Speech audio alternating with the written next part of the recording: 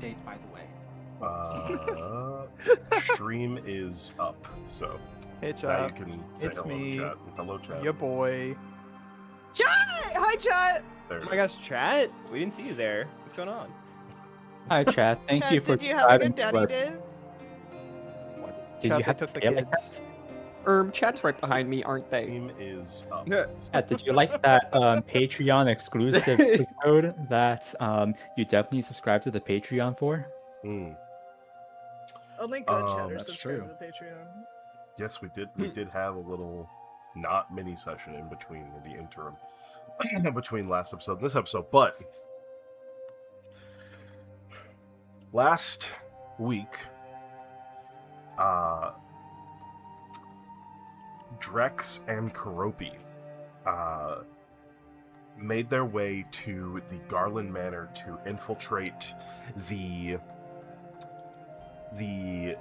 basement of Garland Manor in order to hopefully find the strange ritual site where Rufus Garland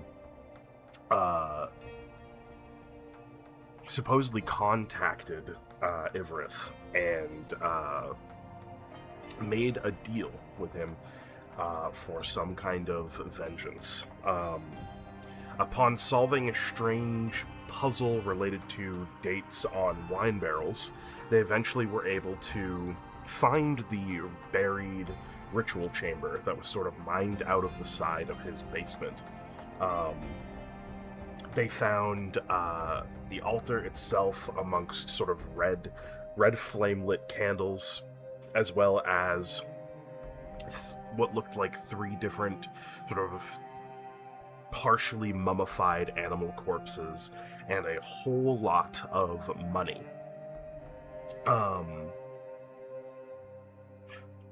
After grabbing some of the money for themselves and inspecting the animal corpses, they then moved to the ritual altar itself, where Drex attempted to tap into some memories that he had not extracted, but tried to pull from the memories already within him, leading to a rather dangerous situation, causing the ritual itself to be, or the sort of altar itself to be somewhat vandalized in the process.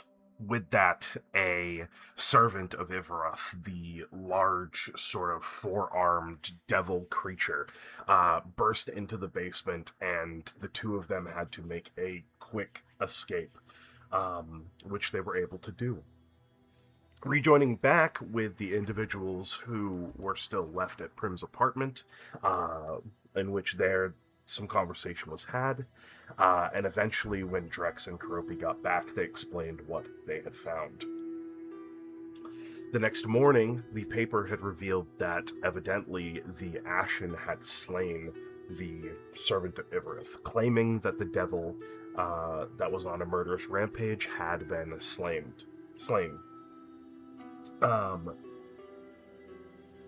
In the hopes that maybe that is all that there will be, or there may be more to come. But we ended the session with you all attending the council meeting for your next expedition, in which the expectations were set that you will lead not just yourselves and the 3 scout ships, but an additional 3 Watch ships with a number of battalions from the Ashen, as well as a few dozen individuals such as artisans like carpenters and blacksmiths and things of that nature, who can hopefully set up an outpost and some kind of safe haven within Murphy Farm. Once that is set up, in which you all have been designated as the leaders of the space, you have the final say in regards to what happens in this camp that is going to be set up in Murphy Farm. Above the station of even Diego, Corvain, and Admiral Weiss. So, once that camp is set up and the safe haven you believe is at a point where you can leave it, your next goal is to hopefully clear out or at least make safe the southern portion of the Lower Midlands, the swamp portion. After that, we had our little mini session in where we had boys' night. Drex had a meeting with the matron. Thess had an interaction with Featherton. And Prim met with Vaidman as well as the local news company, the Haven Headliner, to hopefully sow some more information about the goings-on with Rufus's strange rituals that he was performing. However, the next morning, as pretty much the entire party wakes up hungover in various locations around the island, and makes their way towards the docks in various states, and some of you having to climb down the top of the mountain in that state, we are going to focus elsewhere. I would ask Delilah, where do you think Melanie would be in the morning before she is getting ready to make her way to Diego's flagship to board and get ready to head to the mainland for the first time officially since you've been working with this crew? Where do you think she would be that morning? I think Melanie would probably take the time to walk some old familiar streets, some same markets for like an apple or like a light breakfast before heading out. Okay. As per usual, the sort of locals in the area who recognize you, say good morning and good luck, knowing that you're a scout and, a big part of what you're going to go do is actually go to the mainland this time. Why don't you describe what does Melanie look like? So, Melanie, let me get my own character right up here. Melanie, imagine if you would like an alley cat, kind of roughed up a little bit, maybe missing a piece from the ear and like a little scruffy, a few scars, but as a human person, just keep the ears. For the most part, kind of like a grin on her face, kind of imposing, about like 5'11", kind of slightly broader shoulders. If she's getting ready for the day, getting ready to get to the airship, she's got her great axe on her back and just kind of stretching out the shoulders as she walks on down. Okay. They're regular ships, they're not airships.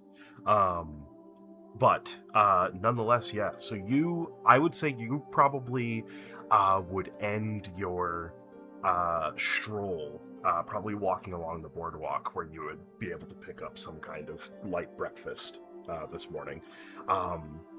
You can already see the doubled amount of ships. You see the 3 ships that have been commissioned from the Waif's Watch, and just a plethora more people than what you're normally used to when normally the Reclaimers are leaving to head to the mainland.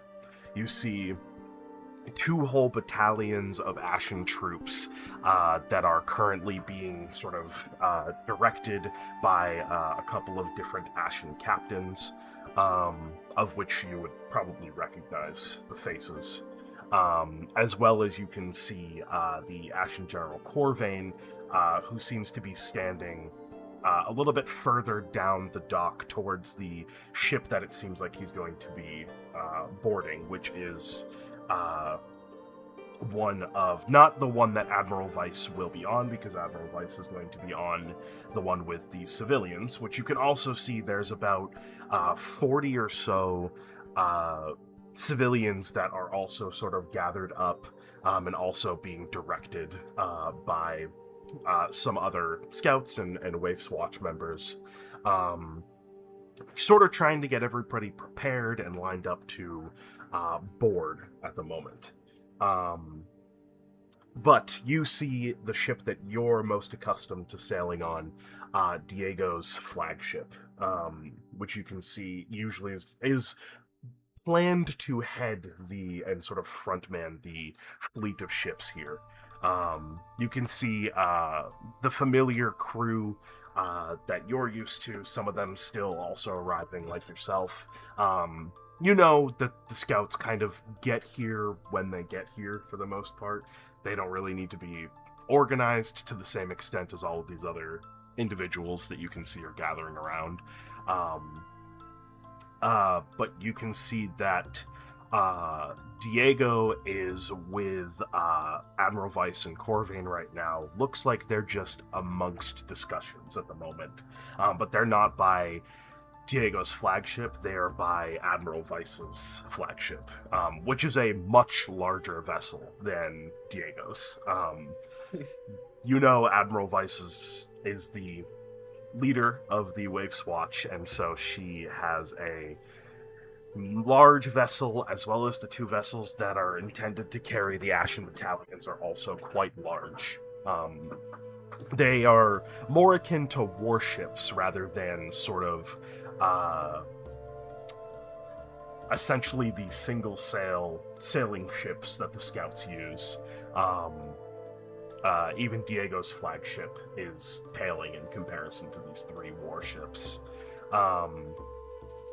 But nonetheless, what would you like to do this morning as you arrive at the harbor boardwalk? I'm gonna kind of helicopter hover a bit around Diego, and I'm gonna stink eye fucking Vice as I do so.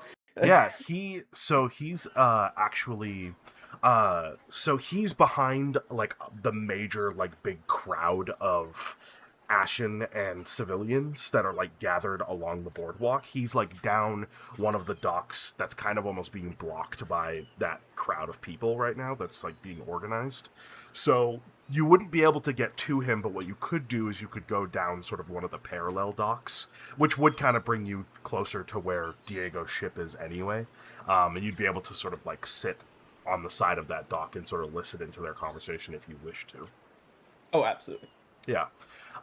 They're not talking quietly or anything or in hushed tones. They're just sort of talking about, seems like they're going over like a checklist of sort of resources and provisions, as they're sort of being lined up and brought to the docks. Looks like the ships aren't exactly in the process of being loaded yet, because it's still kind of earlier in the morning.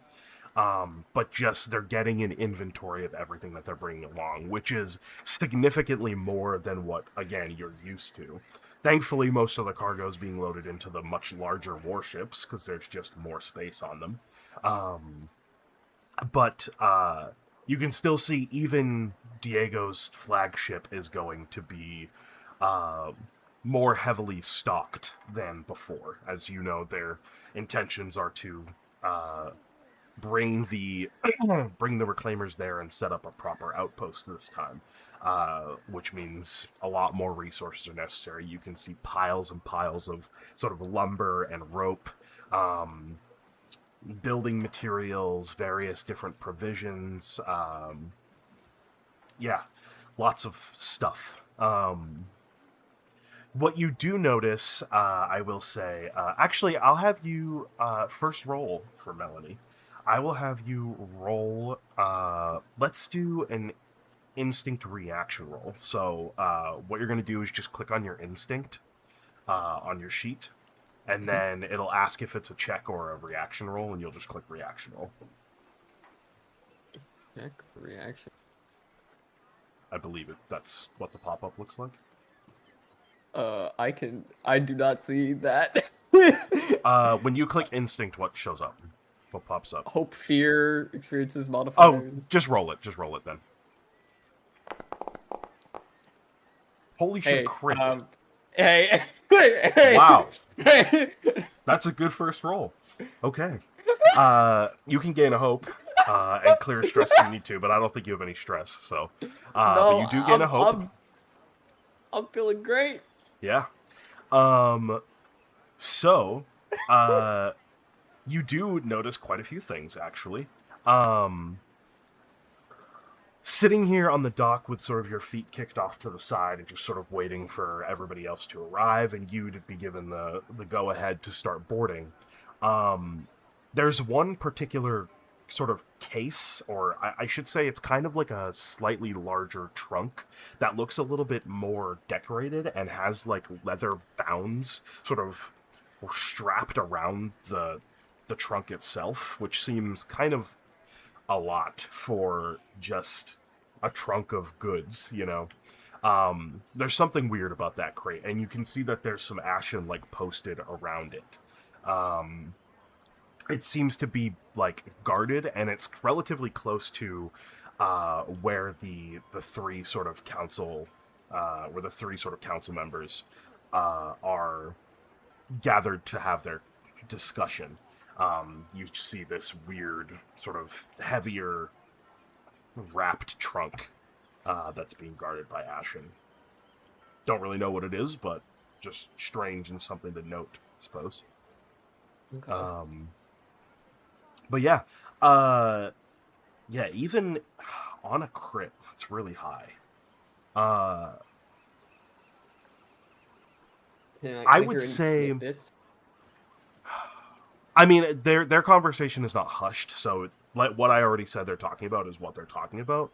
But what I will give you, because you crit, is they are all like outputting friendly, cooperative vibes, but you can tell that there is a tension between the three of them on a crit. That all three of them have the natural intonation to want to lead people, and with the three of them all in the position where each of them are going to lead some segment of this mission, they are all doing their best to not like step on each other's toes while also imposing that they have a role of leadership. There's like almost this verbal dance around the tension in their conversation that you're like kind of picking up on a crit anyway. But you make note of it, but it's like it's pretty subtle, and it's just something that you're able to pick up on a perfect roll. Insane first roll. Okay. From previous trips out, do I get a feeling like what time the special crew likes to arrive? Oh, it varies because usually they're given a time. So, it's still early. I would say you probably get here around like 7:30, 8 o'clock in the morning. If anything, they probably have like another hour to show up or so. Okay. But I would ask, amongst the Reclaimers, who all do you think would show up first amongst a lot of you? Because I know a lot of you are separated at the moment, so. And what a weighted question. What time were we supposed to be there? You guys were supposed to be here by 9 o'clock. And it's Prim will be about there. 8 right now. Prim will be there at 9. Okay. Oh. What time Maybe did... actually, 8:55, 5 minutes early. That's where Okay. Prim gets there. Sure. Naz will try and get there. Okay. At the very All right, good luck climbing the mountain, buddy. I have to ask, what That's time sweet. did we wake up from boys' night? I That's- fully that's believe... up to you the guys. soberest one. I fully... did Naz So wake us I up? did want to say, Naz I waking fully me up. believe that either Naz or Brutus would be like pushing us to wake up That's at true. the correct Brutus time. definitely would Yeah. be. Brutus would Remember, definitely there's be helping no Naz. like sunlight or anything up here. Yeah, What? it's just So- dark. You know what Naz does? Naz summons an ice spike. He carves out the inside of it. He melts it with prestidigitation, and he's ice bucketing all of them. Ooh. That is such a That's process. honestly, Fuck. it's fucked, but also definitely would work for sure. That's so funny. Tobias has fur. He's not gonna At get what that. time? At what time do you do that? As Probably an hour and a half before we have to go. just enough time to scale the mountain. Awesome. 7:30 in the morning. Literally, we Actually, it would only got, like, actually 4 hours Yeah, of 7, sleep. probably 7, probably 7 in the morning. Actually, Yeah, That's you guys 2 would have hours gotten before. like half of a proper rest in this instance. Okay. And definitely Girl, over here hungover. sleeping good, man. Those of you Hmm. who drank a lot are probably like Hey. still a little drunk in the morning. Oh, yeah? Waking up Oh, on 4 hours for of sleep. sure. For sure. we have to go. We have a ship to catch. Come on. Already? Yes, already. Okay. Drex would just Didn't Stumble they say up. like 9 p.m. or something? 9 a.m. Sake, Naz, What was the time is it water now? necessary? It's 7. It takes an hour and 30 minutes to get down the mountain. That gives us 30 minutes to get breakfast and maybe some hangover cures for all of you. Hmm. You don't Okay. need cure if you're still drunk. Hmm. Is that really how you want to appear to the the largest force? They're going to be. Clean yourself up. We've Press the got like digitation 2 zone. hours. It'll be fine. It takes an hour and 30 minutes to get down the mountain. Get up! Drex knows a faster path down the mountain. Drex can get What? us there in an hour. Why didn't you tell Does us it this? involve jumping off? No, Drex just took you guys on the scenic route. Drex thought Oh. it was nicer. Oh, that's cool. Oh, would you Oh, look they're at fucking that. up Now now. Now we have an hour to get ready, and I'm still covered in fucking water. You just press the digitations, you dry. There, happy? Better. Now let's go. You guys remember everything last night, by the way? Yes. Barely. Some things. I feel like half of the night's gone. Hmm. Come on. Still got the other half, so that's good. Drex is like picking up, like folding up the tent and getting the Yeah. supplies. Yeah, you back. guys begin going. picking up camp. We're going. And We also have to get our packs.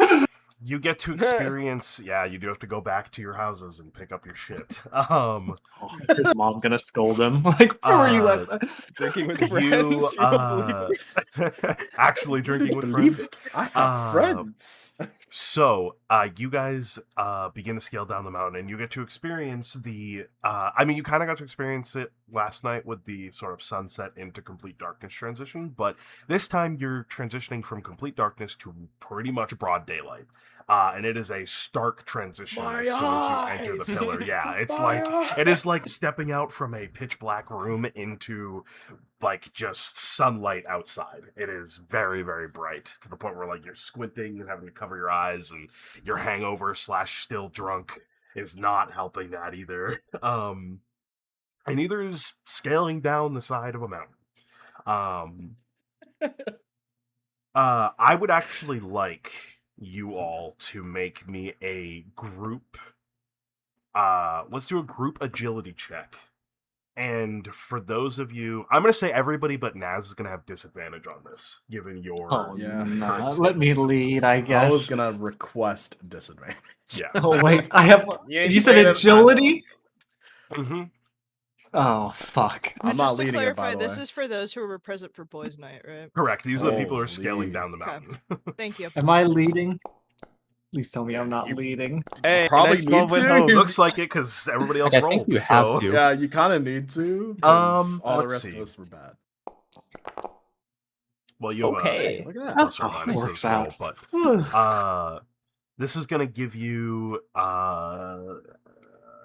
I'm gonna call this a -3 because scaling down a mountain is Jeez. not an average difficulty 16 thing. though. It is a 16. 16, which would still be a success. Luckily, Yes. Good job, Naz. between Naz and Brutus also sort of guiding you guys down. Drex giving vague instructions because honestly, for him, it's probably more of a feel thing than a look The thing. vibes hike, yeah. Yeah.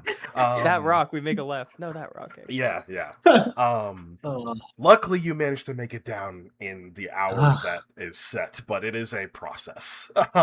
It's a process that involves having to stop every couple of minutes for like a minute and take a breather, and then continue, and then stop, and then continue, and it's an arduous Awesome. process down the mountain with 3 hungover individuals. hungover There's boys. probably at least one time Zeke's throwing up. Oh yeah, For sure. oh sure. God. definitely. The hangover starts kicking in, and you're like exercising, Doing like, that much activity, like, yeah. Oh, that's For sure. gotta be awful. And on Um, almost no sleep. Yeah. We'll sleep In on other it. parts of the city, Thess, what time do you think you wake up after your hungover or Where your do I wake night of up? drinking? Where am I? That's up to you. Where do you think you would be? Where would Jess have taken me back to my bedroom? Yeah, Okay. In that case, I think and you probably Thess got some does decent really like sleep because sleep. you passed out kind of early, I actually, passed out pretty early. because time didn't pass. So Yeah. So I think she honestly probably wakes up pretty early because she does like being punctual and she does care about being on time for Diego specifically. sure, you're definitely still Um, hungover when you wake up, but absolutely. at least you have some time to I kind of think cure it to some extent. yeah. I think probably 6:45 a.m. wake up and then immediately goes down to the kitchen for a hangover cure. Yeah, for sure. Um, Yeah, and it then helps, but after you drink a lot, so I did, yeah. And then I'm gonna check Zeke's room, see that Zeke is not back. yep. I will grab anything that he would have left here, I'll grab for him. Yeah, probably his pack is already packed up. so it's basically just grabbing his bag and going. Yeah. Yeah. Okay, I grab his bag and I'll leave a note I'll just tell Jess if she's up, Mm-hmm. which won't be awkward at all. That's a good point. Do you think Thess remembers? I do. Okay, sure. I do. I think Jess- she's drunk, but she wasn't too drunk. Sure. Jess is very normal about it. Like nothing ever happened. Great. Okay, perfect. Then Thessa's gonna put an arm on her shoulder and like give it a squeeze. If Zeke shows up, just know that I grabbed his pack. Sure thing. Will do. Thanks. I appreciate you. She just nods. Good luck. Thanks. See you soon. Right. And then I will probably get there since I woke up 6:45. Probably took me a while to make the hangover cure and grab everything. Mm-hmm. Probably get there if we're meeting at 9. Do I know if Diego's going to go get breakfast? He probably ate really early. He had a lot of organizing to do with this. So he's probably been awake already for a couple of hours. So if anything, if he had the time, he had breakfast, is what I should say. But you don't really know, so... I'll run by the pastry shop and grab him like a quiche, something with protein, so a quiche, Sure. and a cup of coffee, and I'll grab breakfast for myself and an extra pastry for Zeke. Okay. Sure thing. And I'll get there at So- around like 8, like an hour early. Okay, cool. Prim, you also drank last night at some point. Yep. Oh my god. You said you're Uh, getting there at 8:55 though, right? Like 5 minutes Yeah, because before. I don't know if you remember Sure. specifically. I did mention Prim once again did not go to sleep that night. That's right. Yeah, So Prim you has been are up the whole time. hungover. You experienced the transition from drunk to headache, which is crazy. um, So I've already made myself a hangover cure. I've Yeah. already said goodbye to my sister, and I have left to arrive 5 Mm-hmm. minutes before we're supposed to be going. yeah, and you struggled. I would say you probably struggled to like stay awake because if you've ever drank before, it's pretty hard to stay awake at the end of the night. Oh yeah, don't worry. Um, It was a fight. Okay, I won. cool. And then what time, Dead, do you think Karopi would arrive at the docks? I think Karopi is gonna show up at like 7:30 in the morning, just like Early, hide early. around the area. Okay, Yeah. cool. All right, makes sense. Kind of just blend in amongst the people on the boardwalk. You would see the same scene that I've kind of already described, but yeah. So going back to Mel with your crit, and sort of sitting here eating your sort of quick breakfast and just sort of watching as things begin to unfold across the docks. Slowly but surely, the members of the Reclaimers would show up. You'd be able to see Karopi come in and then sort of begin to blend in with the crowd and just sort of kind of people watch, which is pretty much what you're doing. But eventually you would see Thess also arrive carrying 2 packs and what looks like coffee and a bunch of pastries in her hands. And I imagine you're trying to get to Diego, if that's correct. Yes. That is correct. I am getting to Diego with pastries, if possible. Okay. Yeah, I mean, you arrive at the boardwalk and see the rather busy scene. At this point, it being 8 o'clock, you probably see that they are in the process of beginning to get all of the supplies onto the ship, and a lot of the people are kind of just waiting around at the moment to board, because they're kind of going to board them last. You see a whole slew of Ashen Shoulders, 2 full battalions. You see a group of like 40 to 50 people that are sort of idly waiting, standing by, that have cases, like suitcases and trunks and things like that with them of belongings and personal items. Notably, for all of you, this is important to note, no families. These are individuals that are coming. They are not groups of people. So the people that have volunteered to do this are people that have, if they do have a family, they are leaving them behind to do this, which is a pretty big sacrifice. It is just them and their skills and their personal belongings that are coming with them. But seeing you, Thess, a pathway is made to get to Diego, who is also quite busy. I would say at this point, Mel, you're probably assisting in getting stuff moved onto the ship as sort of one of the scouts and one of the crew members. That sort of also falls on you, so you're also sort of working with the crew. But I'd say passively, you would still notice these things as like Reclaimers arrive and conversations are had. But Thess, as you run up to Diego, you see he's already in the process of like directing the scouts to get things ready, get things onto the ship and whatnot, with the typical foray.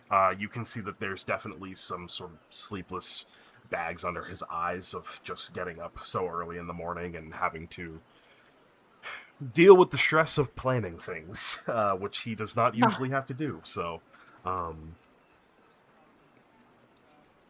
yeah, Thess would approach and just like gently kind of knock her shoulder into his arm. Hey. Hello. Good morning. Good morning. Did you eat? You see, he pauses for a moment, squints at you. She squints right back. I did a few hours ago, yes. You see, Then it he is reaches for the coffee. Yeah, she hands him the coffee. And then it is a perfect time to eat again, And would hand him the small baggie. And have you had any caffeine this morning?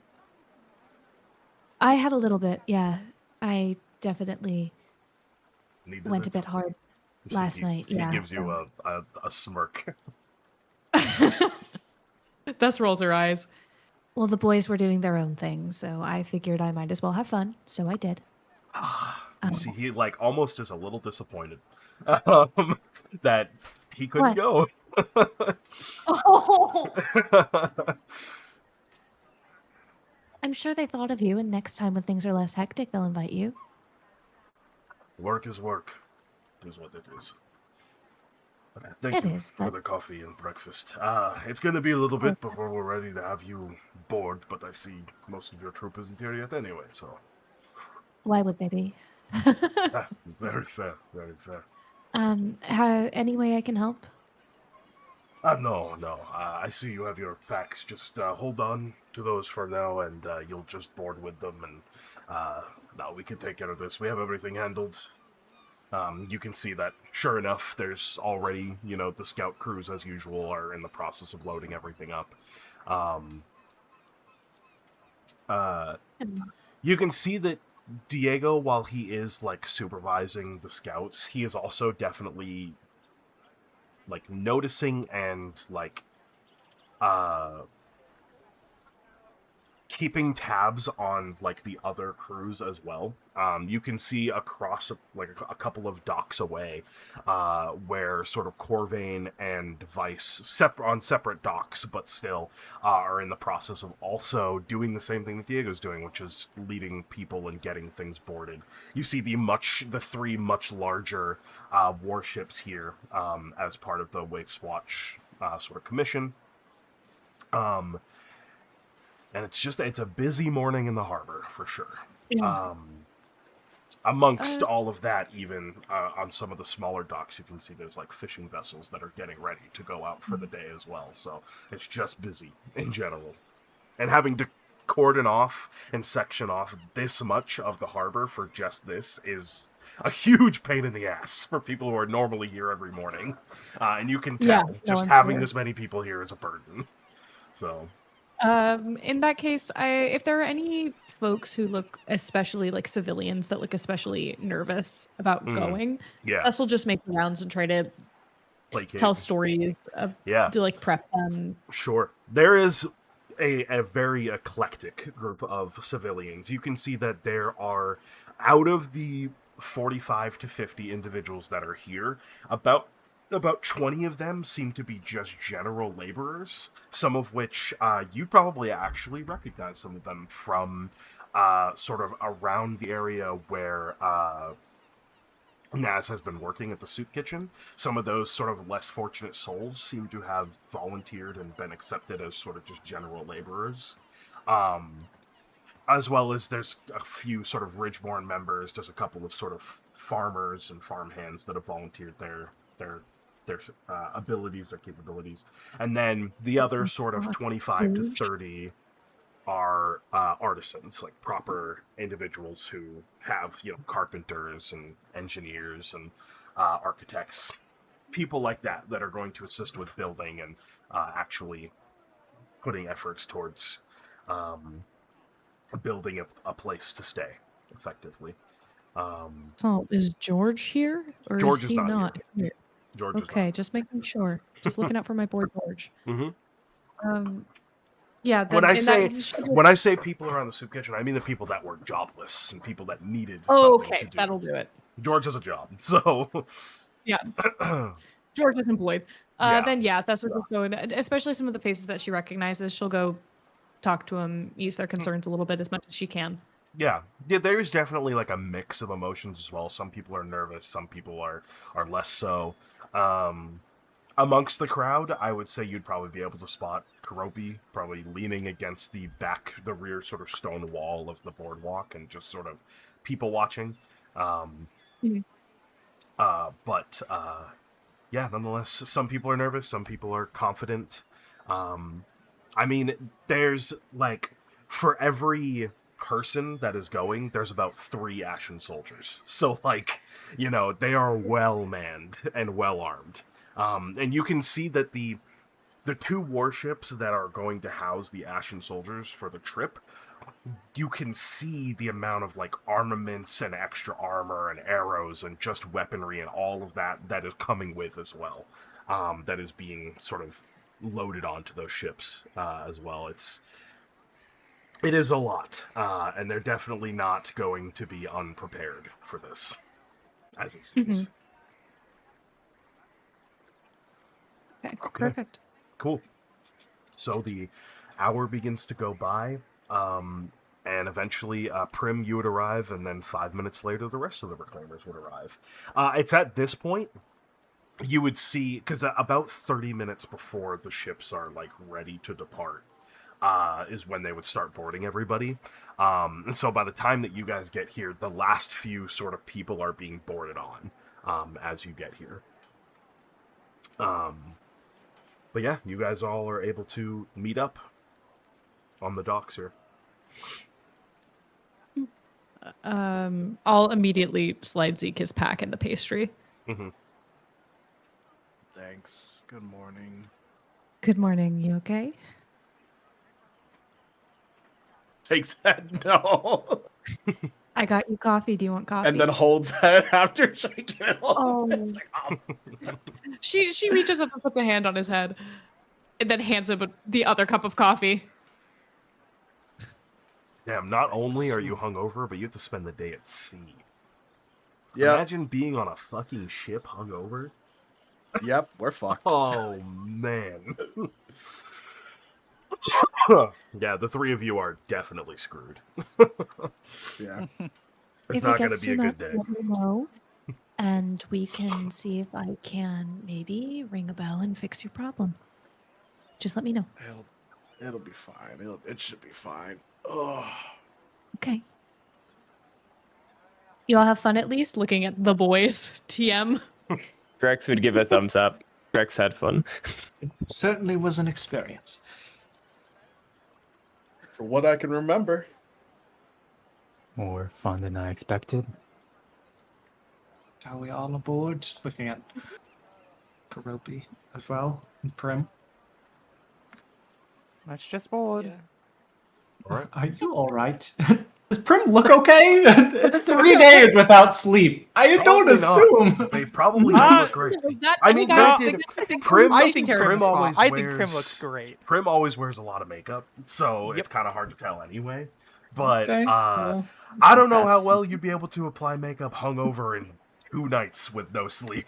Can I roll? Can I roll? Yeah. Sure, yeah. Hey, good news, guys. Without 72 hours of sleep, you do start hallucinating. Prim have great time with that. Yeah. It's okay. Holy shit, let's I'm on a boat. go. It's gonna be awesome. On the boat, tweaking out. I am going to make this a finesse check, and it's going to be at disadvantage, for sure. Oh God. No, I'm not. I can't add an experience here. Let's. You could fucking always roll. crit. Yeah, it's a 9. Not great. Yeah. Not great for sure. I would say that the party can definitely tell that you've not slept and that you're trying to cover it up.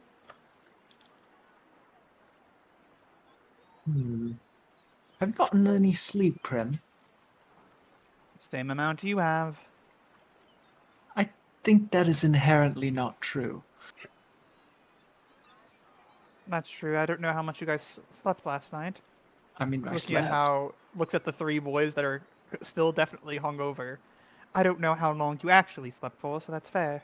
Well, I paced myself, unlike these 3. Drex isn't sure how long Drex slept either.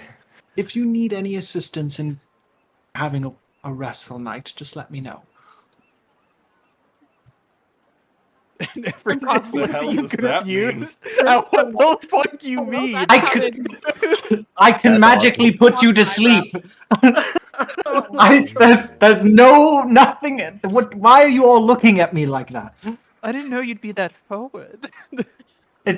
What do you? I'm getting You on the ship. understand when you're older. That is walking to the ship. Okay, All right. Naz, have you Ignore. eaten breakfast? Fucking ugh. He's ignoring all of them. He's going. Naz, have you eaten breakfast? I think they did. I will on the ship. Well, they did stop and get food. I don't know if they've eaten it Oh, yet. true. You did mention that you'd have time to do it, so. Bakery run?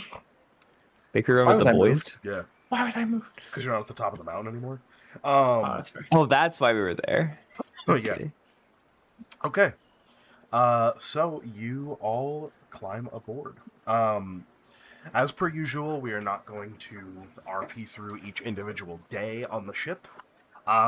Just know that the first day, for everyone who's hungover and sleepless, it is not going to be fun. It is a bad day, lots of probably throwing up, realistically. not being able to keep anything down until the very end of the day as your hangover wears off, and the nausea would be able to subside. But as per usual, I'm going to ask, over the course of the 3-day journey, is there any conversation that anybody would like to have? A quick mechanics question, just for the... So for the last night that we had, did we get... Because you said it was a partial rest. Did we get any, like, downtime actions, or just none? None downtime actions?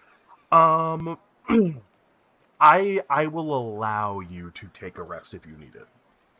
Okay, just because... Daggerheart is much more forgiving when it comes to long rest, like time requirements, so okay. I will allow it. And then you said it's, what, a 3-day journey? Yes, it's 3 days.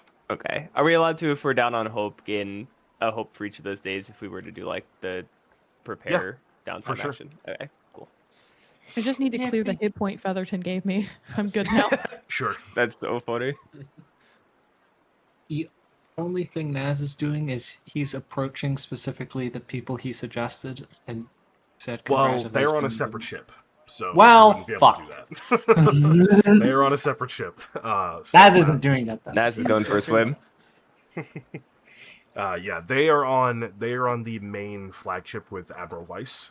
They're on Admiral Weiss's massive warship, whereas you guys are on Diego's flagship as per usual. So separate ships, unfortunately. This isn't doing anything.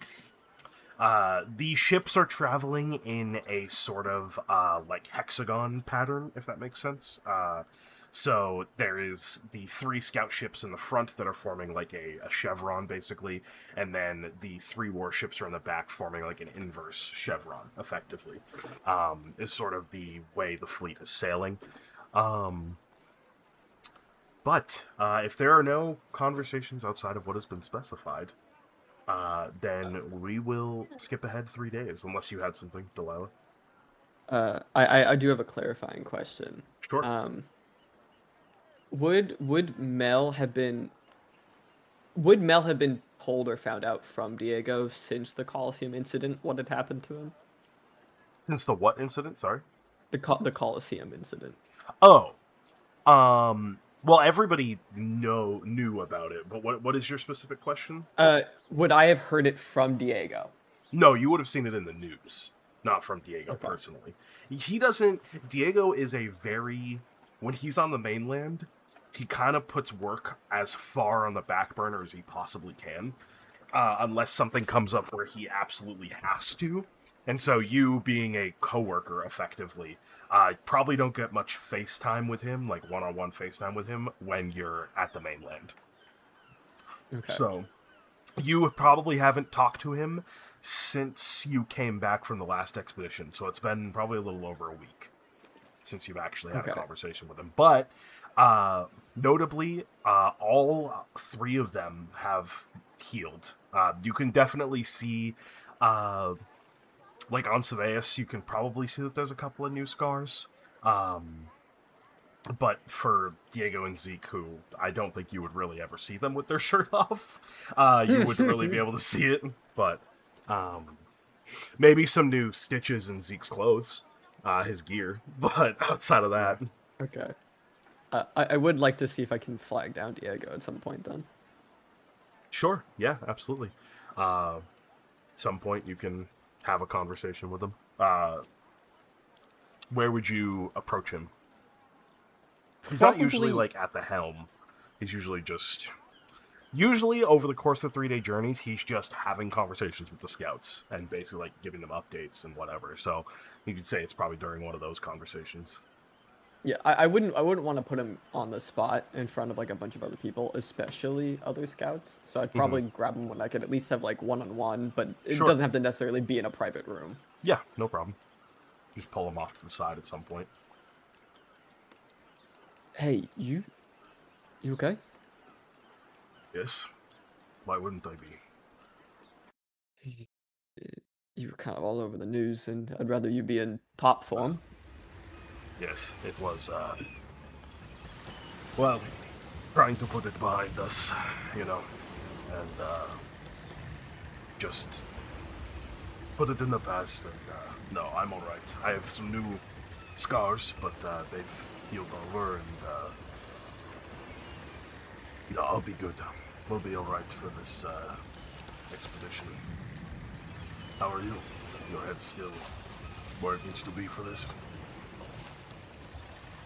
After what I saw, I know you wanted in the past, but I think you know how I feel. Understand. Trust me. As far as I'm concerned, it's been put behind us. I've shared a drink with each of them. We talked, and it's put behind us, for sure. You see, puts one of his sort of large paw-like hands on your shoulder. I appreciate it, though. Sincere. Yeah, I mean, I was a bit more concerned seeing them all stumble onto the fucking ship. I should act better. They did have an interesting night, it seems. But, luckily, the mainland is 3 days away, so they have time to recover. They better. Personally, I don't blame them. If I was putting my life on the line, I'd probably want to get a little drunk, too.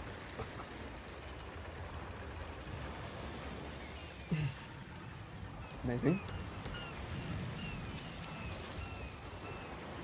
Anyway. I hope that having to be in proximity with some of your old colleagues isn't going to affect your work.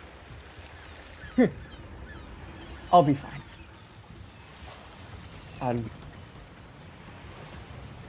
I think they know I can take care of myself. With or without them. Just remember, you don't report to them. You needn't even interact with them if you do not want to. Right now, I'm your boss, and then when we get to the mainland, they're going to be your boss. So. Yeah, don't fucking remind me. But we'll deal with that when we get there.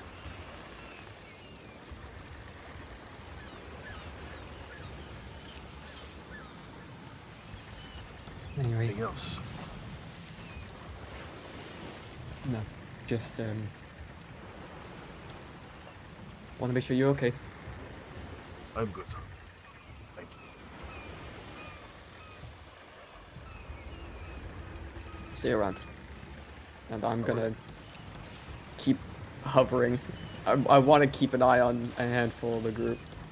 Sure.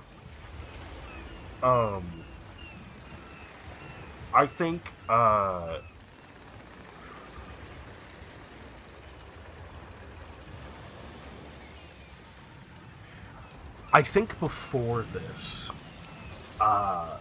there were vague introductions to the crew, and so I think each of you know of Melanie as just another scout as part of Diego's crew, but probably never had a real, actual conversation with them, just like you kind of haven't had with the rest of the scouts, except for, just passing light conversation. So unless there's anything beyond that, I might want to talk to Naz. Okay, sure. We can do that. Naz, Okay. Yeah, I'm gonna grab Naz. Yeah, I'm here. Okay. Naz is Wow, in don't his... sound so disappointed. Naz is in his room. The door is locked. Okay, Bess will knock on it. Yes, It's me. I'm busy. Why are you busy? Busy with what? I'm busy writing and reading Writing what? my journal. My Okay, logs. can we talk? I have things to tell you.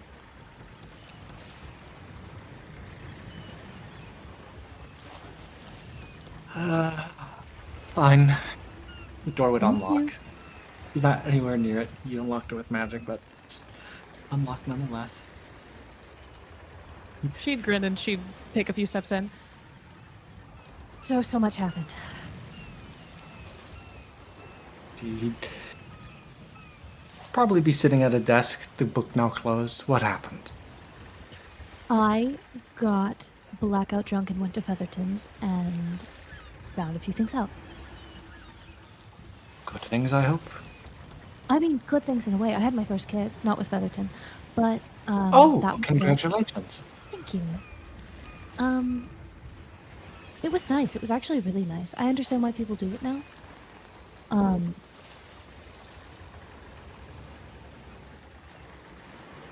Let's see. So, first kiss, and well, that was actually the first kiss happened at the end. Let me tell you the actually important things. I'm sorry. It was clearly important enough to mention. You led with it. It was really nice. Was it with someone you knew or a stranger? Yeah. Or... Well, Featherton said I needed to get fucked, but I thought Oh! that... Yeah.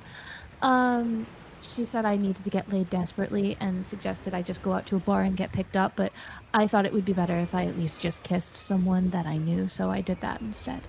And then I passed out. I think you went with the more reasonable avenue. I think so. Which, you know, that happened after, let's see. I wrote it all down. And she flips through her own book. So whatever god I'm tied to, that is who I heard. So it wasn't like a malevolent force possessing my body or some deal I made with someone. It's whatever god that I'm tied to. I thought you were tied to Saloon. Yes and no.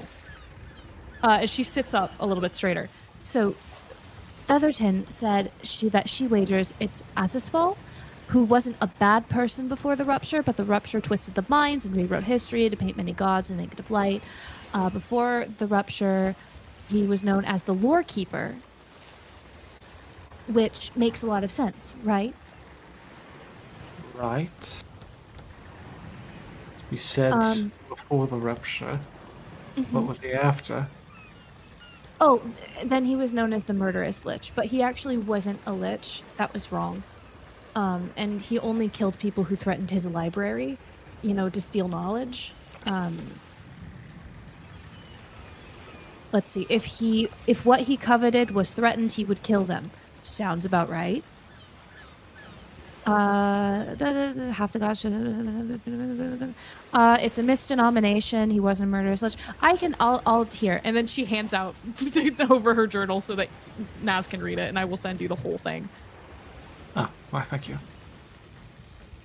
Let's see. Some of this I was really, really, really drunk for, so just sorry. It's all right. Okay, here, 1 second. There you go.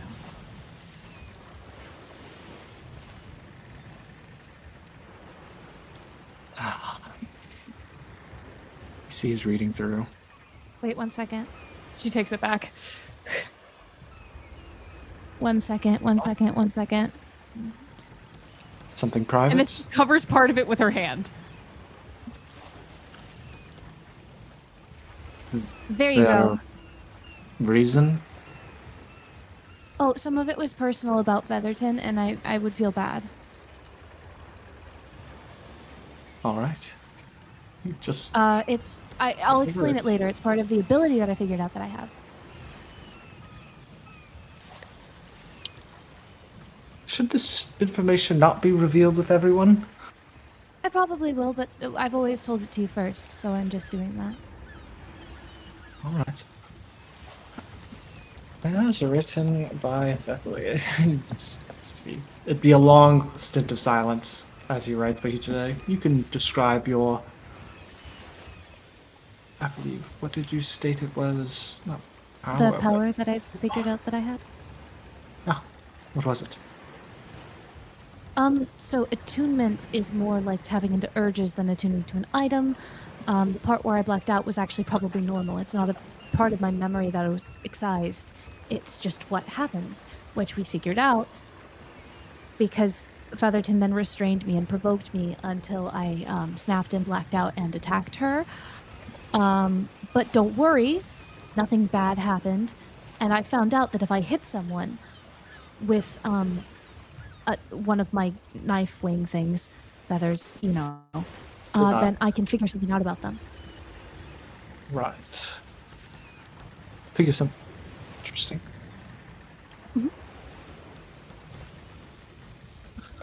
Well, I don't know much of this. What was it? Azafel? Azusfal? I don't know. Azusfal? I butchered it when I was drunk. But we can do more research in the library. You're being weird. What happened at boys' night? A lot happened at boys' night. Put down the pen. Mm-hmm. Why are you being weird? Could you be more specific? You are acting cold, and we were past this, so why are you being weird? I'm being cold? I thought... I'm not trying to be cold, I'm just... You're just being a little more distant than usual. I don't know.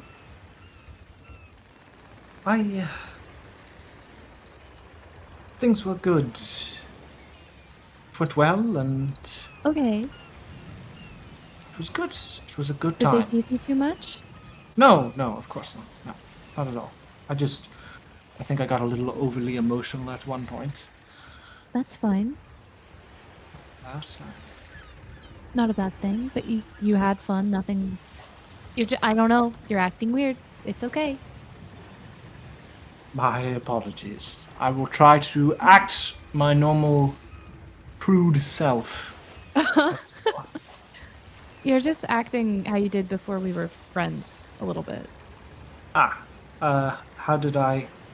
I don't know how to act the way you think. I don't know. I just wanted to know if something happened. Because if you're not meaning to do it, it's okay if nothing did, and I'm just being weird because I kissed someone for the first time and stabbed Featherton 6 times. Well.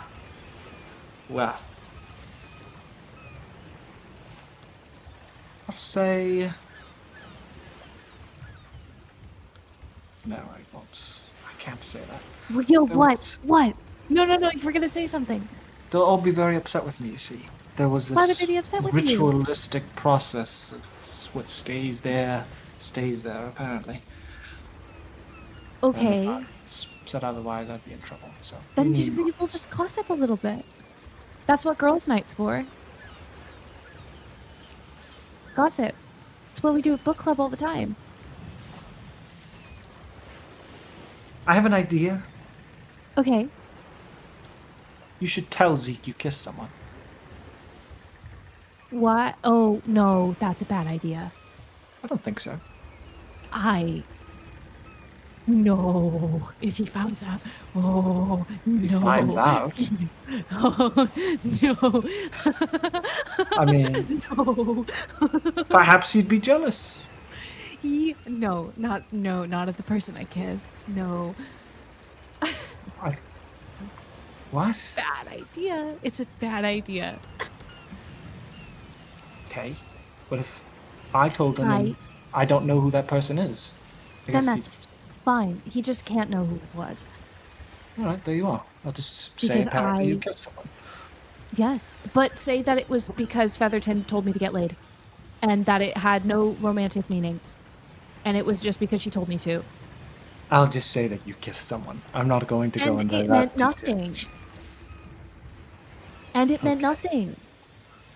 Alright. Well, it was really, really nice, and it did mean a lot that it was with a friend, but still. Do you mind if I ask who was it? Do you know Jess? Not a clue. Great. Don't say it was Jess. Please.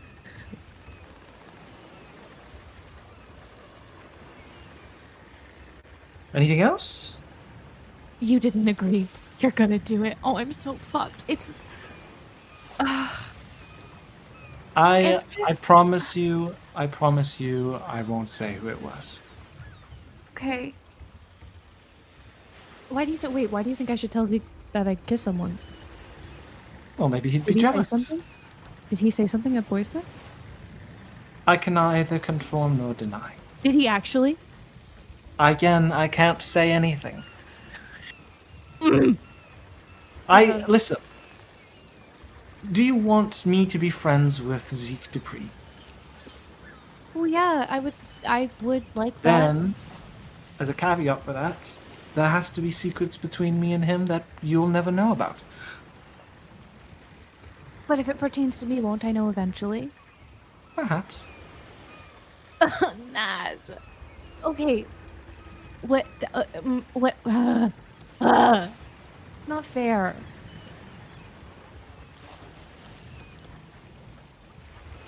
We'll have our own secrets. Yeah, well, we have a lot of them, to be fair. Anyway, just shake his head. I should get back to writing. What are you writing so much about? We're on a boat. Plans, obviously. And nothing else happened at Boys' Night that you want to tell me about? Surveillance is seeing someone. Really?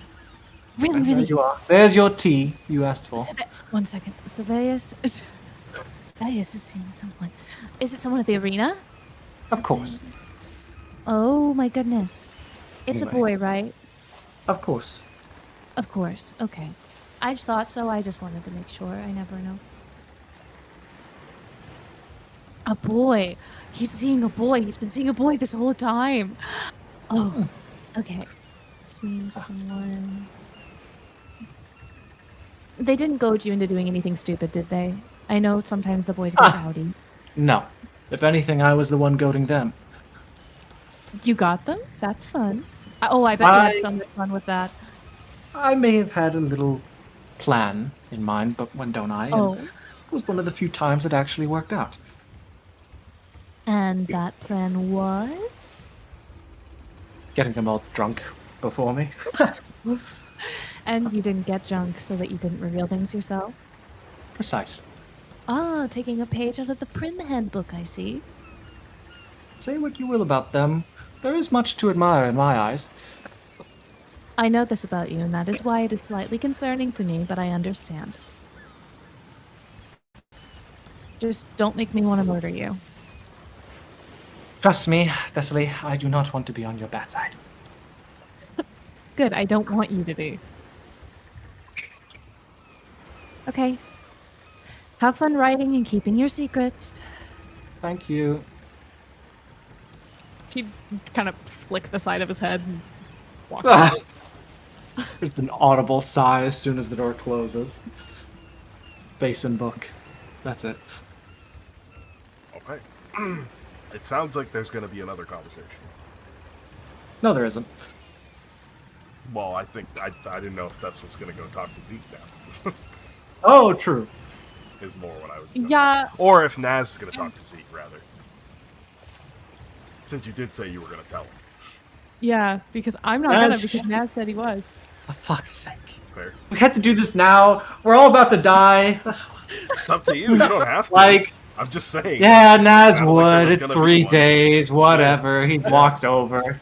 Just grumbling to himself the whole time. Which day is this? The 3rd day, I'll say. Last day. Okay, that's good. Knock, knock. Yes. It's Krieger. Oh, hey, Naz. Come on in. Open the door and close it. I warned you. I really did warn you. Kind of move over. Where are you sitting? What's the scene? He'd go to sit next to you. Honestly, probably sitting back against the wall on the floor playing with Brutus a little bit. Probably throwing a ball against the other wall. I warned you so much, and lo and behold, perhaps I am a prophet. Can you speak like normal? You know that's not really like me, but alright, sure. I'll speak in plain terms. Thessaly kissed somebody. What? They implored me that it wasn't anything romantic, they just wanted to see, but they kissed somebody. When? Who? What? Why'd they during tell you? Late night excursion. She had her own. Featherton irked her and urged her to go and experience life to its fullest and most pleasurable extents, and Thessaly settled on a kiss. Point is, she's looking. Somebody random? Somebody she knows? You Not know? anybody I know.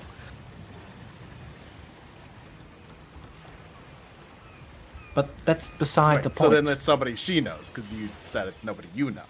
Well, obviously it's somebody she knows. She's not going to kiss a stranger. Well, maybe. I don't know. Does she tell you? Just as there are some secrets between us, there are some secrets between me and her. Oh, man.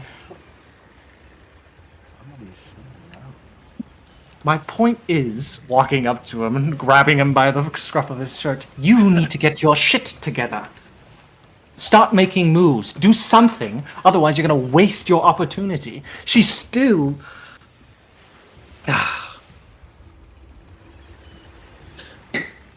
Let go.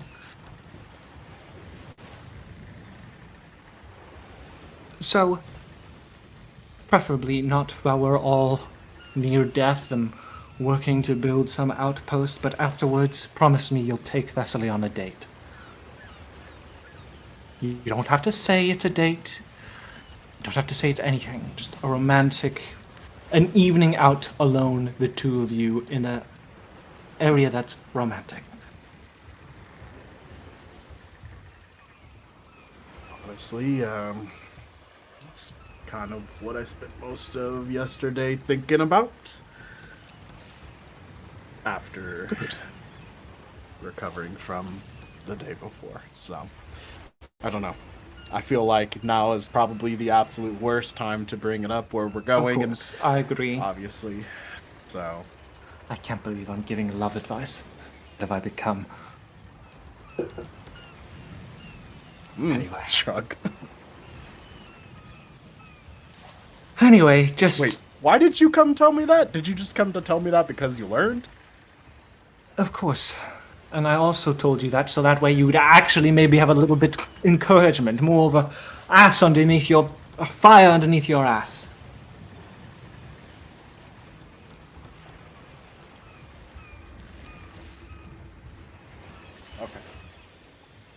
Okay. I appreciate it, Naz. Thank you. You're very for welcome. Playing both sides, it seems, right now. So. Just lets out a sigh, something like that. Just...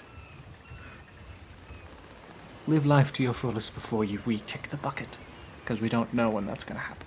And starts making his way for the door.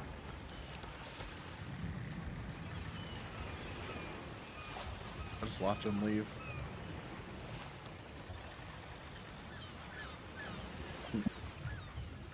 Okay.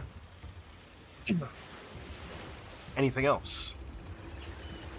If not, we're going to move forward. As requested, since you guys did put in a request for potions for this expedition, each of you is given a regular health potion and a regular stamina potion, which I will put on your sheets for you. Yippee! Woohoo! Yippee! 1 second.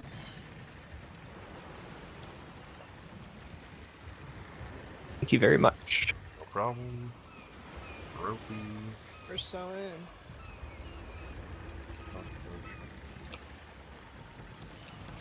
Stamina potion.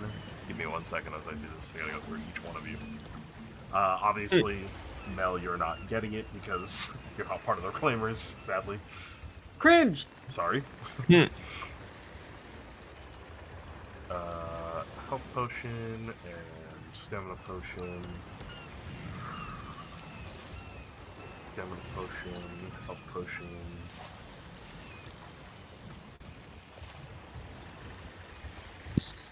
Stamina potion, And last but not least, health potion and stamina potion. Right. I would also like 3 of you to roll me a d20, please. Anyone in Gambling. particular? I Or? want to roll. Just I wanna roll. any 3. You guys Yeah. Drex isn't gonna get to roll the box this expedition, just so you guys know. So Oh, we gotta What make do up you- for that. Oh, no, he's down the box. I'm down decide. box. Alright, It's a little I'll upsetting, do but the it's gonna third be one. better, I'm sure. We'll Yeah, wait can for we have the box. schizo? Oh my. Wow. Okay. Drex That's not wins. good. Chat, Does we're Drex get? Chat. Let's go, Drax! Holy shit. We're Drexing it. 2 of the 3 days of the sailing journey are storms at sea, Okay. which makes it significantly harder to sail, and results in the journey taking an extra day to get to the mainland. Is day 1 the 2? Because, dear lord. Day No, 1 I'm to 2 gonna is such a funny I'm statement. gonna put those 2 days together, so it's like 2 consecutive days of storming at sea. So we get an extra long rest, is what I'm hearing. I mean, sure, I guess if you need it. One more I hope. need I was it. out of say- hope. I would say, am I allowed You're to long gonna rest to have take time care? to rest once you get there. You're not gonna instantly leave. You have to set up the Yeah. fucking outpost. So I guess. Yeah, the more hope you have, the more hope you can use. Do you have to prepare with another person? Is that true? no, you don't have to get 2 hope. Oh, no, I'm just but- doing the 1 hope. Yeah. So yeah, that's why it's taking forever. But eventually, as Saldus comes around 24th of Fethel, under the permanent night of Rivven, you find the 6 ships slowly begin to sail downriver, or technically upriver, to Lake Shimmer. And it's not long before eventually you can see Murphy Farm is in sight. It is a long process to get everything unboarded, due to the fact that there is one tiny little dock at Murphy Farm, and that's it. And so it takes significantly longer to get everything off of the ships.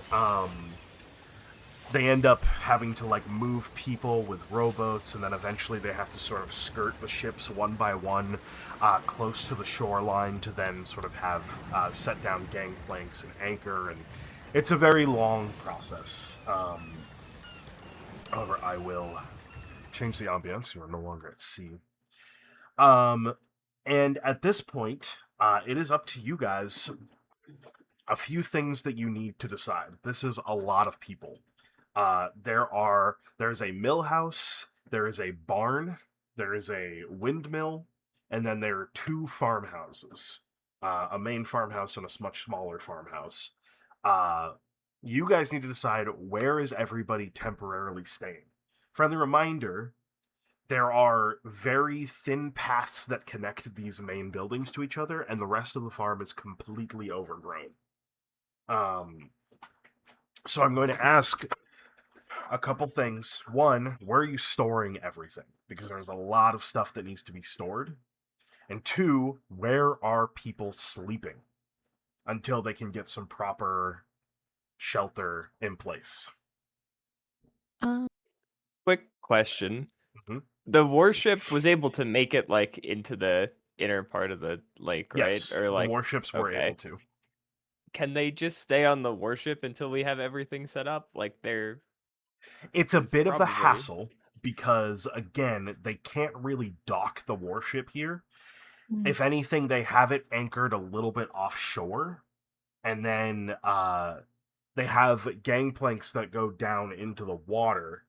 But for the most part, it's accessible via rowboat, which is a very arduous process to get back and forth between the land and the ship. Unfortunately, the see. ships are a little too big to just like skirt up onto the coast or onto the shoreline. The scout ships are doable, but they also don't have enough accommodations for that many people. So yeah.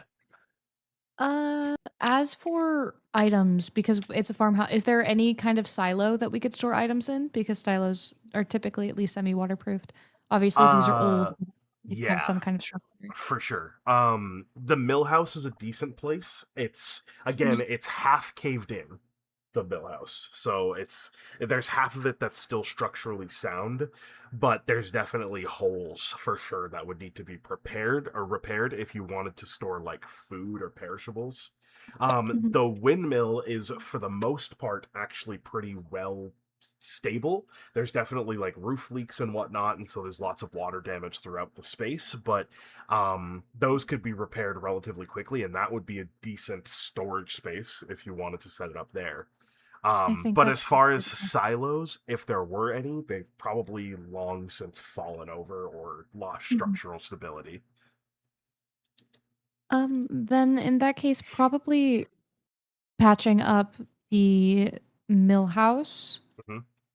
If it does, because mill house and windmill for power, and also the fact that we need to patch water leaks faster because mildew is bad. Yep. And then that leaves, sorry, remind me of the other buildings. There's a farmhouse. There's 2 farmhouses technically, which also has a small barn, a much smaller one than the large main barn.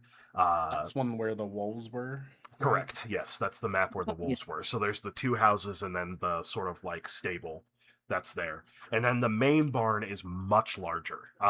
If you recall the size of the map, the Murphy Farm map that I had, the barn takes up like all of that space. It is a massive barn. It was originally used as a sawmill, but now the sawmill is long and the saw thing is broken, mechanism, whatever, and so there's lots of storage space for like lumber, which kind of works out because that's a lot of what you're carrying. So Let's go. Great.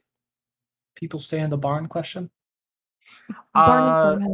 They could, you could at least house the civilians in the rafters. That doesn't give any living space for the Ashen. There's enough room in the rafters of the barn and like the loft to be able to house like a good 40 to 50 people, which is roughly how many civilians you have. But then there's probably about 200 Ashen soldiers that would need to stay somewhere. Granted, they could just pitch tents and stay in tents, but you need land space for tents, which you don't really have. So with the 2 farmhouses, how many people could stay in the 2 farmhouses? not many. Let me make Murphy Farm accessible to you all. Thank you. Give me 2 seconds. I just pressed the wrong button. Toggle navigation, configure, all players. There you go. Now you should have access to the Murphy Farm map itself. Wait a I second. just need to make sure that there's nobody on here that shouldn't be here, which I don't think there is. I think it's just you guys, so that works. So, given the amount of people here, is it seeming like we're gonna actually have to start like clearing out land, like chopping down trees and stuff? I in mean, order to the make idea, these are people who are going to stay here long term. So the idea is they need long term space to stay, long term shelter. As well as there's no like defenses here whatsoever. So there's also the manner of setting up some kind of defenses and making a perimeter around the property itself as well, to make sure that if anything gets in or gets out, you know, that they know. I mean, given there's like 200 soldiers, or sorry, you go first now. No, you. Given that there's like 200 people, how much land are we actually able to clear out on like a day-by-day basis if they were to just be like, hey, we're chopping down trees and getting resources? So it's, for the most part, what all the farmland and like the empty space is mostly just bramble, not necessarily like trees. It's just like like brush that has just long since overgrown in the space. And it's not like normal brush, mind you. This is stuff that grows in the dark. So it's definitely a little supernatural, to say the least. But it would probably, to clear out, sorry, just let me finish No, this continue. It's okay. to clear out the entire property, which would mean like all the fields, all the like empty spaces, and just have the whole thing leveled, it would probably take you at least 2 weeks with the number of people you have. Wow. Okay. There's a lot of overgrowth. Okay. Also, keep in mind, you are segregating, you're taking like most of the civilian laborers and they're fixing the windmill in the mill house right now. So I see. On this. If I'm nuclear bomb and I nuclear bomb the brush, because I can basically crop dust because I can fly. Mhm. How quick can I, with taking on the necessary stress to do so, Yeah. help expedite that process of making living space? Which ability are you thinking about? I can, so if I unleash chaos and manipulate magic, I can use manipulate magic to hit multiple targets. So I can technically like AoE stuff. Mm-hmm. So basically just unleash chaos into manipulate magic and channel raw power as well. In one day, you could probably clear out like a section of a field, but again, unleash chaos to me is hitting a specific target and not like a bomb, if that makes sense. Right. Yeah. So you can hit like, certain sprouts and sort of like clear portions of underbrush and at least like help clear the way. It would make, if anything, it's not that you're clearing mass amounts, it's making the work a little easier. Yeah. Even with that, I would still say it's going to take about 2 weeks to clear the whole landscape. Okay. But would it be easier if we burned it? You could try. It has the potential to cause like a forest fire, which is a little scary because it's here's the thing. big open place with over. I don't think that's worth monsters. the gamble, guys. Monsters are also attracted by the light, so it would be a beacon for miles upon miles. What if thoughts on these walls? Thoughts of just this perimeter and people just stay in the middle between these houses and lives in the houses around here? I don't even know if you can see it wrong.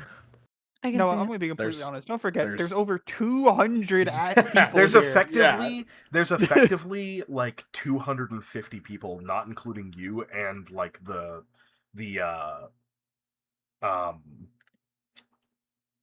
Diego, Vice, and Corvain. So I don't think 250 people could fit in this space. Yeah. A bigger wall then. I don't know.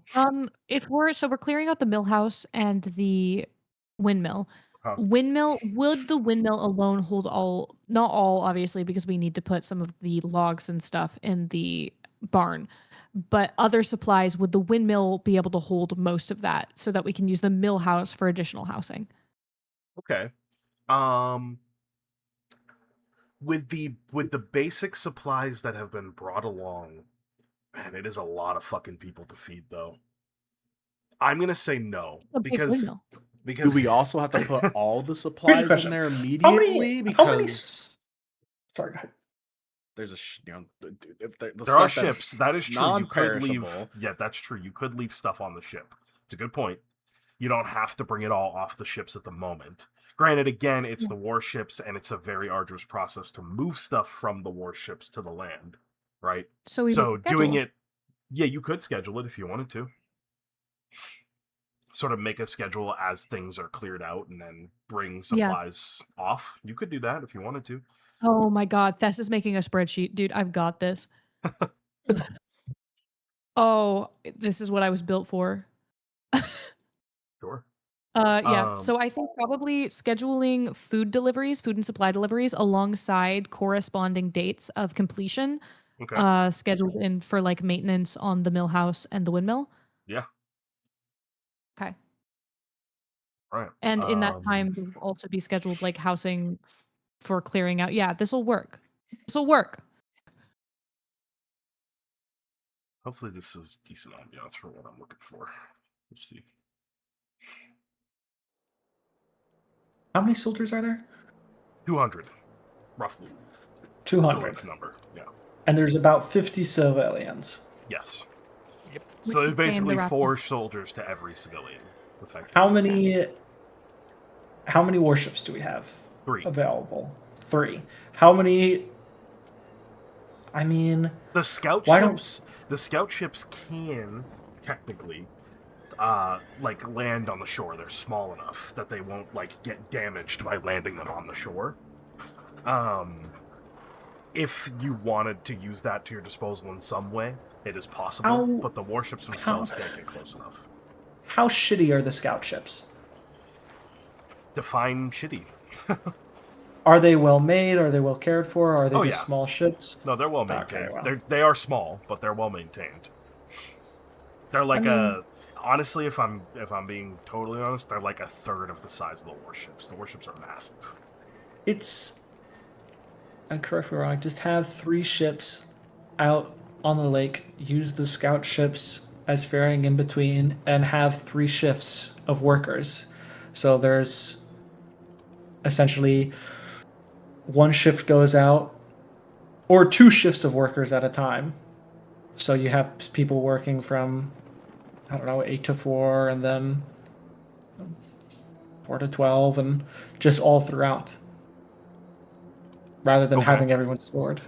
Who is and that way, land? Well, it would have to be the workers available. First, fix the buildings before clearing the land. Yep. Right? Yes, correct. Everyone is. So let's just. We have to feed people. We have to feed people. Exactly. Just focus on that, and instead of lighting it all on fire, let's just do a controlled burn. Just clear out the section around where we want to have the fire, and then start a fire, rather than clearing every section of the land. But monsters. Yeah, that's fucking true. Goddamn monsters. That's what we're here for, and that's what the guards are here for. Wait a second. Wait a second. Wait a second. Waiting. Barrels, Salt. Mm-hmm. There were barrels of pesticide. There were? Yes. Where are they? Well, I think did you guys brought them back, if I remember. We brought them back. So they're probably still in the same closet where you found them. I mean, let's just fucking use the pesticide. Yeah. There you go. We have our plane available to us. Boom. And then I can crop dust. There you go. And we'll wait to see how well the pesticide does. And then as the pesticide is doing its work, then we'll just have people working all throughout. And rather than clear out all the sections, just a section of patch land. Anyway, We'll see the patch of land, see how the pesticide reacts, move from there. Exactly. I want Keropi. Uh-oh. To make me a knowledge check with advantage. Whoa. Okay. And you can, if you want to, use I know this land as an experience. I sure will. Say less. And then, Naz, I want you to also make a knowledge check, not with advantage. Well. Oh, well. That's unfortunate. No. Keropi, you are here listening to the conversation of how to get rid of these plants and whatnot.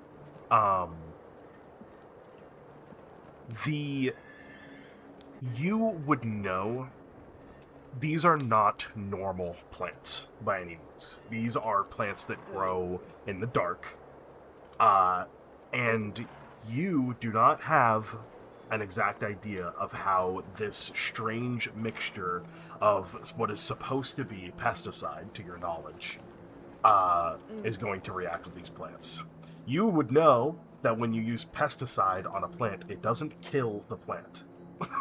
Normally. Right, okay. So, and this also isn't normal pesticide, which Naz, you already know, but you failed the knowledge check, so. Yeah. Ooh. I guess we need herbicide. You'd probably see Keropi be like, just glancing over everybody's shoulders and be like, that's probably not a good idea. No? Oh. Why? Why is it bad? I thought you were supposed to be the smart one, Naz. I don't know plants. You're the plant one. Actually, you know what? I can't remember. Naz, did you share what you learned about the pesticide with the party? Yes, of course. Then Thess, I'll allow you to make a knowledge check too. I think you're well read enough that you'd be able to do this as well. I don't know plants. I thought you knew plants. You should know it's well. I'm going to use my experience Crow mindset because I collected that information. Sure.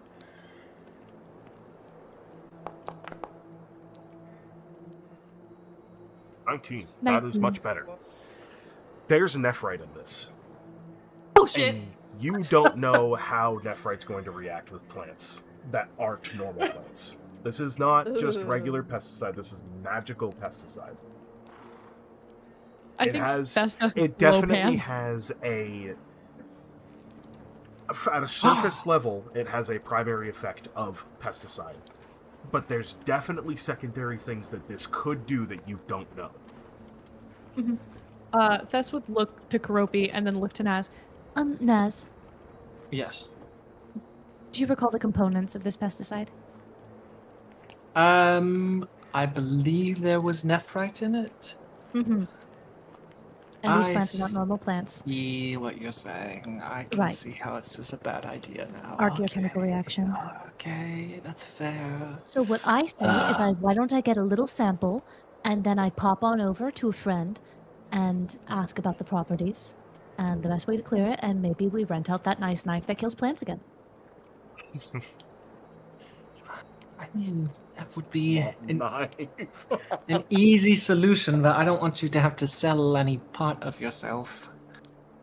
Zeke has money. I'll bring Zeke. He'll pay for it. That's fair. Let's just run a few experiments.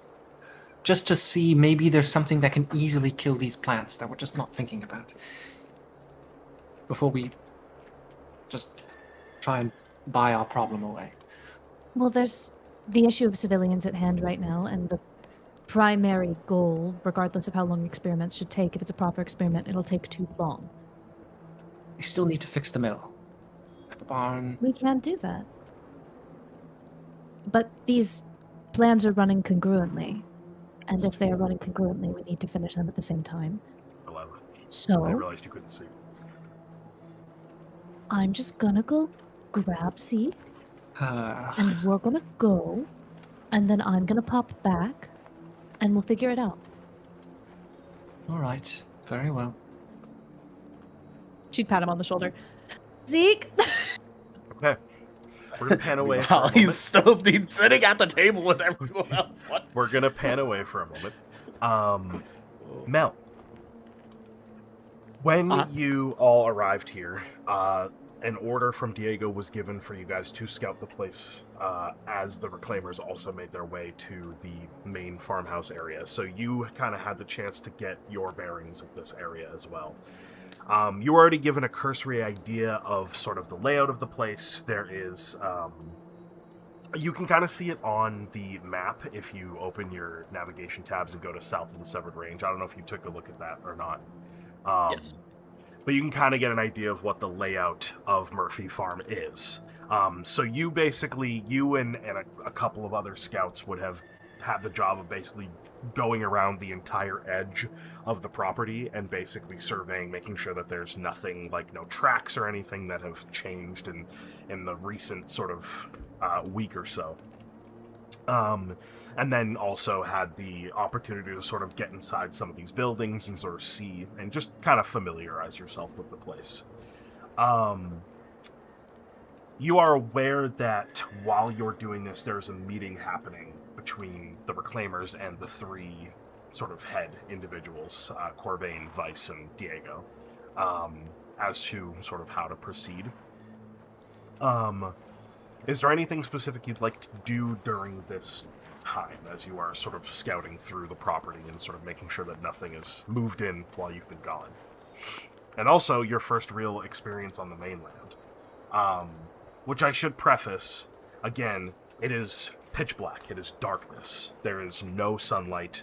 The bright moon aurora, which takes up about, it's 4 times the size of our moon on Earth. But it's a half moon today, so you could just see sort of half of aurora in the sky. That's really giving you the only actual light in the space. The trees here, this is not what the landscape looks like, mind you. This is a very old map. This is a map that they found from before everything went to shit. At this point, the trees are leafless and gnarled. They kind of look dead. You can see the branches reach out like they're trying to find sunlight, but they can't. You see lots of just overgrowth of like thick, dense like roots that seem to have like almost like thorns, like thorn bushes, but instead of there being leaves, it's just the like roots of the thorns themselves that sort of reach out and sort of like threaten to encroach on the property from the tree line. As well as the property itself, as I said, is just overgrown with a similar sort of like root that has taken hold here. Lots of just like, they almost look like tree roots that stick out of the ground, but they like arch way more than like a tree root would out of the ground, to the point where like some of them are like going over your head and sort of like tangling up with other sort of roots and whatnot, and just creating this massive amount of plant life that needs to be cleared out of this property. As I stated before, the barn is huge. It was originally a sawmill. You can see sort of the old sawing apparatus, as well as a lot of old, now like damp and just unusable rotten lumber, as well as like log storage. You can see the second floor, the loft, where at one point they probably stored like hay up here or something, and now it's just sort of empty and dried out. You can also see plenty of places where there's a little bit of water damage in here as well, and sort of see some of like different little holes in the roof and whatnot. The windmill, you can see two of the blades of the windmill itself are actually broken off and gone. So it's just two that sort of hang down at the bottom by themselves, creating like an upside down V almost. The inside of the windmill itself, you can see, for the most part, it is pretty structurally sound. You can see the stone has held up pretty well over the years as well. You can just see a couple of small holes in the roof that I imagine there's probably... Oh no, this would have been before, so nobody's in here fixing it yet.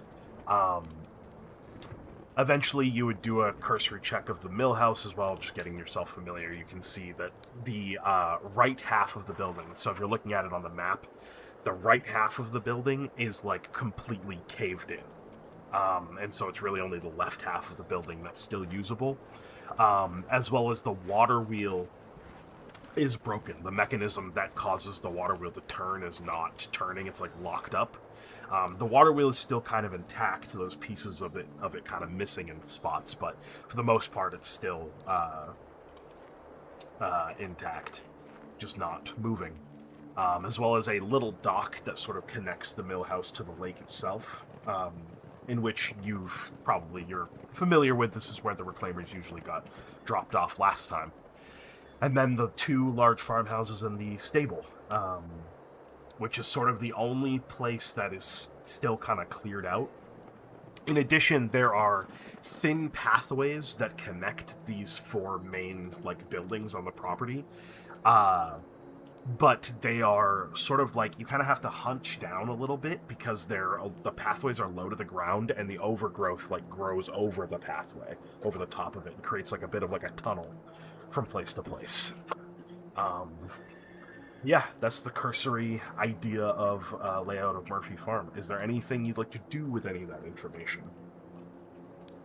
I think Mel would initially just kind of wander a bit aimlessly, like even if some other scout was like, hey, what the fuck you doing, we're supposed to be doing this, yeah. Mel would probably kind of shove it off at least for like a good hour, just kind of walking the property, not even doing her job, not even checking if it's safe, just kind of taking in being here. Yeah. Also, on the right side of the property, the eastern side of the property, you can see there's a lake or a river that runs down to the lake, to Lake Shimmer. The water itself is it's like a crystal clear water. It's kind of a little off-putting in this environment of like complete darkness and sort of like almost like a horror-scape.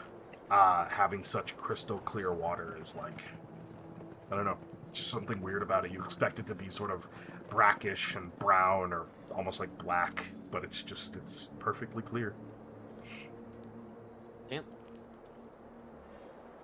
But At some point before, is the meeting already happening? Or is it Yes, still it would be before? happening during your sort of walk around and inspection of the place. They haven't brought any of like the soldiers or the civilians over yet. They were waiting for there to be a determination of what to do first before they brought people onto the mainland, and to make sure that the place is safe, which is kind of what your jobs as scouts is to do. So, yeah, I think after a bit longer, she'll actually kind of snap to. She'll do her checks and such. But if the meeting is still going, just some time left, she'd probably go back to walking towards the main building and would catch that the meeting's happening, and she'd probably stand not like at the building, but like across from it and kind of just waiting for it to finish up. Okay, you can position yourself on the map. I think you have a token on there now, or have a good walk around anyway, so you can familiarize yourself with the layout. Yeah, is here, how do I ping? Is this the meeting where it's happening? I think they're just out in the open talking, if I'm not Yeah, mistaken. we'll just talk. It sounded like you guys were just outside, right? Yeah. Yeah. Courtyard works. Yeah. Like out here. Here's a thought. What if we just ask some of the people we're with? 250 people. One of them's bound to have a good idea. Grim's just face bombing at you speaking. Crowdsourcing. the monkey Shakespeare hypothesis. That or... No, I have no fast solution for this. How long do you think It's a good idea if we ask. That's what's wrong? How about instead of asking random people, what if we, go talk to, the heads of all the groups? They're that are here. Maybe that might be more productive. They are here already. They're with. They are in this conversation. Yes, okay. they are in this conversation. Oh, okay. Well, they are the ones they are the three people who brought up the list of things that you guys need to decide. Yeah. Anyway, that wasn't me as the Zeke and I are going to be right back. We're going to do a private brainstorm, super quick. Oh my god. So It'll be less than a second. I really don't. Private brainstorming from all three of them. Hold like, on. What the fuck? How long is it going to take to fix the mill? To fix all the buildings? How long? Weeks, days? None of you are fucking carpenters. All right, get an artisan here, for Christ's sake. I would say consulting with some of the more experienced people. The mill would take maybe a day, maybe a day and a half at most. You're talking about the windmill, correct? Yeah. Yeah, it's holes in the roof that they need to be boarded up and then reinforced, so it's going to take at least a day. The barn? The barn is fine. It needs, cursory stuff. That wouldn't even take a full day. It's the mill house that is going to take a lot of work. That's going to take some time to fix properly. Because, again, half of the building is caved in. So they basically have to build a new wall for that mill house in order for it to be, sealed shut properly. Okay, why don't we, before Zeke and I go and have our private brainstorm, we schedule the delivery of the supplies to correspond with the project completion in order to maximize space and efficiency. Our priorities are food, so we focus on the mill house and the windmill. Once these places are cleared and ready to go, then we have extra housing space on the boats until we can clear the space here for additional housing to be built. Until that time, we have here, which is the farmhouses, as well as the barn, but we still need to be able to house the Ashen. So we use the flagships until the time that the schedules line up and we have housing in addition to space for food. Our problems are mainly fixed. To do that, we just have to expedite brush clearing. Corvain would clear his throat. I think it would be good to have some Ashen here with you all. At least to set up a cursory perimeter and have a proper guard. I absolutely Scouts agree. are fantastic, do not misunderstand, but I think it would be imperative to set up stationary guards. They would need a place to stay as well. Of course. Unless you would like to swap them out and have them move to and fro the warships. That might be smart, at least at the start. have them take turns, the people that are on the ship and those that are out here. Chefs. Well, you see, he pulls out a copy of the map that you have all provided. They've all been given basically a copy of the map of the south of the Severed Range, and he begins pointing. Where exactly do you think we need soldiers stationed? I mean, first thing I am thinking of is definitely the road to this main road here. Mhm. But anywhere else on the perimeter you think that might be important? I mean, we could have them patrol. If we're being real, creatures don't just use roads. Right, which They is kinda why just I come wherever. suggested perhaps it'd be good that we have patrols moving around the perimeter at all times. I Yes. very much agree with this. We can see that there is a river that does have off flow from the mountains. I think that it would be imperative to at least have a river patrol to stem any flow of creatures, monsters, etc. from the river. That's a good idea. Perhaps that might be better suited. You see he gestures to Diego. Diego nods. I will make sure that some of the scouts head upriver. Make sure there's no monsters up there.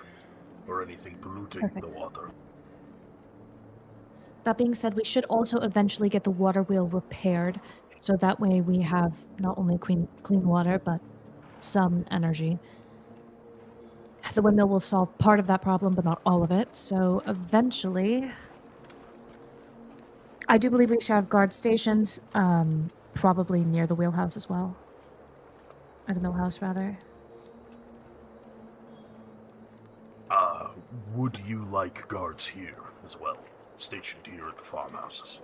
And perhaps maybe at the barn if you intend to have some Definitely the stay barn. there. If you I don't want have, at minimum 2 to 4 guards at the barn. Minimum. It will be done. 250 We can Could just someone- we can station people. at Yeah, every there's a building. lot. I think We have more than there's enough plenty. guards. Of course. I just mean, in terms of rotations, I would like some staying inside as well. I understand oftentimes we are most scared of what is external, but we have to be aware of internal threats as well, because people are people and people will fight under duress. So having guards stationed inside the house itself, inside the barn, will allow, not necessarily, I don't believe they should be watching civilians to make them feel as though they're a problem, but they should be there in case civilians need help. Admiral Weiss speaks up. A point to notate. The waters, as clear as they are to see through, it would be important to make sure that the river inlets and outlets are also guarded. We have one warship at our disposal that the Ashen do not need to use for dormitories. If there's anywhere specific you would like to station that, please give me directive. Of course. I think inlets and outlets is a wonderful idea. Sorry, speaking of You saying here, Noah? inlet, something like that. yeah, that's good. Okay. Basically at the mouth where the Yeah, river nothing exits gets in, to the nothing gets sea. out. Mm-hmm. I'm gonna do the gross thing we have to do. We also should designate a space for waste to be burnt, Mm. because otherwise we're going to pollute very fast. So I think having a waste designation area, probably nowhere near the water. I'd say probably somewhere around here, like as far away as possible, while civilians will still be safe. So over here, waste designation. That Good. should be. You had brought up that the creatures of the night are attracted to light. Yes. Perhaps it be in a space Affirmative. where it won't attract creatures. Oh, wait a moment. By waste we mean shit, yes? I'm just clarifying. Along with fecal matter, alongside other waste, yes, because food creates waste. I mean, it just seems like good fertilizer to me. Well, That's we true. can use that, but I mean piss also. I And mean, creatures and animals track piss, so we do have to get rid of that. Piss is not fertilizer, and trash is not Oh. fertilizer. Shit is. Pardon Piss in me the lake? Pardon me for being uneducated on the ways of this land, but how much are we expecting to run into creatures here? It was my understanding that you took the time to clear out area down here, south of the Seven Range. Are we expecting company? No. No. We're not. more We did can always clear out come. everything south. Of course. Exactly. As Just Tim need to stated. know what I need to brief my men on. We are not expecting company. However, with the inlets the way they are, north of the mountain range, there are, of course, still creatures, and there are accessible points via the mountain range. So we're just going to be careful. That's why Very well. I would recommend this river in particular, and alongside, that's the most direct path that creatures could make their way through. But I would say definitely stationing at the other inlets would be wise. Diego turns to the lot of you. I could send the scouts to the other two rivers, but perhaps it would be pertinent for you as reclaimers to also scout the main river, where we would be sourcing our water. That's the wrong voice, but don't mind me. You're good. 3 NPCs. You're doing great, champ. I agree with that. We can take on that responsibility after we're done solidifying plans and getting everything set in motion. If you wouldn't mind, I'm sure it would alleviate the load on my people. Of course. Okay. Keep in mind, there's significantly less scouts than Ashen. There's like maybe 35 scouts. So not a lot of people. Greater than a 1-to-5 ratio. Is there a plow? This is a farm. Yeah, for sure. I mean, it might be a little broken, but it could be fixed. We could just try to... I mean, we have so many people. We could just try to plow through it. Mind you, the brush is over your head. Oh, okay, never mind. It is high. Like the pathway, again, the pathways, like the brush is creating tunnels over the pathways that the wolves that you killed originally made through the brush. So I think that we will find a solution one way or the other, Looking at Naz. to our brush situation. I do want to circle back on we don't need 400 people's worth of shit being fertilizer, so we will have to dispose of some of it. There. So I do think that we should create an area for either safe burns to ensure that we don't pollute our existing food or water systems. I would think furthest from the outskirts would be better. Perhaps we build a pit and then create a slow burn rather than a large fire. Have it covered, make a chimney, make sure that it doesn't reek too horribly so quality of living isn't bad and air quality doesn't decline too. There's plenty of space here. And it's a big farm. Like, this is acres of land, so you would find it hard to believe that anybody who is not, like, close to it is going to catch any kind of smell, but because he's thinking, like, center is the best place for this. But that's up to you. He's thinking furthest from the edge of the land. Yeah, no, definitely. Okay. Well, with all of that in mind, I think rotating patrols we keep... I can write up the schedules that align so that it makes sense. We can distribute them to as many people as possible. We should have a posting board. As soon as we can so that we know what's been completed or Perhaps project progress. Perhaps the close wall of the mill house, the exterior wall that still stands. It's pretty bare, Perfect. no windows, and it's whitewashed, so it would work. Notes would stand out. Great. So we'll put the posting board on the mill house for project management and completion. And from there, I'll write the schedules. I'm completely comfortable doing that. I can see when they align. I'll have multiple columns for civilians and their subsidiaries, as well as Ashen, us, so people know where to find us if they need us, you guys, and scouts. Am I missing anything? When do Sweet. you intend to, go do what it is you're here to do?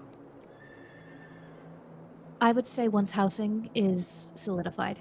I think housing is the most important thing, and once people have housing and are used to the schedules. That way someone can take over for us in terms of like writing and completing the schedules once we're all gone. They'll probably I at think least a routine week needs to then. be established. I'm sorry? Probably at least a week then. A week.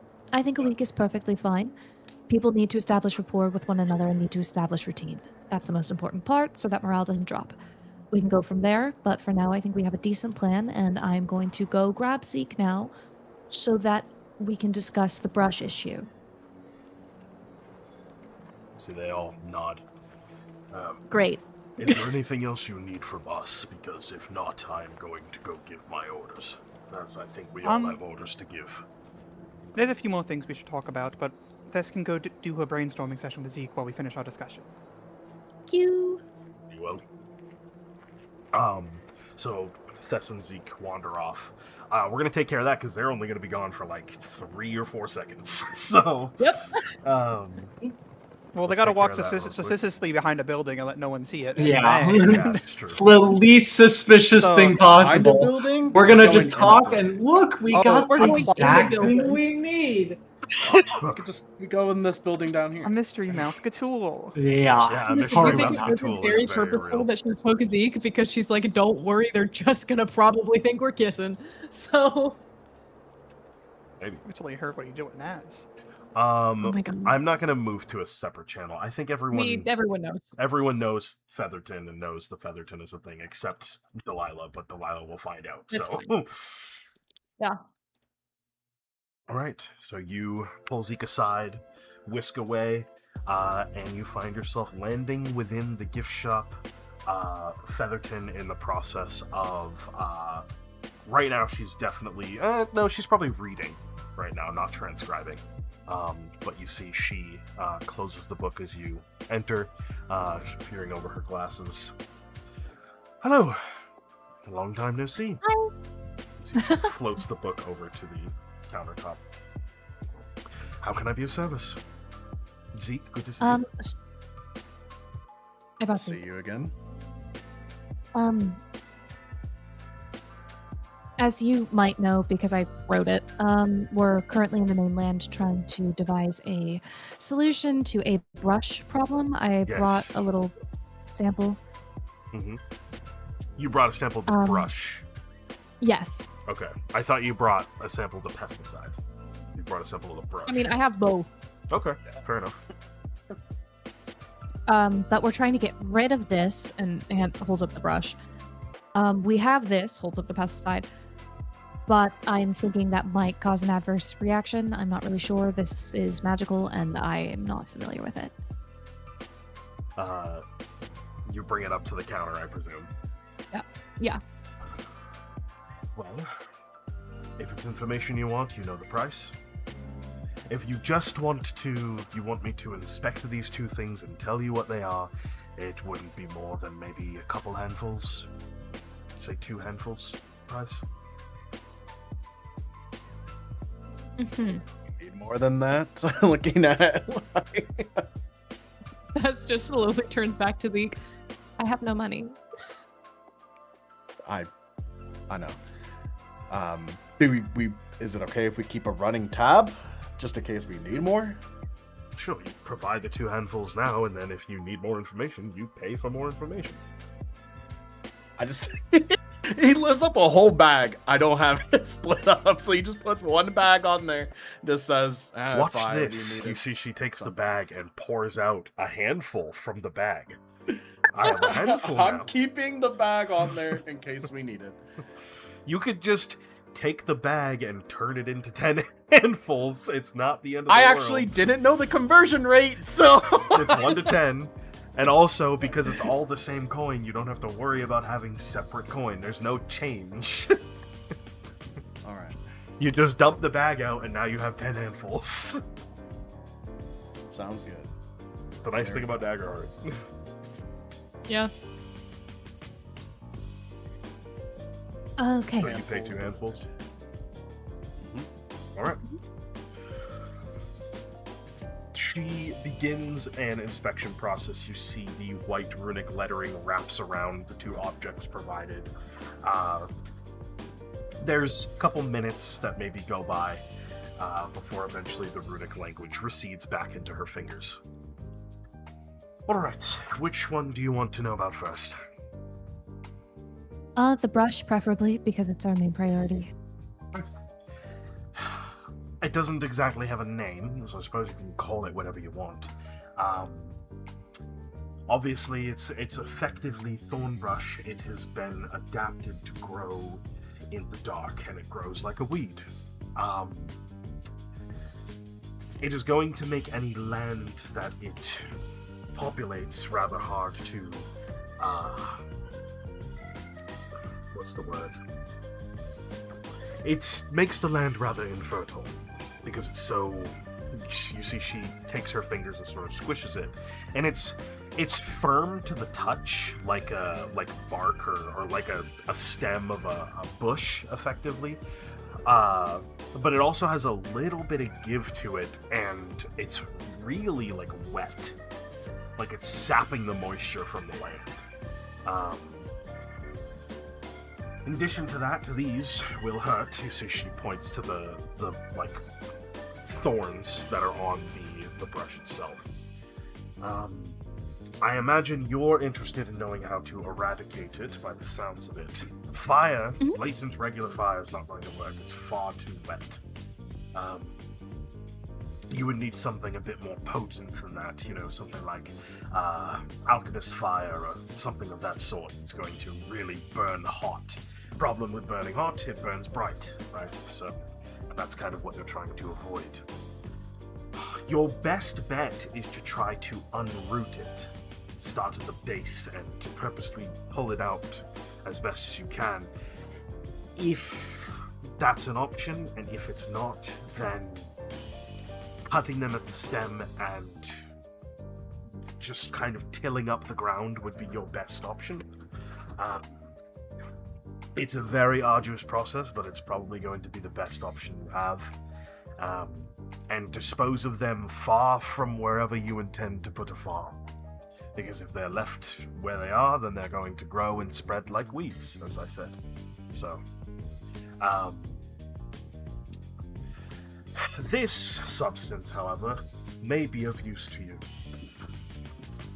It is, at surface level, a pesticide, a rather good one at that. As you have already discovered, it does have some nephrite in it, very fine powdered nephrite. You see she kind of separates it out a little bit, and you can kind of see the very small green crystallized specks that are sort of blended in and mixed in with sort of like brown and gray sort of specks of dust. There's some like clumps as well in there of like some kind of other, like some kind of, you're not sure if it's because it's been sitting around for so long or if that was how it was originally, but a lot of this like dust has like almost, I don't want to say congealed, it's kind of the wrong word, but it has become clumped up together. My recommendation would be to take this, spread it at the base of the weeds, not over the top, and then light this on fire. That would be my recommendation. It is going to scorch the earth. Fair warning. If you want that earth to be fertile, then you're going to have to do it the arduous way. Of going through one by one, snipping, pulling roots, plowing the land. That's up to you. I suppose it depends on how many provisions you've brought along for everybody. But this is a much more rapid-fire approach in the instance that you need housing and, you know, space for people to live. Right. I suppose we can split it. Outside of that, if you took the time to somehow separate the nephrite from this substance, that nephrite is very valuable. This is almost nephrite in its most pure form. It's purified and it's ground up. This goes for a lot of money in the right places, including here.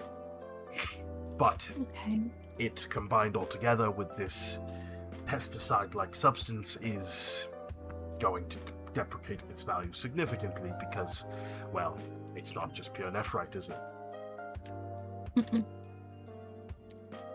Okay.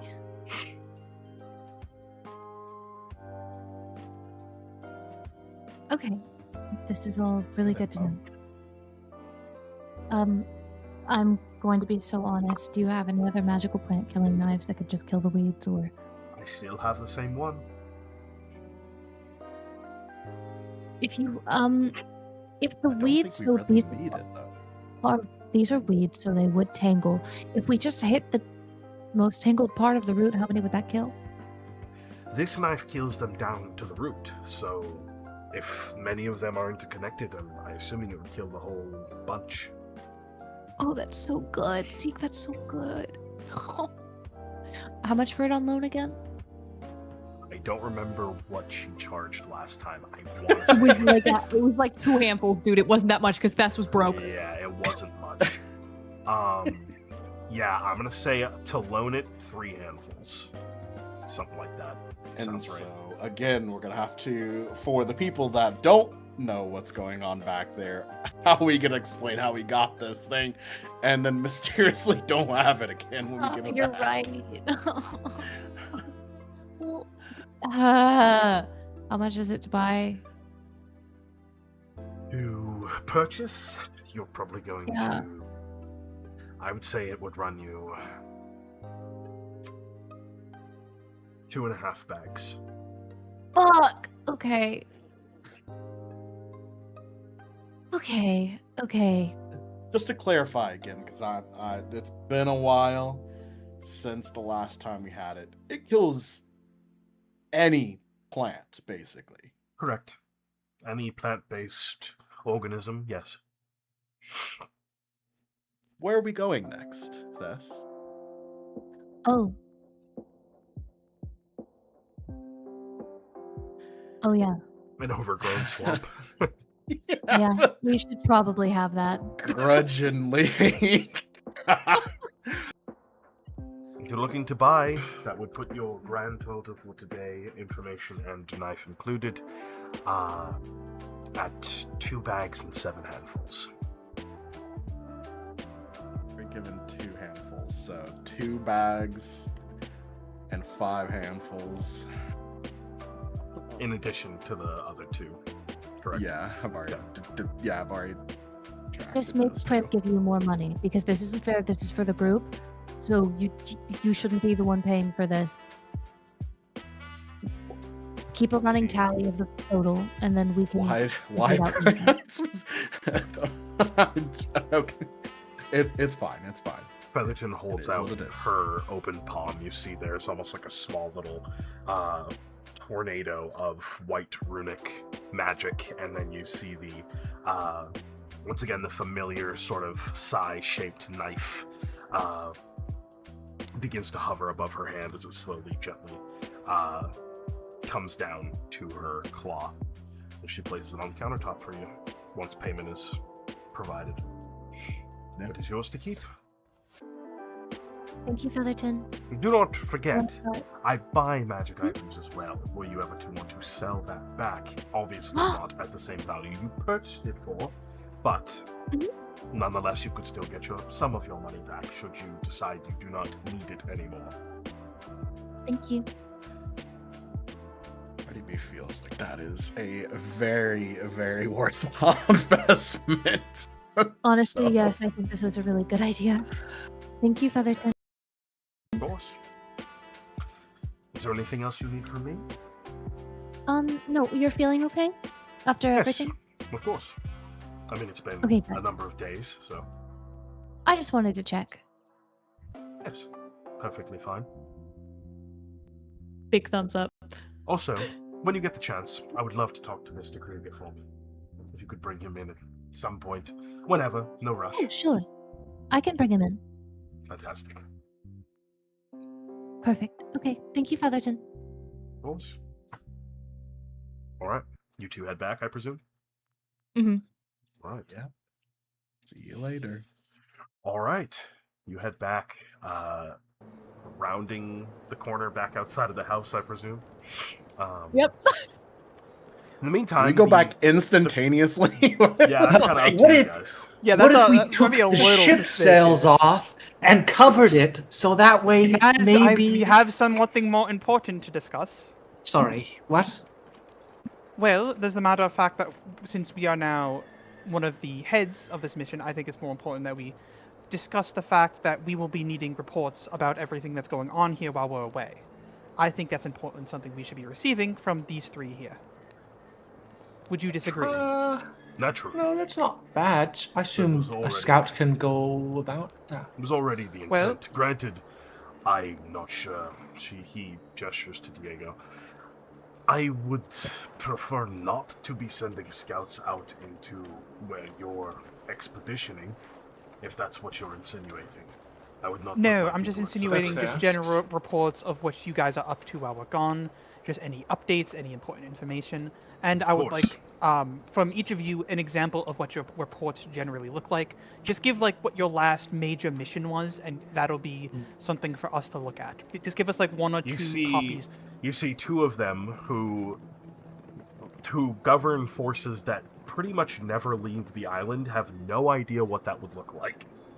Because they don't file reports like that. Diego is the one who files field reports. So, kind of need to be a little more specific in exactly what you're asking for. Okay, I forgot. For Vice, what does Vice normally do? She's the leader of the Waifs Watch, so they're the Coast Guard, effectively. That's their job. They maintain the harbor, they maintain the ships, and oftentimes they patrol the seas directly around Violet Haven.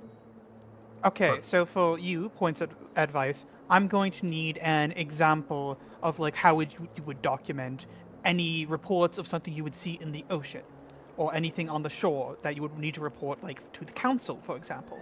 I think that's the important that should be tracked. You don't need to report if you see nothing. I think that's not necessary. And then looks at Corvain. For you, imagine tracking it like it is your daily, like it's the daily watches or walk-arounds that the patrol do in Violet Haven itself. Like, for example, you can just give us the report of what happened the other day with the devil. That could be a perfect example to show us how you would report in a very serious situation. So, you essentially just want general reports. That's... Yes. I think was already something the three of us were intent upon providing. Yes, but if you could just provide us examples with what we should be expecting from the reports and how you write, I think that's what's most important, to get a understanding of what to expect. I think that would depend more upon what happens, no? If nothing happens, you're not going to receive a very interesting or intricate report. They have a week. We can see what they write and just ask for clarifications throughout the week. Just say, could you write a bit more about this or something of that nature? Well, I think it's... I guess that is fine. I just wanted them to work off the memory, because I think remembering what you do and what happens is more important. Plus, there might be it's just something I want done as soon as we can, because we should be focusing on building after that. I think building is the bigger priority. You know this stuff has to go back to the council as well. So... Yes, I know that. Everything will be logged. Here's a very important idea. Anytime someone says they need something or they know they're going to need something, write it down. Just write it down immediately and make sure it's for everyone. Other than that, if we just a detailed list of everything we might need or want from the council in the future. I would assume that if the civilians would need anything, they will most likely head to the Ashen first, and then that will be reported upwards. So perfect. I will keep that in mind and certainly keep a log of it for you. Much thanks. Also, it's a pleasure to finally meet you. I've heard many good things. We've seen each other in council, but to have a proper introduction is nice. Of course, yeah. It is nice. Same to you. Nice. Yes, introductions are certainly pleasurable. It is an honor to work alongside you all. Friendly reminder, Admiral Vice is a clank. She's full metal robot, basically. They're a what? Laker? Settle down. Crazy. Alright. Anything else that you would like to discuss before Thess and Zeke return? Nope. Okay, very well. Eventually, Thess and Zeke, you guys return from your excursion. Hey. We are back. everyone, what did we miss? Record keeping. Yep. Oh, perfect. Well, that's excellent. We should be able to also, where are we going to keep the records and what day? I'll put it on the schedule. Fuck it. We just should have a safe, dry place where those can't be tampered with. The ship. You know. Great ship. Which ship? Diego ship. Address Diego. Okay. Sorry, no offense to either of Is you where two. I we- just have a personal rapport, and that's typically where we give reports. His ship is most accessible, as it is on the shoreline, so that would make sense. And, Diego, I presume you have a safe place for records to be stored? Diego nods. My personal quarters should work just fine. Perfect. Okay. Well, we discussed a little bit, and we're going to try to move forward with a plan on clearing the brush. Us, as the Reclaimers, will just try to take care of that so we can make sure that housing is expedited and folks can settle in as soon as possible. And what of the river situation? The river situation, we will also handle. This shouldn't take too long. But also delegation is wonderful so long as we know that we'll get the tools back. If you have anyone looking to Diego that you trust with assisting us on one of these tasks. I already have some individuals in mind to assist you with the river. In the meantime, I will have the scouts assist you in brush clearing as well, if you would like it. That'd be great. That way we can We just could make sure also we get probably everything split done. our focus this, remember? Not all of us have to do the river thing. If you're sending some scouts along, at least. Well, Depends on how dangerous you expect it to be. Perhaps Who- it would be who better amongst- if you had your full group. well, who amongst the Reclaimers would like to go to the river? I would like to go to the river, considering I can get an aerial view. Right. Anyone else? You'd see Kuropi perk up a bit. I think we should all go to the river. Sorry, Kuropi. All of us? I think a lot of us should go to the river. Yes. The more Typically, the when better. Diego says bring the full group, yeah, If you have, I'm inclined to listen. if you run into anything, it would be better to have all of you than only some of you. That's Granted, fair. the scouts are very capable, but so are you, and you're Well- more knowledgeable. All right. Let's just try to see how quick we can clear out this brush, and then we'll move on to the river. Right. Staring at Naz. I feel like it might Sounds be quicker. than we great. think. Great meeting then. Anyone want anything else? I think that's everything that needed to be talked about. Unless you guys have anything else you'd like to bring up. Great. All right. The three of them split off, begin to head in their separate directions to give their different orders that they've now received from you all, leaving just the 7 of you here to have a conversation or talk about anything if you need to, away from, the leaders. As soon as they're gone, we probably just can leave one person behind clearing the brush. Yeah. It's still gonna be a long process. So, but Well, no, scouting that I'm just river gonna and find the feeling it. conglomerate of roots. If I find the conglomerate of roots and they're all tangled, then the thing's dead. I just gotta find it. Croppy, you could think probably this- find that. Maybe. Yeah. I do want we to bought the preface, magic- it is certainly more than just like one growth. Oh, There's a yeah. lot of them. So it is going to take time regardless. And this just expedites it like much quicker. Instead of it Yeah. taking, a week to clear out enough space for housing, you could probably do it in less than a day at this point. So Okay. So, I mean, Kroby, if you can find it and mark, like, where you feel like the conglomerate of roots are, then we can just... Well, I don't really want to hand a very powerful magic item off to someone. Yeah. Unless... Oh, well, Diego. And one of us can do it. I'll Do you stay. not trust? Oh, Kroby, I want to If take you there with us are- to the river. If you say so. I'll stay. No, I'm- You lot can go, okay. and there you are. Problem solved. Naz, I think you're more perceptive than I. I think you should go and I'll stay. Yes, but you're the only healer here, so... Well, I won't say I'm the only healer. Apparently your blood is very delicious. That's We do all drink it. a fact I do not wish to be reminded of, but... Yeah, but Wait, do we again... all know what Secret Naz lips. tastes like? Sorry. Please, stop talking! Some of us a little bit more, but we don't know that. It's Well, I I have no haven't taste really, test. it's really funny. tried the new one. It's funny that in two separate characters, in two separate campaigns, a Brook character has drank a Noah character's blood. Two separate times. True. It's weird that it happened twice. There's no issue here. Party members now. All right. I'm nothing if not consistent. Wait. 3. Red Rabbit. Sorry. Sure. Just why I don't see the purpose. You are a better healer, and you're more of a supportive role than I. Why No don't we offense just to give myself, but I'm someone the useless in a knife? fight. I don't. We can just. Also, hey, we have guys, this. It'll the help. brush could wait. The river thing is going to take like a day, and you have temporary housing for everybody.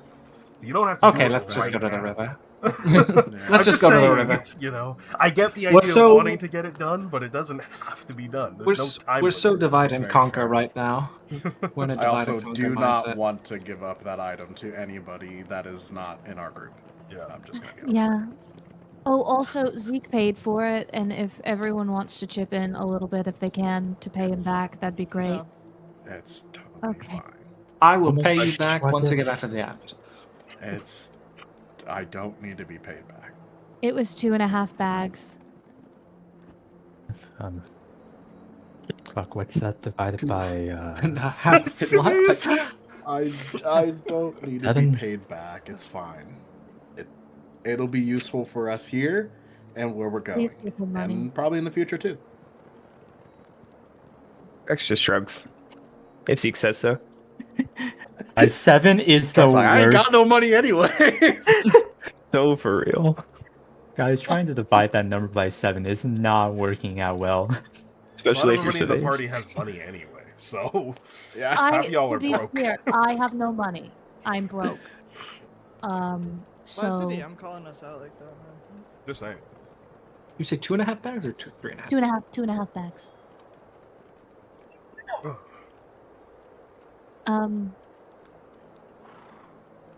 Okay, well we have this. This is good.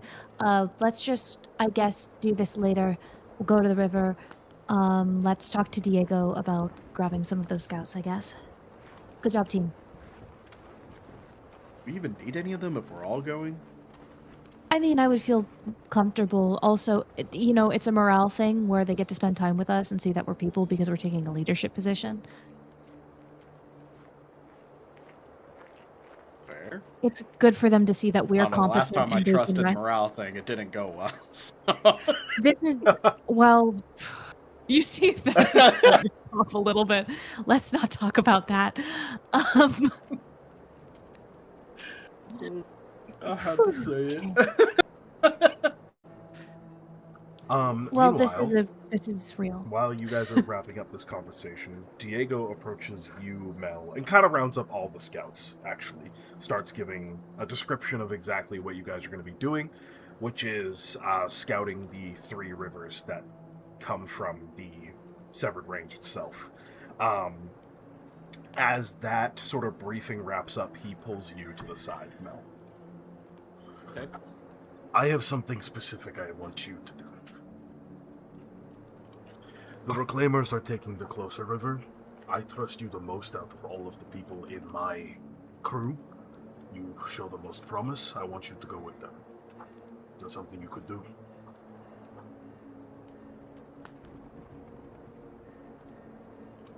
Because you're asking. It would be a good opportunity for you. Who knows, if you prove capable, maybe they will ask for more of your help in the future. I know I'm capable. I know you want to make a difference. And right now, meeting with them and getting in their good graces is the best way for you to do so. You're a people person anyway. More than me. Yeah, there's not much to compare to, Diego. Well, come, I'll introduce you properly. As the 7 of you are off to find Diego, I would say you would meet him with an individual in tow. One of the scouts that you've seen beforehand. But never really had the pleasure of properly meeting. You see Diego says, I was just looking for you. Good timing. I assume you are all set with your personal meeting endeavors and whatnot? Yes. I have the rest of my scouts that are going to take care of the other 2 rivers, the secondary and tertiary one. But Mel here is going to join you for your expedition up the primary river. They are my most capable scout, under my personal employ. Great. Thank you, and it's a pleasure to meet you, Mel. Do I see Karopi? Yes, they're here somewhere. I don't know where Dead has her token. She's up here. I will drag her out of the house. I'm hiding. And Brutus. Brutus and I. And No, Drex. no. Hey, Drex is right here. What do you mean? Wait, Wait, the fuck? There's 2 Drexes. Why the fuck is there 2 Drexes? What the hell is going on here? It's not me. It's Whoa, whoa, whoa. It could be Shadow Drex. Shadow Drex could just be here, guys. That is why there was 2. Shadow Drex was on the map. That is why there was 2. Drexing it together. Anyway. Don't say it like that. Yeah. Yeah, you see That's my all toast. the 7 of them, as well as their dog, Brutus. I would like snap to look at Thess as they address me. Yeah, friendly reminder, Thess. Actually, wait, I can't remember. Delilah, did we decide you were there or were not there? I was not. I You were joined not. after. Never mind. Never mind. Okay. I would then immediately snap to Karopi and extend my hand to them. Yeah, Karopi, you know Mel, kind of. When you, before you were a Reclaimer, obviously you were a scout, and you worked with them for like a year, just under different scout captains. She works directly under Diego, whereas you worked under a different captain. Not Diego, personally. So, but you're vaguely familiar with them. It's good to officially meet you, Karopi. You'd see Karopi like look at you and stare at your hand and kind of like snarl a little bit. Naz slaps the back of their head. Damn. What was that for, bro? Be polite. Why are you Fine. telling me to be polite? Naz, please don't hit Karopi. All right. Wait. Wow, you gave an easy. Never mind. You'd see Karopi kind of give a nasty side-eye mug look to Naz and like very hesitantly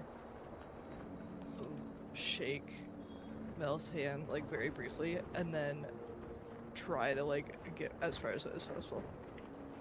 And just briefly, since I don't know how much Delilah knows physically what your characters all look like, why don't we go one by one and have everybody kind of describe what your character looks like, what they're wearing, what they're carrying, all that fun stuff, starting with Drex, since you're at the top of the list. Great.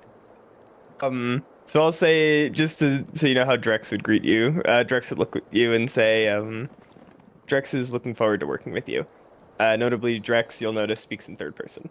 So Drex is a little mushroom man. He's about 3 feet tall, maybe a little bit more than 3 feet. He has, what should we call it? Almost like a, what is this thing called? It's a type of fungus, like cloak. I don't remember the name off the top of my head. But he's got like a little cloak. He's got 2 little arms by his sides. There we go. Big old mushroom cap head. You don't see a mouth. You notice, I don't know what that thing is called, but like, you know, material kind of covering where his mouth would be. And a collar. Drex looks up at you. Yeah, collar. There we go. I'm not good with descriptions. And he gives you a smile with his eyes. Karopi, what does your character look like? My character is a very kind of... She's kind of short, but very lanky. Like, she's pretty much thin muscle. She's always covered in drapes, primarily like purple, brown, kind of worn out leather type. She's always trying to not make her face super revealed and stays pretty concealed. All right. Mel, yeah, why don't you describe one more time what Mel looks like and is wearing for like equipment and whatnot, if any. So, Mel is more physically imposing. She's approaching 6 foot. Has a great axe on her back.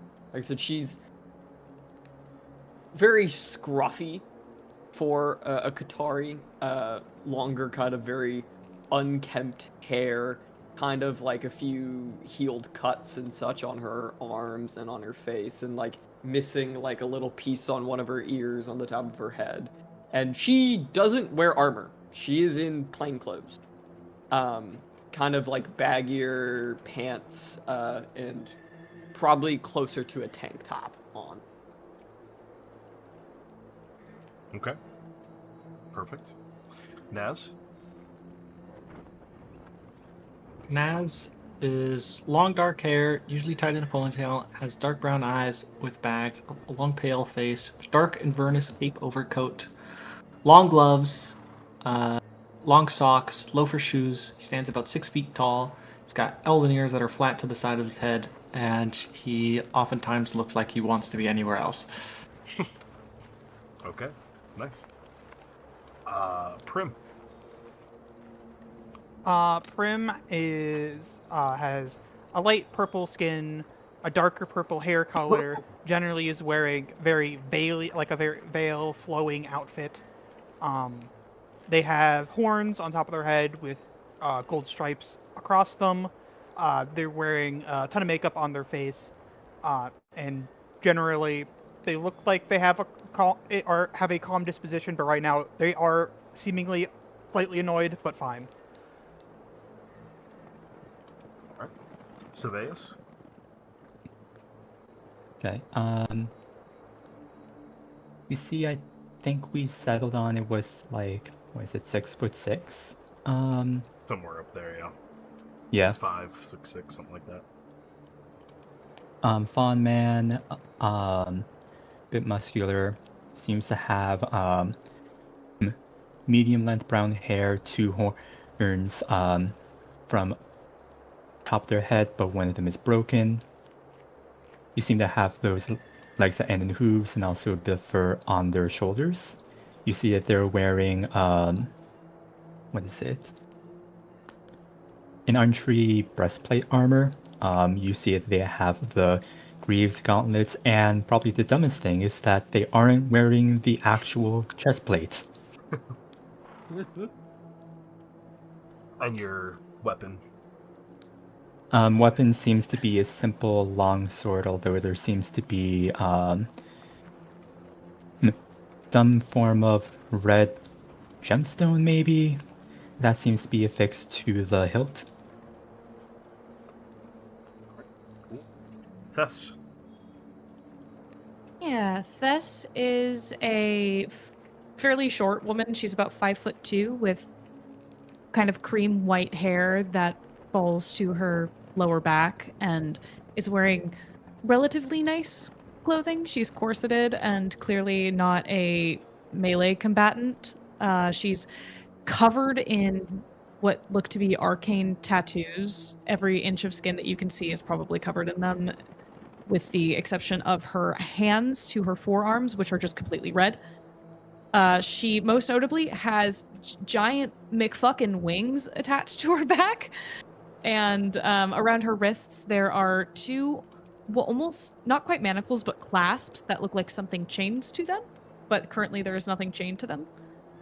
And she looks very, very sweet. She has very wide doe-like eyes and seems very earnest in the way that she presents herself. Right. And last but not least, Zeke. Zeke is a big boy. He is 7 foot. Probably looks muscular. Hard to tell because he is just wearing clothing, has a cloak over him. Clothing seems pretty basic, just simple leathers of sorts, but not like armor-ish or anything by any means. Short, curly brown hair. You'll notice that he has a pretty large shield. Well, large for maybe somebody of normal size, I would say. But outside of that is the only armor-ish type thing you'll notice. Has a falchion, and then he's got the best boy of the party, probably sitting or laying to the left of him, whatever Brutus is doing. Mm-hmm. Literally, the greatest thing ever. You see a black and white, sort of shaggy, medium-sized dog. Bright blue eyes. You see, when you do get the occasional glimpse of their mouth, you see a completely black tongue and a black interior to their mouth. There is no normal color. But you do see he does have like a chain collar around his neck, and there is a little tag hanging that's looks like it originally had the inscription of Brute, but the E has been sort of scratched out and replaced with sort of a little US over his collar. But nonetheless, with that out of the way, Diego says, "Are you all planning to leave now, or are you have anything else you need to take care of before you go?" It's still early in the day, right? Early-ish. Yeah, you guys arrived here in the morning, so yeah. So we might as well just get it over with. Sooner we get it done, sooner we can get back. Good. Very well. You see he turns to Mel.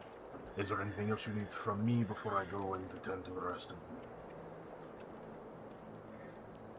No, I'll be fine. Good luck. Stay safe. And you see he turns and makes his way towards the other 2 groups of scouts that are going to be doing the other 2 rivers, leaving the 8 of you and Brutus. So 9 of us. 9, yeah, technically. Brutus and the gang. Brutus and the boys. Well, it's nice to meet you. I'm Thess. Thessaly, but you can call me Thess. And she'd extend a hand. He will Where are you? snap to. Oh, you're down Yeah, here. yeah, we don't see you. There. The glowing. Can we turn? Okay, well, just for our sakes, can we have like temporary light illumination in the map itself so that we don't have Thess be a I'll make ball it of brighter. light? It doesn't need to be this dark anymore. I'll I'm make it a little staring. brighter. Like, I assume I'm we're setting up staring lights into the- around the place. Yeah. We get the general Can we idea. finally Are turn we? off the torches that are on surveys and Thess? Let me fucking heart let of me the set it to sun. like this and give you a little At least something for people to see. It's like, It's a little bit oh, Okay, Oh, come it's on. daytime now. Come on. map. It still feels night, you know? I am the Thess ball. Yay! Look, I'm a person. Oh my god, we can fucking see you. Holy We shit. can I forgot what your Uh, token see looked you. like. She.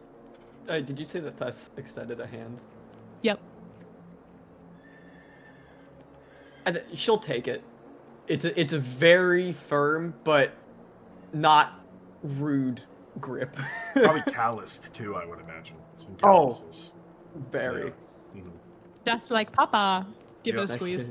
It's nice to meet you personally, little dove. Oh, that's cute. I think that's blushes.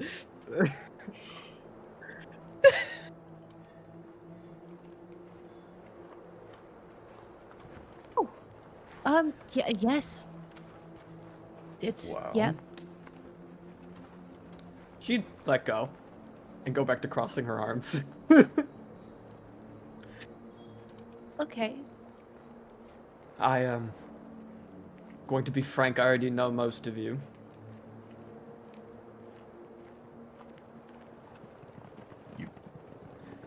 Know us, or you mean you just know of us?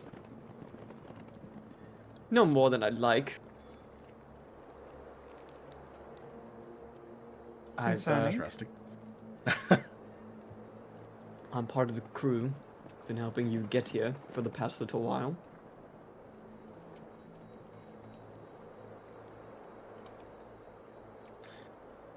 Well, what do you do? You know, like, you know, you're a scout and everything, but like, you know, is there anything you specialize when we're gonna go out there and do shit, you know? Well, if it comes to it, I think you'll see. But, I'm more than capable of handling my own in many ways.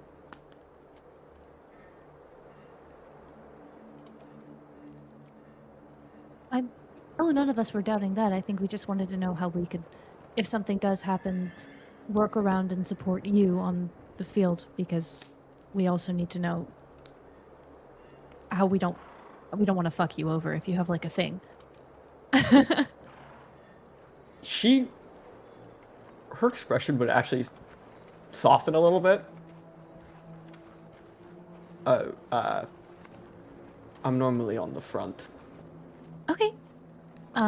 You'll be next to probably, and then Ness would just point, pretty obviously, Saveus and Zeke, and sometimes Karopi, but sometimes Karopi lights herself on fire, so be careful. Understood. It's really cool, though.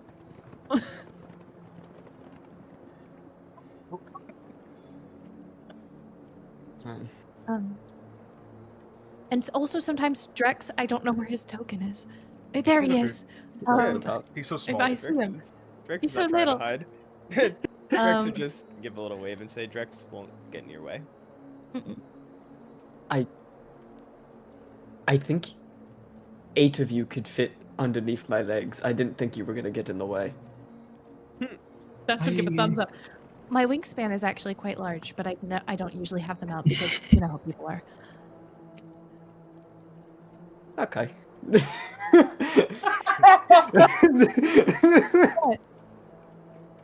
was fucking great. Anyways, we should all head out, right? We should start going. Yeah. Yes. Before. Anyways, we got this team. Woo! Everyone rallied. Okay. I will say, Wow, you seem so fucking enthusiastic. I'm so excited, Zeke. as Prim crosses past her, she would put out her hand where it almost looks like she's blocking you, but it is extended as if she wants to shake your hand. I mean, Prim will reach out and shake back. Pleasure to meet you. It's a death grip. Nice to meet you, Prim and Proper. Oh, thank you. Things for everyone. It's, Naz, Oh, I think you're in love with half the party, so let's just move on. What? She'll also swing around to face you. Oh, I'm very thankful to meet all 7 of our saviors. What? Don't Please call us don't. that. That's disgusting. Oh, Never call us that ever again, or we're never speaking to you. Goodness. it was heavily sarcastic. Okay. Even still. Anyway, Naz is offering God, you it a healing sounds potion. awful. Take this. Minor or I'm minor. That's all he has. He only has minor healing potions. Well, you have a regular one now. Oh, true. Actually, you know what? Yeah, he's gonna give you the regular. We'll take out the big one. I put it in your inventory. Wow. whole big one. Do not Oh, I die. also need to give you some other stuff. I just realized you don't have any of the shit you're supposed to have. Nope. Give me 2 seconds. See if I can We drag out fought somebody to else. just. We fought to get my attacks to work, which I ended up just making a macro for it. Those, all that. And there's one other thing that you'll have to choose. I'll DM it to you so that we don't disrupt the session. But there's one other thing. It's a background item that you're going to have to choose. Give me 2 seconds. Who the hell's fucking with the damn door? I didn't do it. Shit. I would never touch the door. I can do it now, though. I'm sorry, seeing the Actually, Drex can do it now. cursor of whoever was messing with the doors immediately darting away the moment I I'll did ask. see that. It's probably second Drex. Let's be so for real. Here we go. That's so true. Shadow Drex going crazy. Shadow. I can't believe Shadow. I'm Shadow Drex. So you can No, choose, no, choose between, choose one between these two things, Delilah, and then you can just DM it to me, and I'll add it awesome, later to your inventory. But okay, so you guys head out. I'm just gonna move you all to the edge of the map. Just gonna group you up here so I can draw you all at once.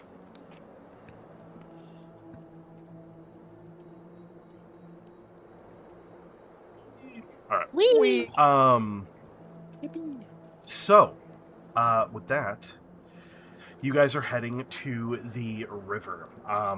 Two things I would like to ask. Obviously, there's not going to be light alongside the edge of the river, so I need to know who has the lights, if it's going to be Sebaeus and Thess again, or if it's going to be somebody else.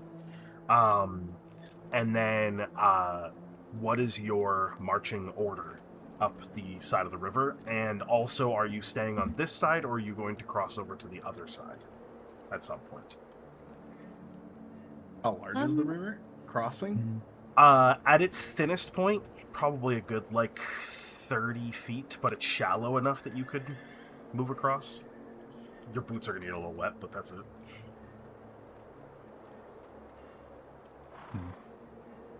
I think, okay, so Sebaeus for sure should have a light. I can take one unless we want me flying, in which case I probably shouldn't. But I know I had a light because I'm It did one of work the last time. Because you are normally in the front, and we have one person in the front with light, one person in the back. Yeah, and Sebaeus stays in the back as what was Yeah. previously the only other frontliner, just in case we got attacked from behind. Okay. okay. Then I'll hold the light. I'm gonna so that assume we that do light- the standard marching order, and then Mel Where can do we fill put in Mel? wherever Mel wants to fill in. So that's Zeke in the front, correct? Zeke, and then... It's Typically Do we want to just Zeke- organize Zeke ourselves and on the map Thess. with how we? Yeah, just organize it on the that map. works. Zeke's front, then it's Thess right there. I know Prim's the middle. Oh, hi, Drex. Drex can be towards the middle. Drex can fit wherever. Yeah, Drex but is I small. think Drex is normally in front of me, and because I think you're right behind Thess. I'm pretty sure. Zeke as well. Listen, I'll appreciate this line. Yeah, I think this looks. Where do we put our Do dogs? we Actually, have is- to walk single file, or can we do No, you can No, spread out. I think. Put I yourselves forget, on the isn't- map however isn't you would walk. Karopi normally up front too? Because Karopi's the one. Karopi with does the usually text in front of scout us. ahead, yes. Drex will walk next Get to up there, That's Karopi. true. I think I Scouts ahead. That's I crazy. think I'd mostly walk You're next probably to up Zeke. here. That Yes. this works. We can make a mosh pit. Look at this mosh Oh pit. my god, there's so many fucking things around me. Things. Yeah, people want to be safe, man. You're the safest person to be next to. I like to think every time she tries to keep up with Zeke, and every time she falls behind, she's visibly pushing herself to stay on par with Zeke. That's the long ass. Exactly, it's the leg difference. Yeah, all this. Yeah. That's why, and if you look back at her, she grimaces every time she notices she can't keep up at a brisk pace. I mean, Thess has She's to like a fly shaky along to thumbs- keep yeah. up, so... Yeah, she's like a shaky thumbs up and goes, I get it. I think the only reason Karopi can stay ahead is because Karopi's just light on her feet and can move Proud. through the nature easily, yeah. The frog. Also, I don't think he's keeping a pace to let Karopi be a little further ahead. If Yeah, Karopi true. Karopi's doing Karopi job. Yeah. And he lets Karopi do Karopi job. Okay. I will ask my original question again. Are you guys staying on this side of the river, or are you going to be crossing over to the other side?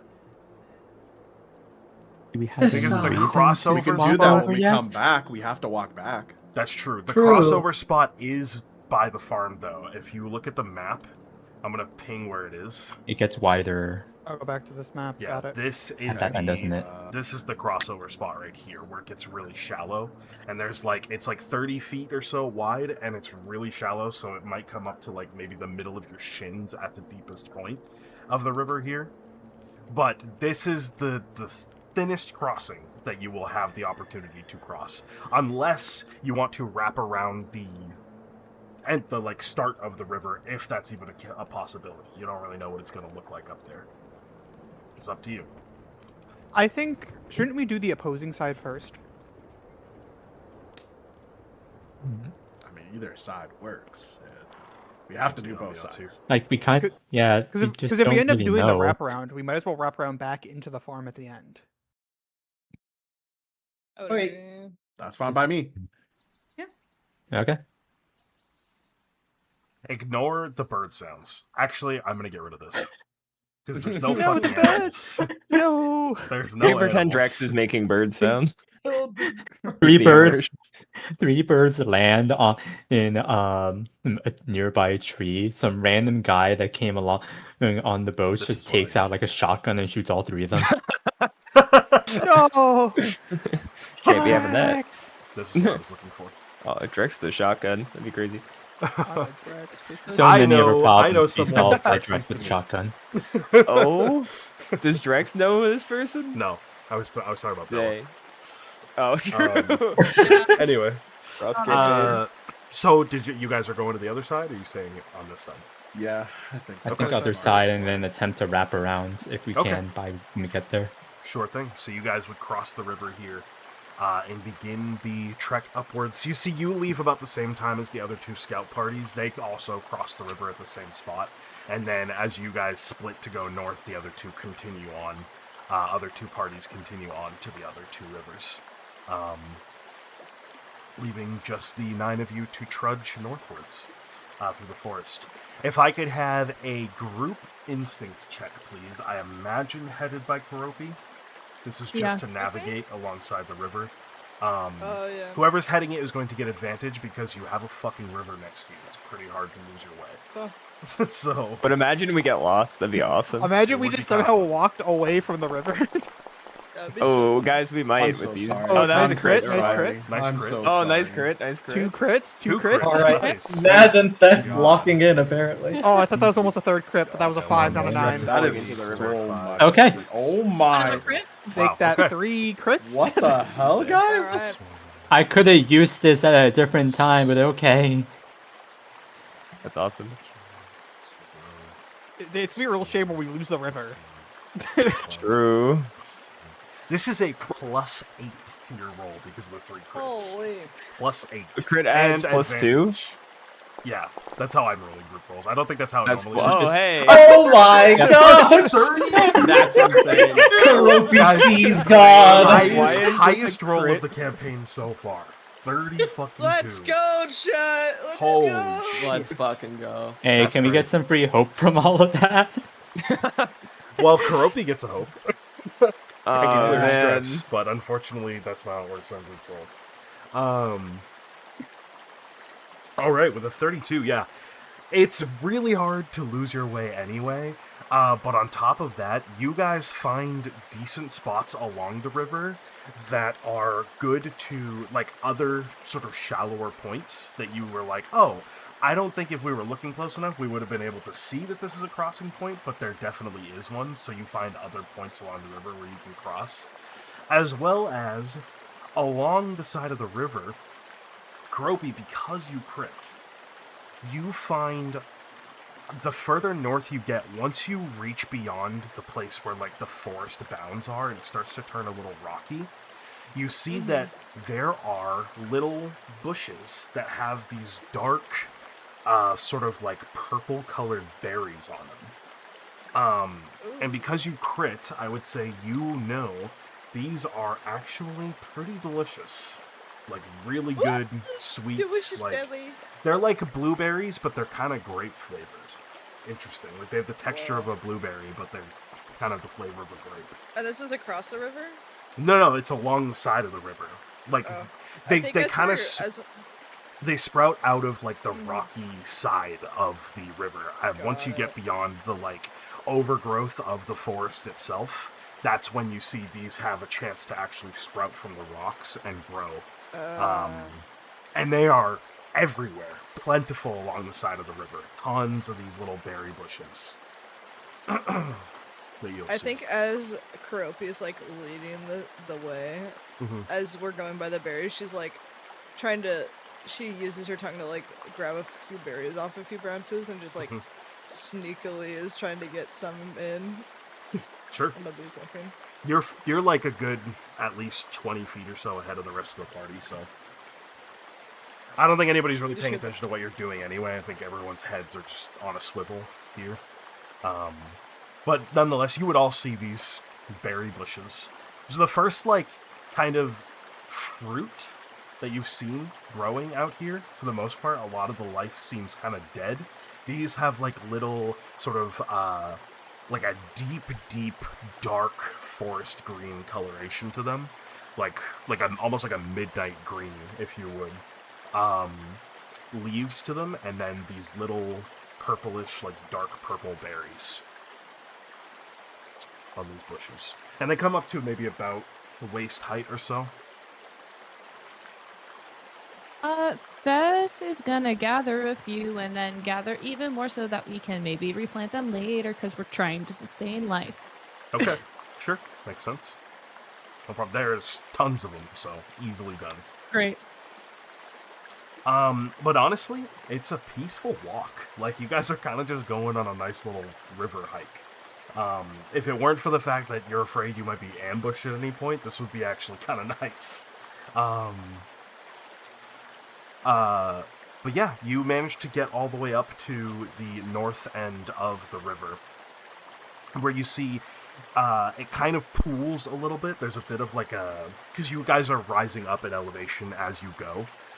Eventually you see a point where it kind of plateaus a little bit, and there's a little bit of like a pool of water. Maybe like a small pond, effectively, that you can see there are tons of little tiny streams that are sort of coming down the side of these rocky mountains that just gently lead into this little pool. With the lights that you guys have, you can actually see, and even along the whole entirety of the river, this water is so fucking clear that you can see the bottom of the water. Like, you can see the riverbed and, like, the pond floor of this water. It's, like, crystal clear. You see all these, like, smoothed out rocks on the bed of the river and underneath it, as well as like along the edge of the pond once you get up to the north side of it, that all these like almost like gravel, like self-made formed gravel rocks up here at the bottom of the pond. You see massive sort of rock formations that sort of border the entire edge of this pond as well. Some of them seems like maybe have fallen into the pond and created like different sort of divots and shapes. Uniquely, up here in the pond, there are fish. That you see are sort of swimming about. They're not big. Maybe like the size of your palm at most, and there's not many of them. You just occasionally see them just because the water is so clear, and occasionally they sort of swim up to the coast and then go back deeper into the water, back away. But yeah, strangely enough, little fish. Hard to get it kind of detailed. They kind of just look like your standard, like, pond fish. Nothing too crazy. But yeah. Any conversation while walking or anything you want to do while you're up here at the start of the river? If I can, I'll not necessarily yell back at Seveus on opposite sides, but I would like to at least speak to Seveus. Sure. Yeah, you can lag behind a little bit, and if that's what you're wanting to do. Or, like, on a break. You guys take regular breaks, because this is going to be like a day hike, basically. So, you kind of take regular breaks and stop along the way, so sure.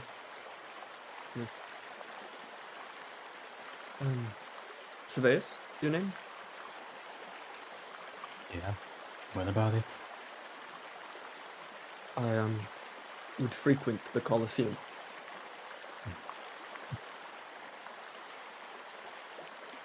You got a favorite then? Not really. I'm not really there for the show. More to study.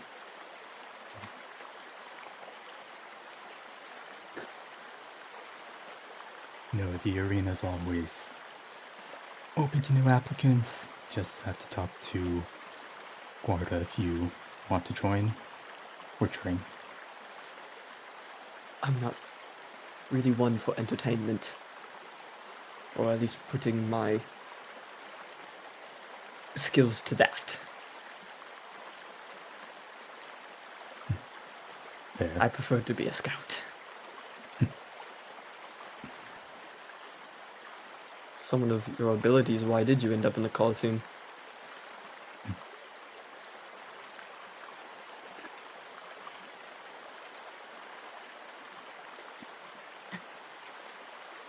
You notice Surveys slows down a bit because Naz is directly in front of us, tries to get some distance between us and him. Would Space be baking like a face, noticing that Naz was that close? You would, looking to Surveys, you would see that his gaze would shift from you to Naz, and when he looks back to you, he sort of like slows down, and you see the gap sort of widen just slightly.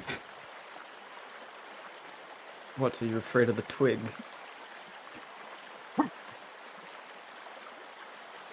What, that asshole's always listening?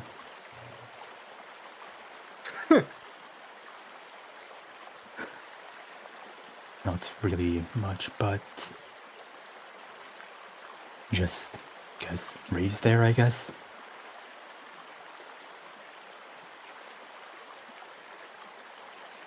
So it's just my former family.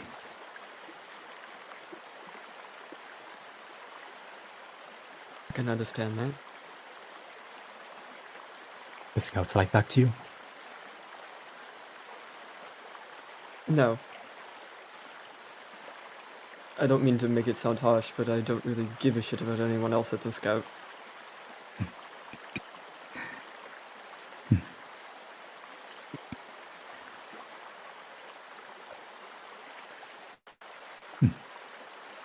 Feel like I saw something like that in Kurobi. She's a bit of a, what is it, lone wolf? Yeah, I noticed. I expected to be some camaraderie, but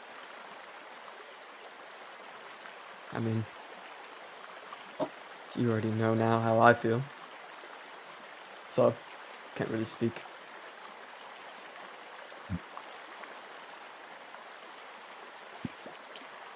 If you weren't chosen, would you have even come here?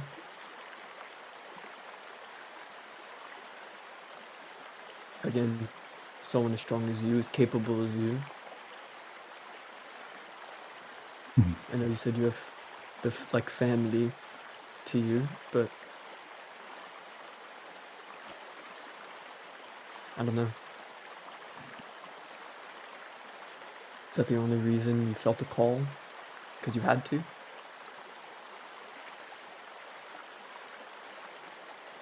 Space would think for a moment.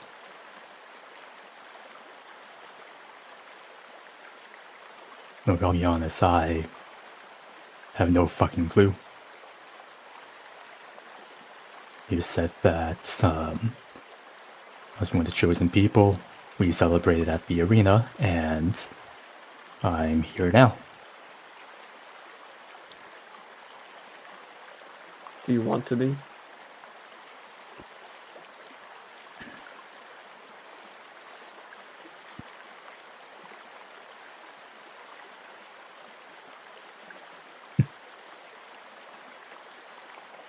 I'll be honest, it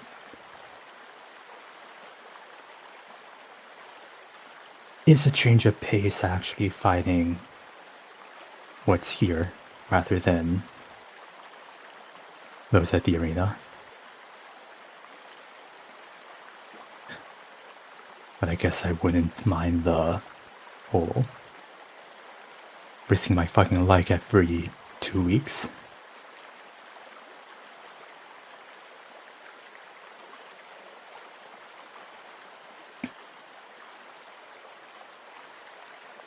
Is there something you were looking for by asking me all this, or...?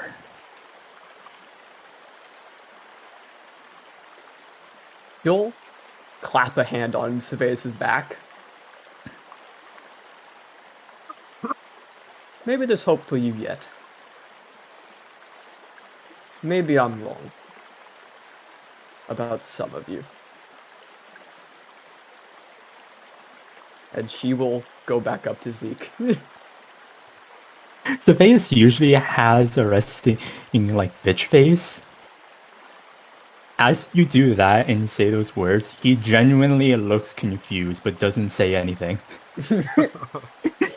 Did I pass? How interesting. Interesting that you chose, like, the one of the second most introverted people in the party to talk to first. Kind of awesome. I'm targeting certain people for certain reasons. No, I know. It's just awesome. It's not because of that. But. I imagine you're going sort of up and down as you're flying. Sort of like up Yeah. and then back down and then talking and then going back up and whatnot. Yeah. When you guys get to the top, you would actually see a sort of your eyes following along the streams that are coming down the sort of rocky mountains. You can actually see further up in the mountains there are more little small pools, and you can see like large waterfalls that are like falling into these little pools that then create the streams that join to this this pond at the base of the mountains. I'm going to ask you to make me an instinct reaction roll here. Oh, couldn't I just keep the crit? Fuck. No, sorry. It's for something different. Okay. That's still really good, a 19. You fear about? Oh, it's reaction. Isn't it? It's reaction, yeah. Also, I'm full on fear, so it doesn't matter. You can see along sort of as you're just sort of surveying from an elevated standpoint, or an elevated point of view, the sort of mountain ridges here, you can see that there are every, couple 100 feet from where you're sitting, it could be much further. It's just from your point of view, that's maybe how far they look apart from one another. There are holes within the mountain that kind of look like caves. But they're pretty circular and deep, it looks like, and you can just see them. Seem to go through the mountains, from what you can tell. Okay. And, yeah, like Would I said, it's like 100, know... every couple 100 feet or so, looks like. Would I know anything, like, naturally occurring that would make those? Let me think. Because that's not normal. I will let you make a knowledge check, but I'm going to give you disadvantage because I think this is outside of the purview of what Thess is normally, most interested in, is what I'm going to say. All good. Can I use Crow Mindset? Yeah, absolutely. This is trying to recall stuff you've read before, so. Oh, not good. 9. Yeah. Nothing is particularly ringing bells. The way that it's perfectly round and sort of like something was moving through the mountains, probably obviously something that burrows, but it could be, any kind of creature can burrow really as long as it's got the right, tools at its disposal. So, and it's so high up, it's way up there in the mountains. You can, barely make out... The only reason you can really see it is just because of the texture difference from, the rock, and then all of a sudden there's a gaping hole and then more rock. That's really the only reason you saw it. And the fact that it's creating, almost like a pattern across the mountains is really what stood out to you. Otherwise, you wouldn't really notice it at all. It's pretty high up. I'll fly back down real quick. I should also mention some of the waterfalls are coming out of those holes, which is really why you notice them. Yeah. But not all of the waterfalls are coming out of those holes, just some of them happen to be falling from those holes. Okay, I'll fly back down really quick. Which is probably taking a break here at the top of the mountain by this pond. And I'll actually land next to Mel. Okay. You're a scout, right? I know that. I'm sorry. That's rhetorical. I am. How much do you know about the creatures here? You haven't been out yet, right? Not here, the mainland yet. Okay. Then we're gonna ask Croby together. Sure. I want you to be briefed like everyone else is, but I didn't know if you knew, so I came to you first. But if I just saw something and I need some clarification on what it might be. But yeah, I'll go with you. Great. Okay, let's go. And I'll go to Karopi. Okay, sure thing. Croppy probably Croppy, I saw a thing. eating some of her snuck berries that she snuck earlier. Which No, also no, up don't here, help me like that. up here around the pond, there's also a bunch of those bushes, sort of like sneaking out from between rocks and crevices and whatnot.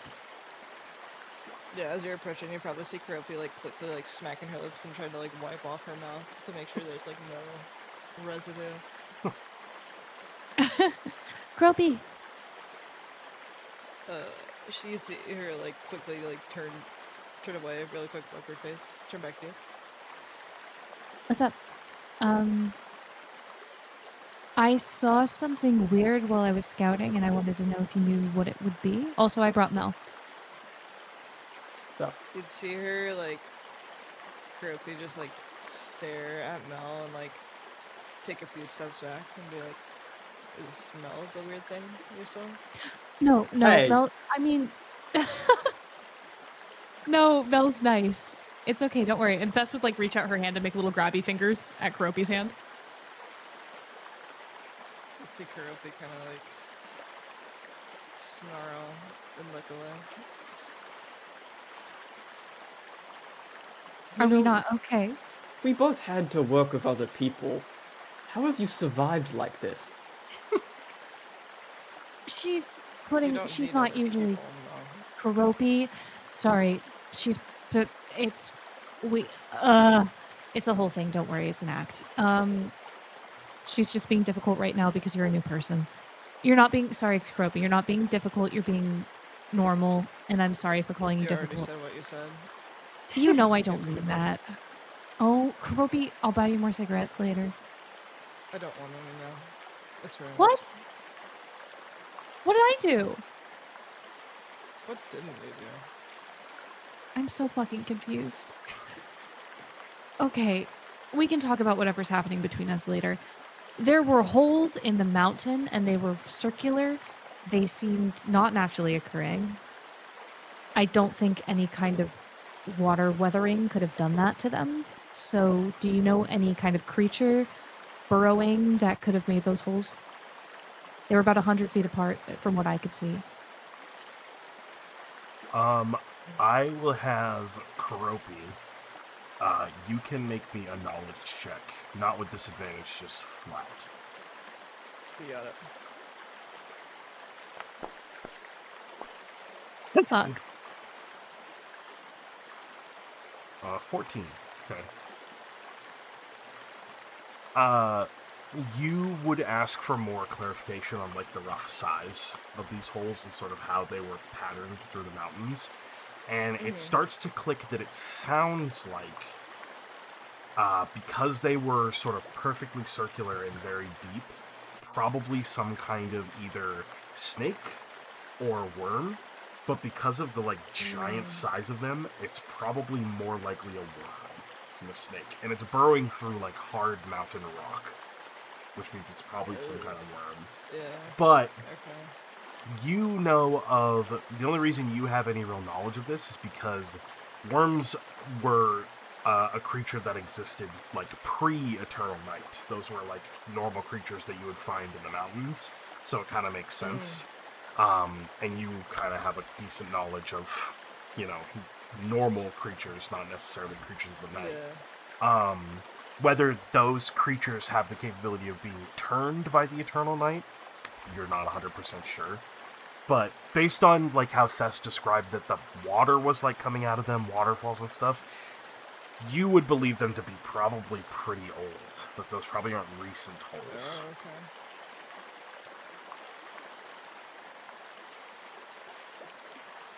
In addition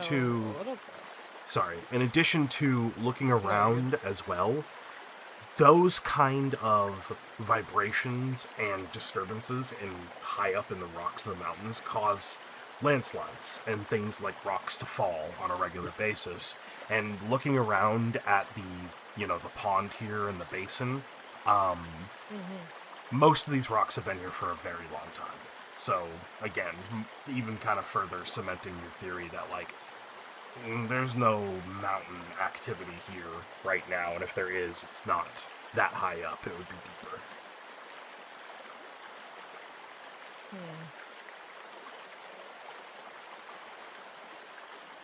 Did see Kuropi kind of like tilt her head a little bit to the side and say, I might know what that is, but it wouldn't make sense.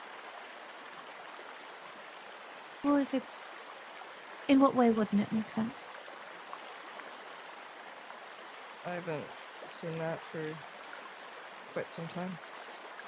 Yeah, I would say you probably only read about it. Less that you ever saw it yourself. Yeah. No picture books or nothing. Yeah. Yeah, I mean, you've probably seen sketches and things, but physical witnessing, no, definitely not.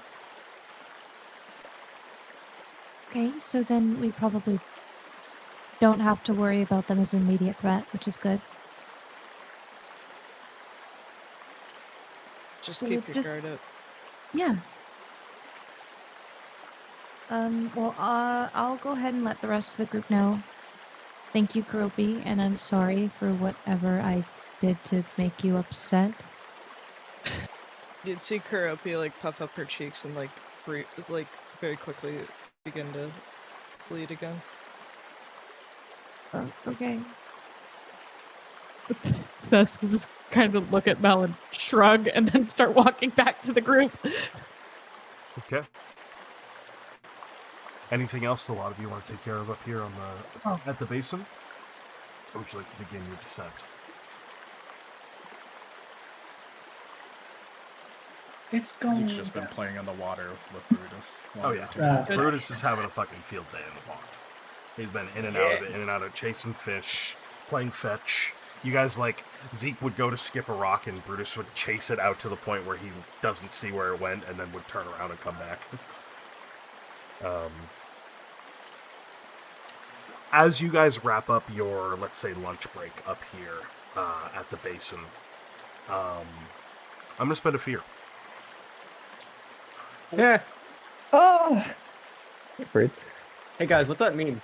There is Don't worry about it. There is a... You remember when he said he has all the fear? What you notice first is a strange... In a basin that is mostly still as long as it's away from the streams and Brutus's splashing, as well as the couple of, like, smaller little ponds of moisture that have collected from this pond maybe rising and then shallowing over the course of however long. You notice in some of these little still puddles outside of it, there is like a ripple. And it's like sequential. There's like one ripple, and then two ripples, and then another ripple, and another ripple. And then you hear something in like the far off distance, like pretty far away, like almost like the sound of kind of like when you hear thunder, like it's really far off. Something akin to that, but it's not thunder, like it's not a loud boom. You hear, how can I describe this?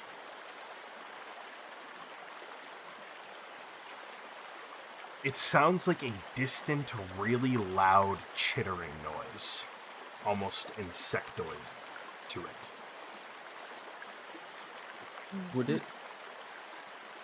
it sound like anything I'd possibly encountered previously? No, definitely not. This is not a beast that any of you have encountered before. What direction You'd is probably this? see. Oh, Coming from, no, you're good. it sounded like it was coming from the far, far northeast, like up in the mountains somewhere.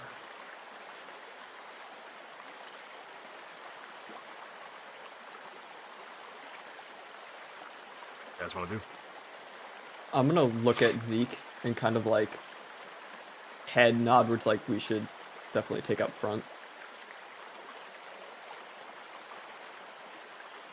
Yeah, in the middle of playing the water, it's like that stop, and hopefully Brutus stops splashing around during. Yeah, once he hears that, he would stop, like, Okay. sort of do like a mid doggy paddle in the water as he also looks in the direction the sound came from.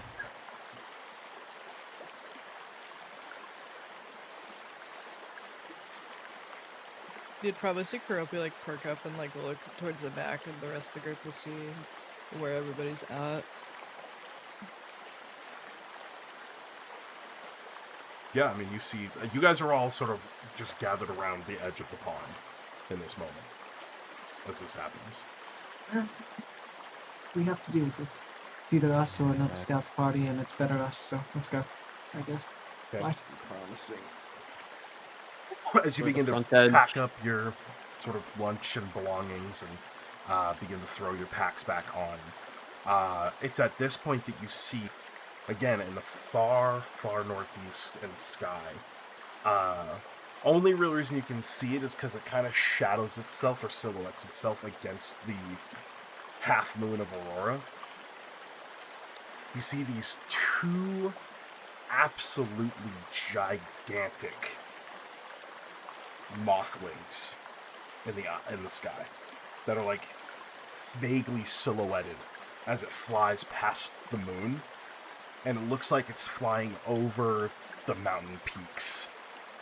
And it looks like it's heading from east to west, but not directly towards you. There's no southwards trajectory of this giant moth creature. When you say giant, how giant? Like dragon-sized. Okay, so like talking a 50-foot wingspan, maybe, maybe 60. That's Yeah, at awesome. least. Gotcha. We could take it. So yeah, it's not heading towards us, but is it in a direction where like it could possibly see us? Could it see the Is it- settlement? Yeah, Is what can I'm I worried see the about? people? No, you guys are really far from the settlement. You're all Is the way it- up north here. There's no way that it would see that. Also, But it does it doesn't. seem It like it's has going in no that direction? southerly trajectory. It's going directly west, not south at all. Okay. I still And, will. and it's also And on the other it's side all of the the way mountain. up by the peaks, so it's probably unlikely that it's going to see you or that it's even really looking for you by any means. But if you want to, you do have the chance to hide, if that's what you'd like to do. Or you can stand here and watch and see if its trajectory changes at all. I feel like I'm watching. I'm not hiding. I'm just like, what the fuck? If Zeke's not hiding, there's no reason any of us should try to Yeah, hide. he's literally a Yeah, pillar. Zeke is literally the beacon. He also It's literally amazing. can't hide. It's let me put it this way. It's large enough that as it gets closer, you can hear the beat of its wings as it flaps. Okay. And it's a moth, so it's flapping fast. And it's like a like you can hear Oh it, my God. how loud it is. Almost like it's kind of like a helicopter, like I was gonna propeller. say. Is kind of what it sounds like as it's like flying What if- overhead. Maybe But it's imagine we friendly. befriend it. True. Exactly what I'm Ah, fucking saying, Drax. Okay. Let's Guys, Um, as much as I would love to see It would you all it would try to move befriend the maybe moth. another hard to tell at this distance, but it moves a good distance and then it lets out another one of those loud chitters, like a clicking insectoid sort of noise. like it's, I would say as far as Karopi is concerned, it sounds like it's a call, like it's calling for something. Whoa. Please don't be echolocated. Please don't be echolocated. Please, please, please, please. You guys continue to just watch as it continues on its path. Okay. Yeah. You continue watch the beating of the wings. As soon as it gets like its closest point to you, the wings are loud and it is still all the way up to the top of the mountain. So it's like you can't imagine how loud that would be if it was right next to you. Yeah. But you see every so often you do hear it releases that loud chittering noise as it continues to just fly along the peaks of the mountains. Sort of fluttering back and forth occasionally, but still kind of just following the peaks of the mountains and the trajectory. And you guys just watch as it continues on its way. And the beating of the wings gets softer, the chittering gets more distant, until eventually you watch it disappear over the ridgeline, somewhere over the western horizon. I think every time it screamed, Mel would cover her ears. Yeah, when it was close to you guys, that shit was loud. Yeah. It was a loud chitter. We're gonna have to deal with that later, aren't we? Yeah. Probably. Okay, let's write giant moth on the list of problems.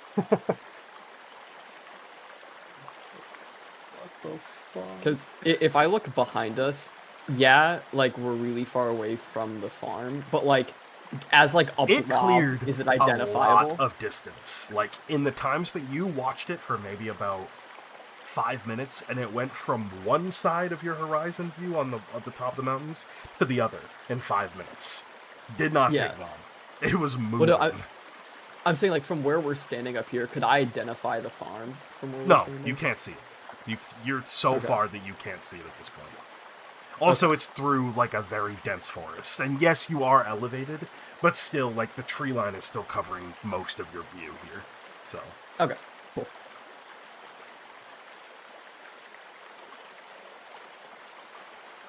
Okay. Hey, giant moth. That makes me feel really good. Moths don't eat things, right? They just eat dead things or flowers, right? I thought they ate clothes or something. They tend to eat like organic material. Just to give you a visual representation. Oh, he just sends a picture of a moth.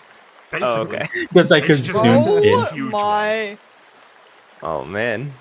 All right, guys. I think we can win Guys, this fight. This is a friend. gargantuan This is a friend size? waiting to happen. Oh yeah. Hey, Like dude, in Mountain D&D terms, this is gargantuan. It was. Hey guys, have you seen Oh my god, that's the final boss. have you seen Hollow Knight?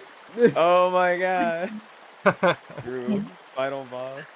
Bess looks a little nervous. Okay, big thing that can fly. I also That can don't fly. think mobs scream. I don't know. I don't know many moths myself. We wouldn't know. I don't think we're small enough You guys to just be. you've never appreciated nature. You wouldn't get it. Ropey, do you have any fucking idea what it was doing? I've never seen nor a moth that big, nor it do that.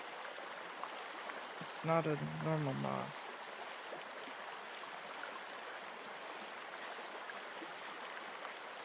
Well, We can all see that, but Flew the fuck away, so that's good. And for now, Just remain wary that there's a gigantic moth in the area. Let's And let's hurry back to come inform back. the others so they know to be careful about the giant fucking moth.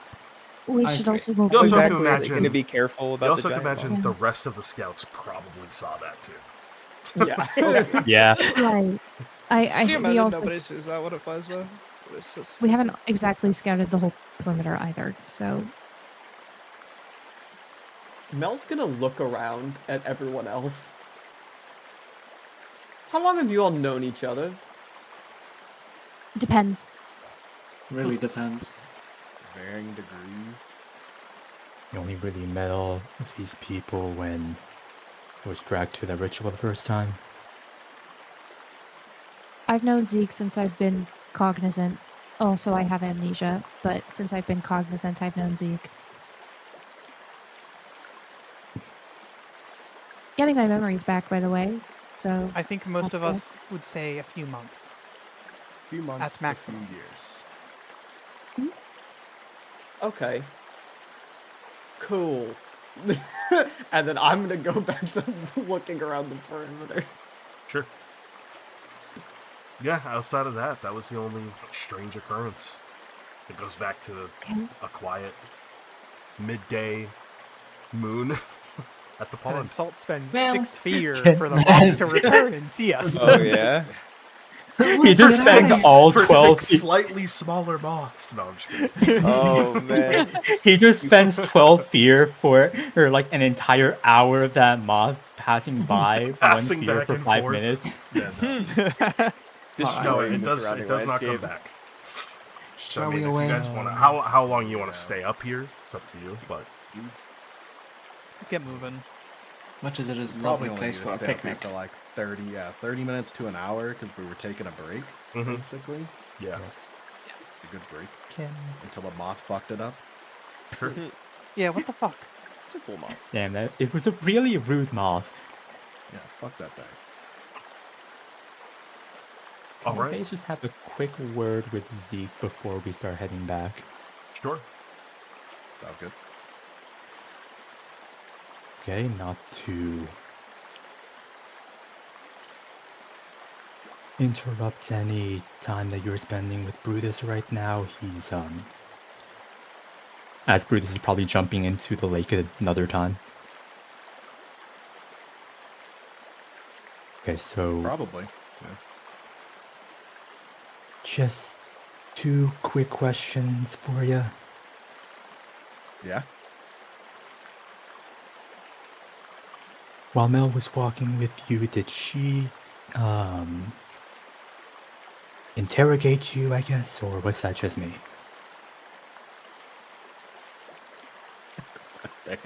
They interrogated you? They just asked some fucking questions. Actually ran all the way back just to ask them, so it's just, I don't know, a bit weird. Like a Naz level of like interrogation or more just curious? Just curious, and also, you really think anyone else is going to do a NASA level interrogation? Well, some people are different. So, maybe they're new. Maybe they have a interesting disposition as well. And I don't know. But no, they barely said really anything. In fact, I mean, half the time I didn't really notice they were there until I looked back to just see where Brutus's was if he wasn't jumping in the water, and then I noticed them trying to keep up with me for some reason, but what they Zeke, asked. you're the tallest one here. You have the longest legs. I mean, that's fair. I mean, there's no need. Nobody has to keep up with me. There's a reason why I'm out in the front.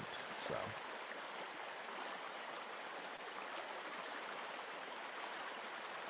Anyway, what she asked isn't really important, but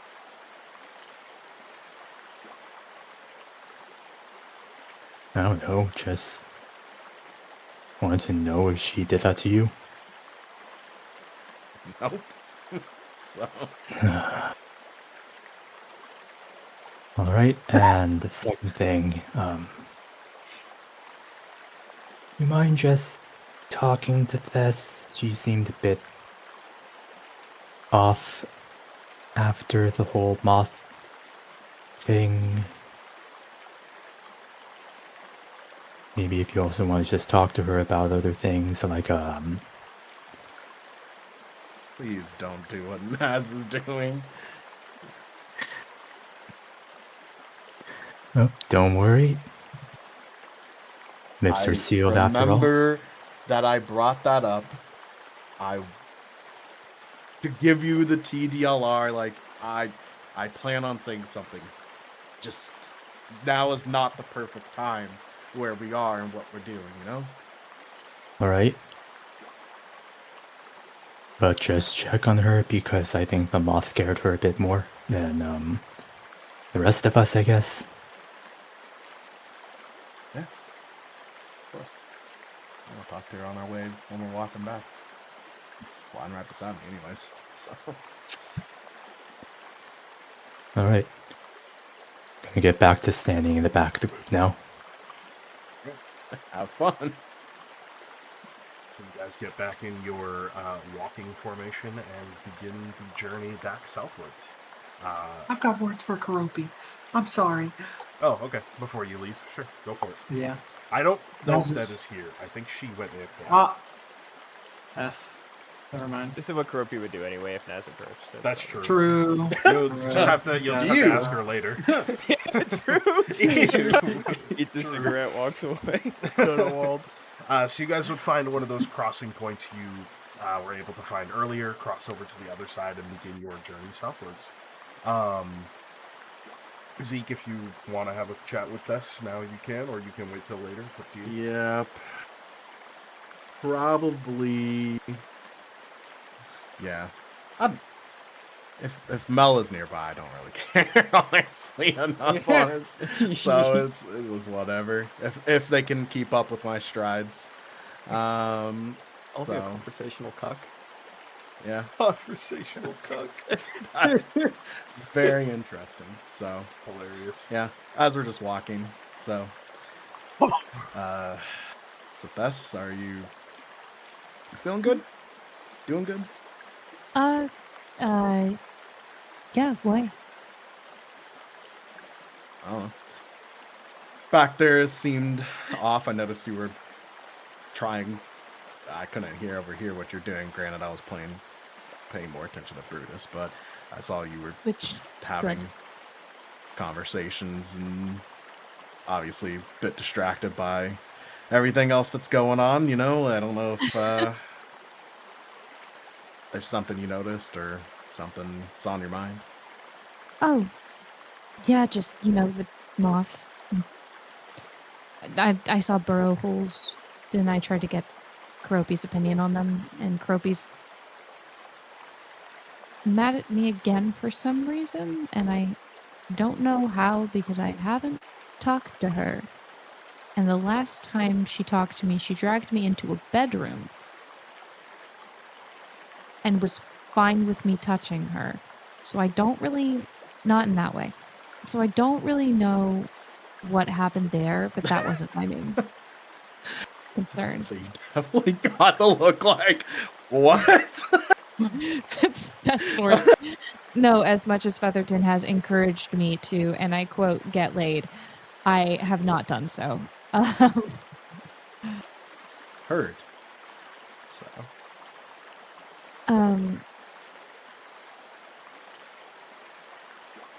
But yeah, so I don't know what's up with that. But the moth, yeah, was scary. A bit But it's fine. unnerving for sure. Yeah. Yeah, it can fly.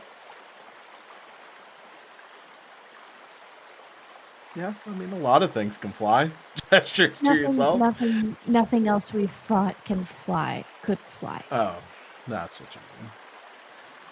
I mean, there's all sorts of probable creatures we'll run into that's gonna be able to do that. I mean, that's at least the unique situation you'll be in is to possibly deal with those to which some of us can't really I can't jump that high, so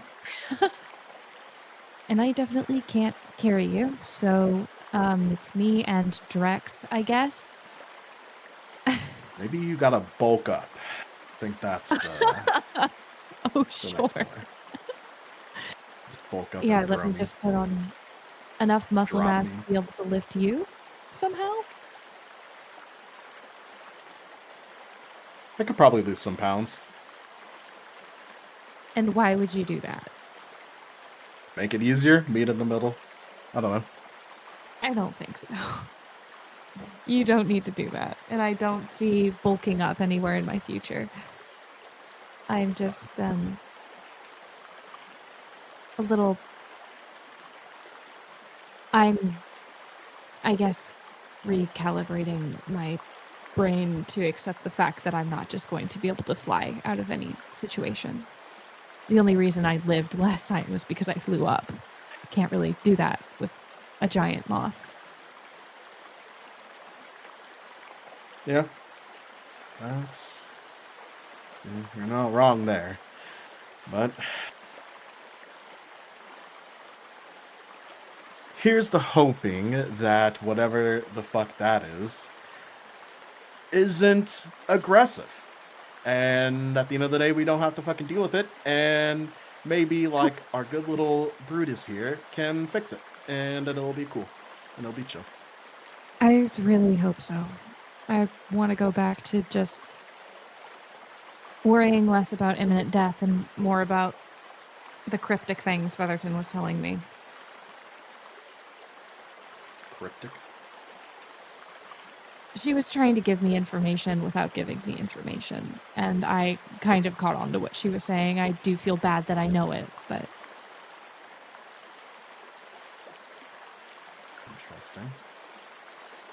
Guess you have been spending a lot of time together, so that would make sense maybe if they're being a little bit more talkative. Talkative, I guess? I don't know if that's the right word. She didn't make me pay for it, which is nice, and it got around. Obviously, I'm not, like, dying or anything, so I didn't technically read Naz's anything, but she did tell me some things, and I do feel bad that I know them.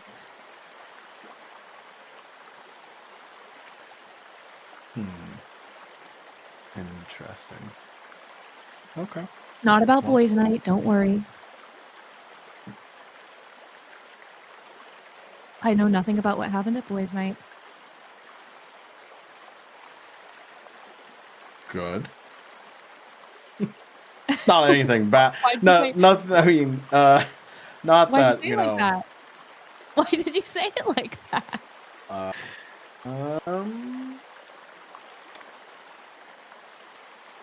Things happen. I mean, we're all having fun drinking. That's really all that mainly matters. Besides, I heard you had fun drinking, what? And like you said, she told you to do things, and apparently you kissed somebody.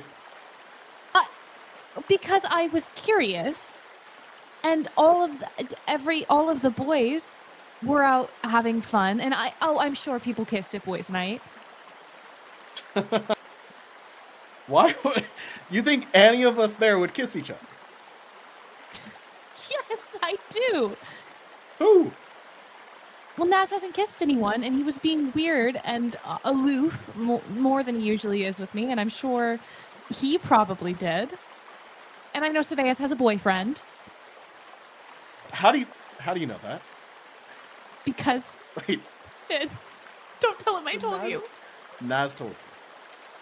No. After... He actually was... Well, it's because we exchanged secrets. Oh, okay. So that's how it works. So you exchanged the secret, and he's fine sharing a secret that's not his secret. He knows who I kissed, and in exchange, he told me that I'm sure is the least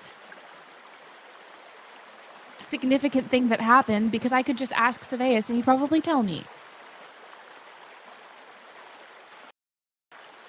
Who'd you kiss? Someone I know, who I trusted. The twins? No. Novella? Also, which one? What? Both? I don't know.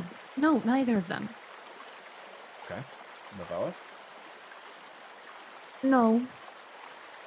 Bianca? No. That one would have made a lot more sense.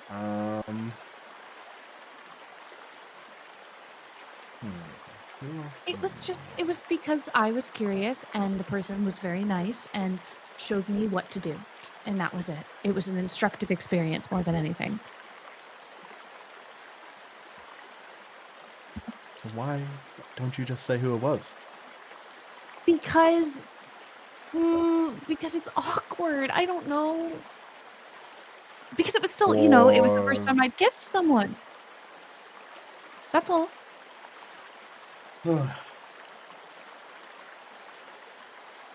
And you just don't want to tell me, but you're fine telling Naz, of all people. Because Naz doesn't know the person. I know that. He told me that. Right, so it's different. Because what So if, I know what the if person you for go, sure. What if you go up to the person and they tell you that I'm a shit kisser or something? Why would that matter? My pride. Oh, really?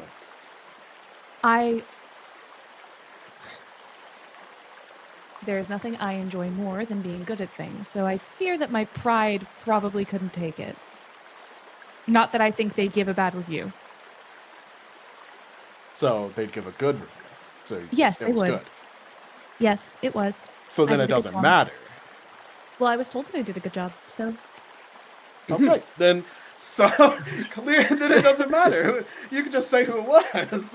I feel Okay. like Fine. You can ask Jess all about it.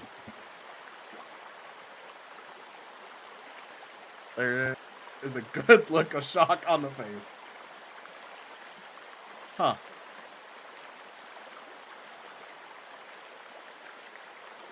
Interesting.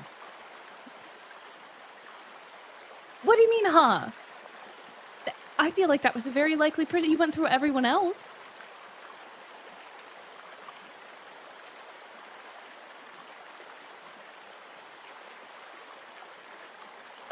He clearly is not. He doesn't have words in this moment for that. What?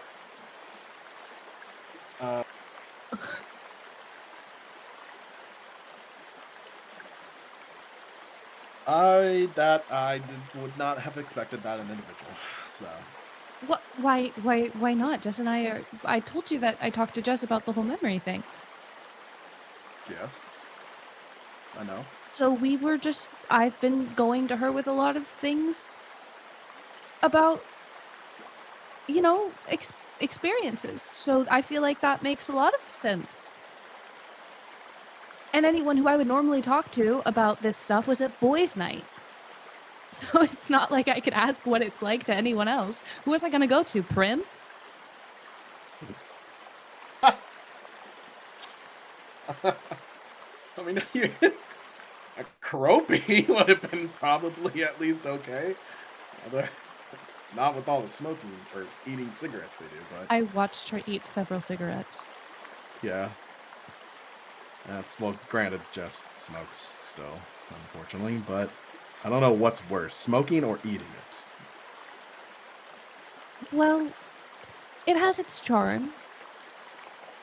And she has her own thing going on right now. I wouldn't...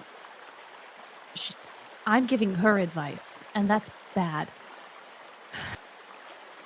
Croppy? You're giving Croppy advice? There's a whole thing going on. That's notably is talking about Karopi quieter. I want to say that right now. I want to hear about Karopi's shit. Well, interesting. Okay.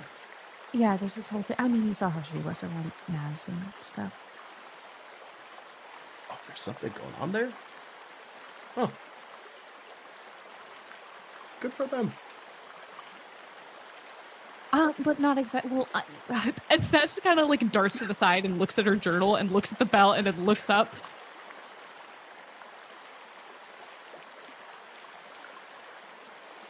There are other things that I know that I shouldn't regarding people's infatuations. Whose? I got it serious with that.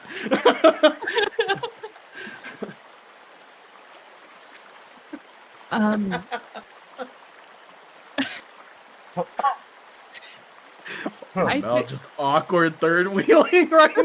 I purposely coughed earlier. I didn't even hear. That's awesome. Yeah, no, I didn't. Very in character. Which, yeah. Like from the backs of they just yell out. Hey, you two mind talking a bit louder? I think the scouts at the next It's the river over there. I can almost hear you. Congrats on your boyfriend. I specifically said I hate both of you. Wait, hey, who? Me? Yeah, whatever. I'm writing this down in my journal. I love you too, Naz. You can. I think we're fucked. Welcome to the team. What team? Exactly. She will shoot a dagger of a glare at Prim.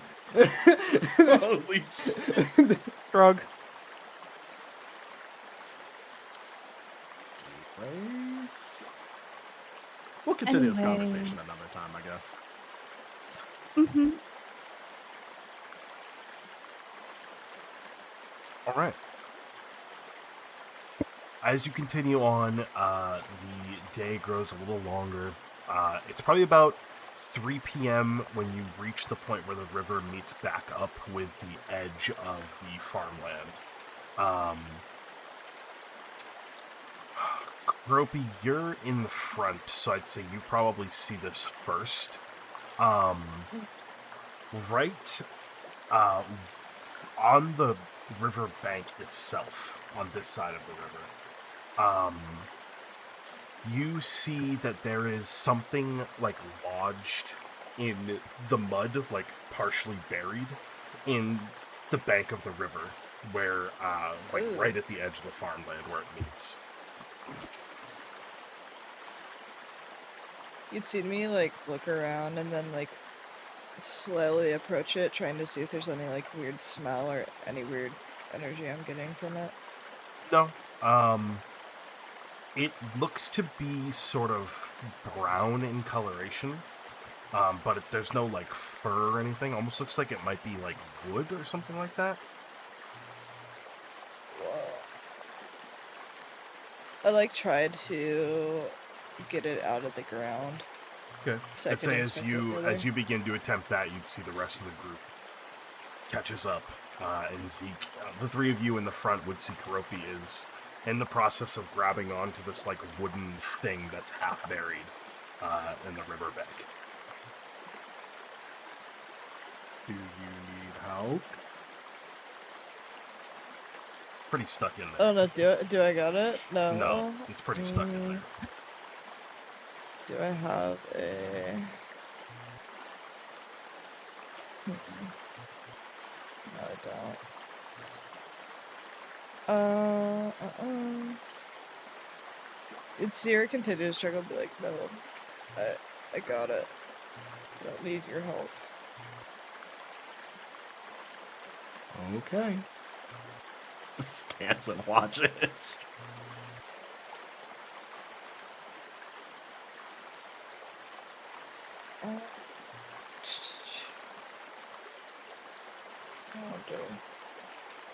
At this point, the rest of the party is catching up.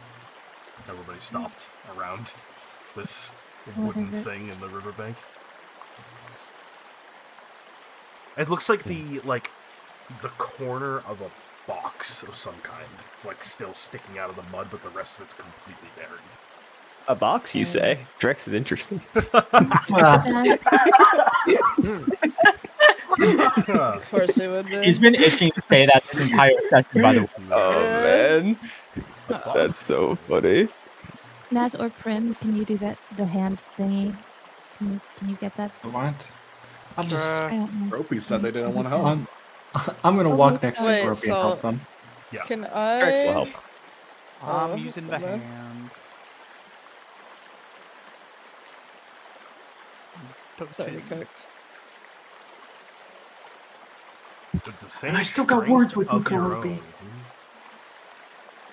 Interesting. You're -1 strength. Sure, that will help. I'm so strong. Let me listen. Let me roll. Let me roll. The box gets Well, pushed hang further on. into the river. Dead's looking at something. Give me a second. I was gonna ask, can I know it's an attack technically. Could I potentially use this to get it uprooted? Ooh. And Try to like pull it from the ground with the roots. yeah. Yeah. Well, go ahead and make a spellcast roll for me. Okay. Free the box.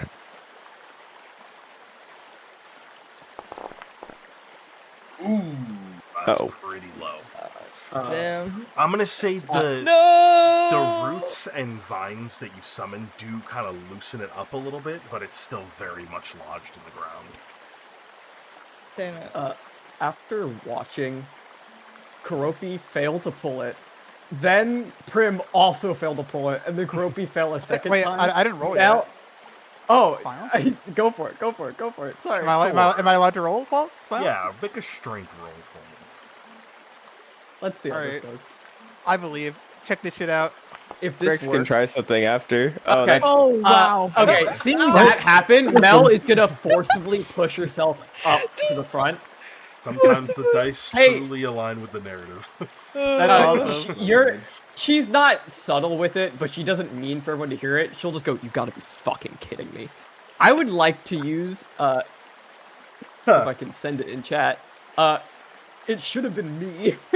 oh, that's so good. As you try to lift this up. Should have been me, Yep. not him. Okay, so what you'll do is you'll click strength. I think it'll ask if you want to apply an experience, and you can apply it there, if I remember correctly. Yes. Yeah, and then it should automatically deduct the hope for using the experience.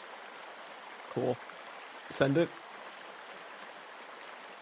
Yeah, if you got it right. A 16. That'll definitely do it. You see, you get a little bit more leverage thanks to the little bit of mislodging that the vines did. You'd have to dig your hands sort of a little bit into the mud. You get up to maybe about your mid-forearms down in the mud, and you eventually feel an edge to this box, and then get down, sort of squat, and then heave upwards. Eventually, there's like a bit of like a noise of like the box getting unstuck from the mud. There's like a suction noise that happens, but eventually you flip out this maybe about 3 by 3 by 3 like crate, effectively, that you manage to sort of flip out of the mud here. Still seems to be sealed, and you do see a logo on the side that looks to be like a shield emblem almost, but like a crest that has a unicorn head on it.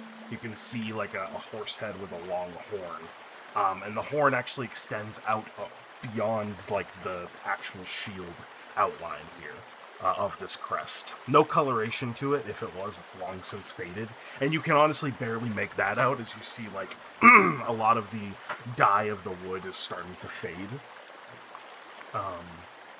You want to make a roll to see if you recognize that crest? Yeah. Go for it. Go ahead and make a knowledge check. Do I have advantage because of all red? Oh yeah, for sure.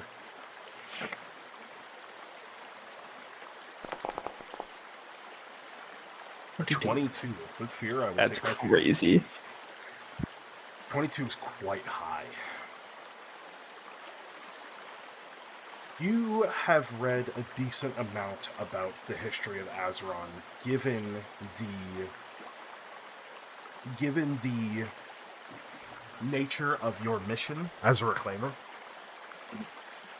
There was a shipping company a long time ago, back when Azzuron, was Azzuron, that was, in fact, called Unicorn & Co. It was a shipping company that was based out of the city itself that would ship stuff, random crates, whatever goods needed shipping, all over the entire continent of Rivven, except for Barovia, obviously. It was a very commonplace household name that ended up dissolving once there was nowhere to ship stuff anymore.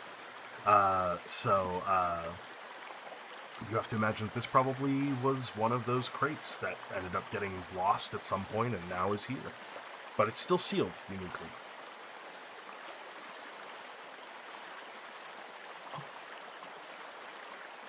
I think as Mel is pulling the box, like, I imagine after the box is pulled out, you see Karopi, just groan and, give the worst stink eye, a stare of hatred. And she would just turn away and not even look at the box. Okay. It's an old shipping container, and Perhaps it's best left sealed, just in case whatever's in there is extremely fragile.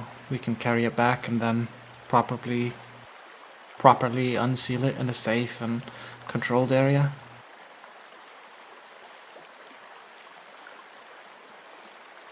Isn't anyone a little curious what's inside of it?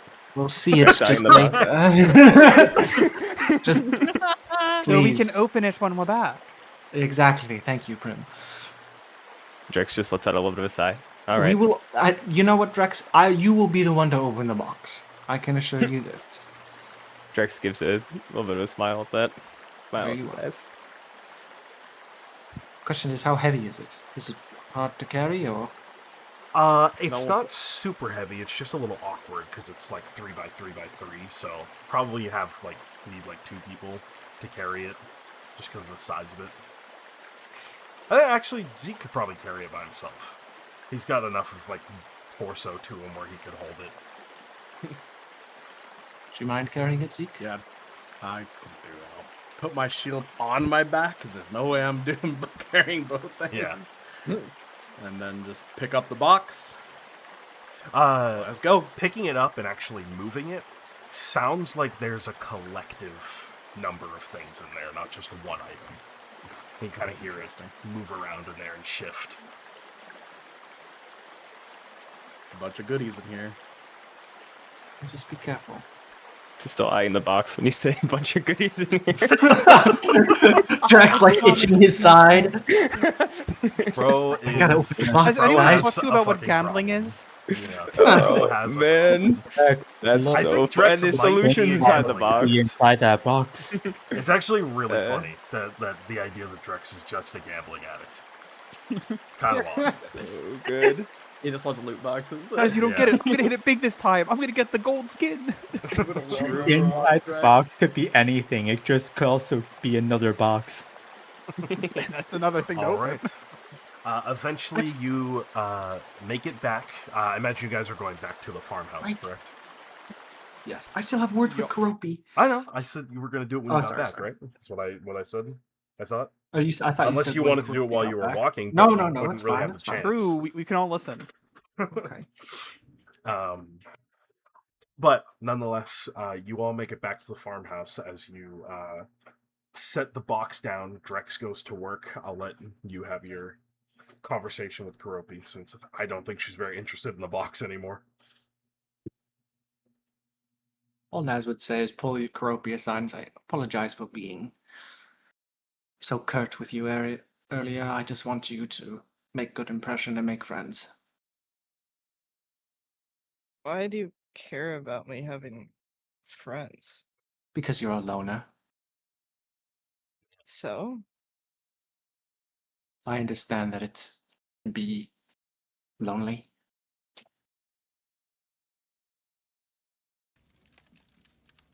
You seem to care more about people. I thought. Please never don't mind. mention it. I'm trying to not think about that too much. Are you embarrassed of your past or something? I'm embarrassed that I'm starting to care.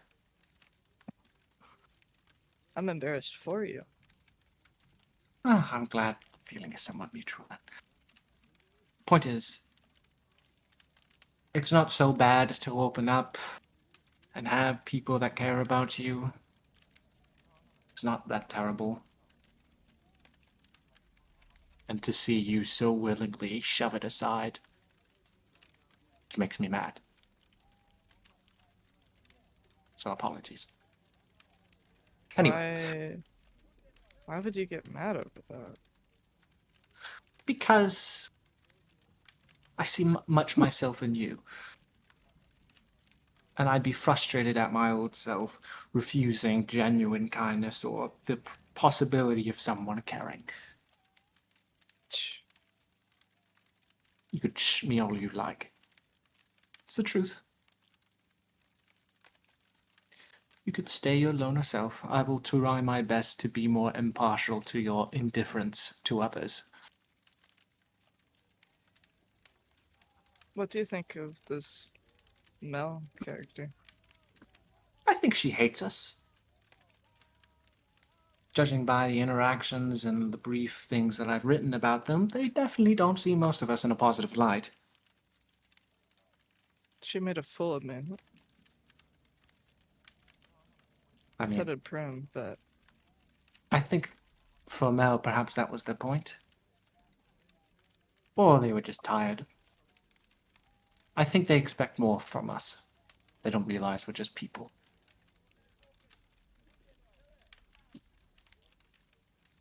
I never wanted to rely on others.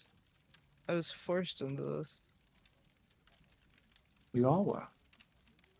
That doesn't mean we can't make the most of our situation. We have each other. That's what you say, but it doesn't feel that way. Now you're sounding like Prim.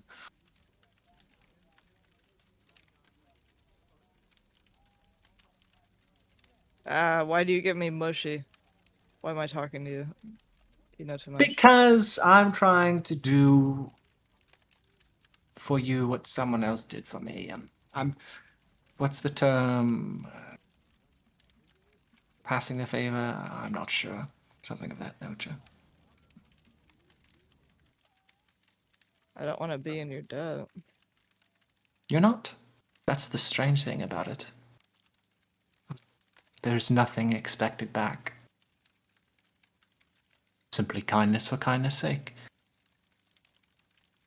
That concept is It's very disgusting. confusing. Confusing and disgusting. I agree. But it's not that bad. You'll get used to it, I guess. I'm still getting used to it. It seems like you're kind of tearing yourself in two. Oh, he looks away at you at saying that. I don't like thinking about it. What? Then why do it? You'd see Kuropi try to like get in front of you and make eye contact. It's the man I want to be and the man I am. And much like how we don't measure up to Mel's expectations, I don't measure up to my own.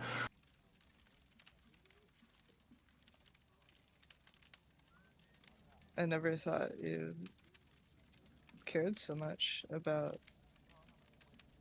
all of that. I'm very obsessed with my image. That, at least I'm aware of that. Why does it matter so much to you? Because if I'm not a war mage, if I'm not a Krieger, I am just someone. I'm just an archivist. Anyway. What's that make me? Whatever you want to be. So what do you want to be, Kuropi? Do you just want to be Kuropi, or do you want to be somebody? You'd see Kuropi like about to speak, but then she like quickly shuts her mouth and like turns away dramatically. Don't take one out of my book, but okay.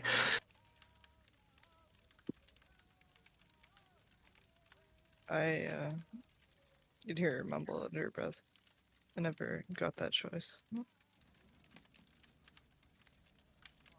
Oh. It's not a choice that it's given. It's taken. You make the person you are.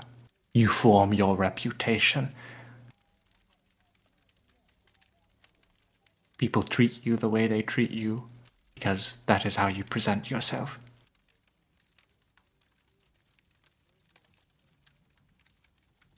I just wish I could interact with people like animals. They don't say anything.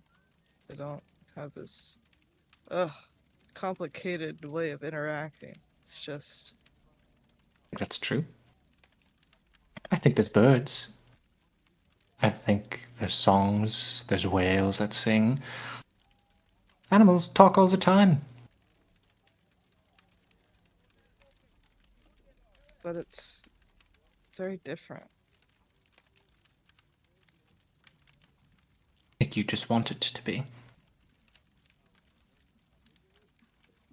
It makes things easier for you, doesn't it? You'd see Croppy kind of like being fat and be like, maybe, but it doesn't matter. Wow. Here I was just coming to apologize to you, and you've got me prying into you and you prying into me. Let's best leave it be, eh? Plus, I'm interested to see what's in the box. So you do want to open the box. I said in a controlled manner, just not out in the woods. What do you think it is? Find out. Come on. Tyler, what You'd see happened Croppy to kind me? of like, wait, what happened to this? I don't know how to pick the line tool. It's so funny. Dude. That's Drex trying to drag the box away. That's like the line in the I book. clicked the wrong tool, but it just kept drawing and I couldn't stop. This is the new how do I rotate I'm text? crying. That's so funny. Oh, man. I think Okay. as Naz is walking towards the box, you'd see Croppy kind of like perk up and like follow semi-close. Oh my god. What's in the box? I just know What's in the Tyler was box? freaking out when Gamba. that line went up by Naz. She was like, oh fuck! I had to mute myself. I was laughing. So fucking That's funny, so funny. man. That is so funny. I didn't even know Naz was Oh right my there. God. That's even better. Holy Oh, man. watch out. Okay, Man, alright. Anyway, what's in the box? so Drex hops up on top. You sort of go to work at prying open the sort of top of the crate. It takes some doing. You see it's kind of like nailed shut. Kind of have to get some leverage with a crowbar and probably ask Zeke for some help in that. But eventually you would see the nails begin to pry open and there's a bit of like a pop to the top of the crate. Once the top is removed, it sort of slides off, falls to the side. You see inside, there's a top layer of what looks like some kind of soft hide of some kind. Flipping that back, you can see there's actually a bunch of hide in here that is keeping 3 objects separated that do in fact look kind of fragile. You see what looks to be 3 separate, they kind of look like, sort of like hexagonal prisms, almost, is what they look like. 3 separate ones of them, where the shape on like each face of the prism is a hexagon. You see there's 3 of them. They're not large. Like, one can fit in the palm of your hand. Kind of like maybe about softball sized, I would say, is about how big they are, but you can see they're thoroughly covered and they were wrapped by hides to keep them from breaking, because they are made of like almost like a quartz looking material. It's sort of semi translucent, but there's like, and clearly like white tinted, and you can see that there's like signs of this clearly being made by some kind of crystal or mineral. And you can see the faces are kind of held together by these thin pieces of what looks like some kind of silver metal, whether it be like steel or iron or silver. It's hard to tell. It is clearly polished. There's no runes on any side of this object, and thus they don't inherently give you any magical aura off of them. These are just sort of weird, strange, large, like quartz prisms. I'm not 100% sure exactly what these would be used for, but they clearly were valuable enough to be stored in very soft hides and in a sealed container. Okay. I think Drex would just kind of look over the things in the container and say, does anyone know anything about crystal ball-shaped things? Drex isn't sure what these are. They're not inherently magical. I can tell you that much. Not like that at all, though. Whatever the fuck. I know. They made me think of this though. This item. Sorry. From awesome. Ancient Rome. Anyway, do I roll for Naz? Yeah, sure. Go for it. Should I do well read or? I don't think so. This is not really history, culture, or politics, so. It's what the hell is this thing used for? Yeah. Or what even is it? Could I try? Sure. Oh. Yeah, but like, can as many of us try as we want? No. Not all of you are as well read as these two individuals in the party, so. Yeah, but what if Actually, you know those what? guys? On top of that, Thess, I'll give you advantage. What? For I a don't very know specific any- reason. 23. 23. Okay. Naz, you don't really know. Though both of you inspecting these objects, you do see that on a couple of sides of these prisms, there is what looks like a divot in the metal, like it can be slotted into something. Then, Thess, you start piecing together some of the things that you've talked about with Novella over the course of the couple of times you've been with her during your wardship with her. Mm-hmm. And you remember her talking about quartz being a good catalyst material for devices of varying arcane degree. And so you kind of believe that most likely, and this may not be 100% accurate, but it's just the closest theory that you can probably come up with, is that these are probably some kind of arcane foci that are supposed to be slotted into some kind of machine for some purpose. Not 100% sure exactly what they would do, but they are catalytic in nature, it seems. And it makes sense because you could easily arc magic through this to have some kind of prismatic effect, if that makes sense. But Kind of looking up to Naz. They're most certainly catalysts for some kind of arcane machine. But we don't have the remainder of the machine. And then Thess would kind of guide the back of Naz's hand with hers to touch one of the divots on the crystal. They'd slot in here. Hold on, I'm trying to understand. So, are we saying that something would slot into these, or these are these things to would be slot slotted into something. into something else? Yes. Gotcha. And that's just the connection point, is what it is, I assume. Yeah. Okay. The rails on the side that are like carved into the metal that is like connecting the faces of this thing. Like there's on 3 separate sides there's like rails so that it would slide into a slot easily. Like it was crafted to do that. This is certainly more Novella's purview than mine. It doesn't look like any kind of weapon, so I have no idea. But this time Diego comes around. You've returned. Good. How did it go? I see you've returned with something. Where did you find we that? found this box.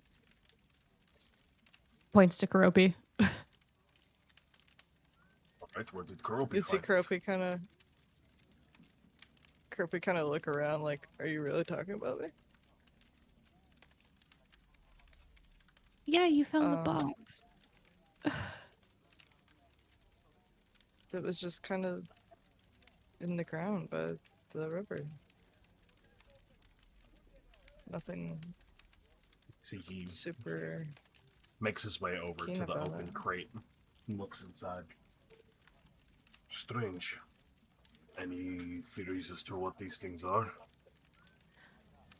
They're probably catalysts for a larger arcane machine that we don't currently have the body of. They clearly slot into some larger apparatus. Quartz make for excellent foci. But for now, we just have components rather than a whole. Or we could possibly see if we could make a whole if we understood its functionality, but more ideally, we'd be able to find the machine that this was meant to operate on. Sounds like something that needs to be brought back and sent to the archive for study. Not something that we need to worry about at the moment. How was your journey down the river, or up the river, I suppose? It was mostly peaceful other than the giant moth creature. I'm not... So the other scouts probably also saw it. Not back yet. You were the first to return. They had to go further, so it was anticipated. Right. Well, What? there is Tell a me more about this creature. Originally, we were suspicious because, while scouting, we saw several holes in the mountain. They seem to be burrow holes from worms long since past, long since gone, not recent, where some of the waterfalls are spilling out of. We also saw the moth, after really feeling or hearing it first as its size impacted rippling of the water, and well, we could hear it from quite a distance away. It was massive. It either didn't notice us or wasn't outwardly hostile, but it then retreated away from the settlement and away from us. I can draw its flight path on a map for you. Do you anticipate it being a threat? Uncertain as of yet because we don't have enough information, but it was apparently non-hostile as of right now. It could develop into an issue later, so I suggest we monitor it and treat it as a threat for now. I wouldn't outwardly attack it, but I would be wary of it. Keep eyes to the north, certainly, towards the mountains. We didn't hear anything here, so... Good. Oh, it's quite biggest fucking thing I think I've ever seen, by the way. It was real big. We get we compare it to, like, on the farm, how big would it be? The windmill.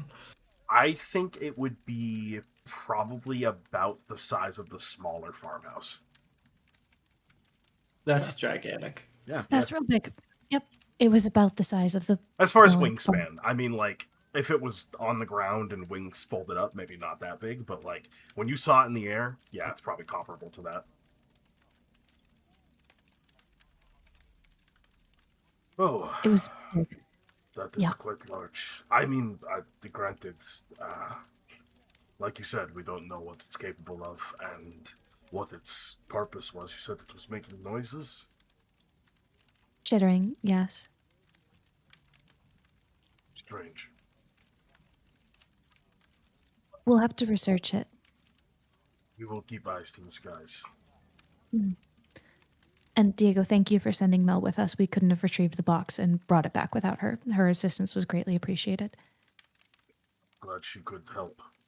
Like I said, she's capable. I lifted up one box. Just take the compliment. Well, you'll be happy to know that the carpenters are already at work,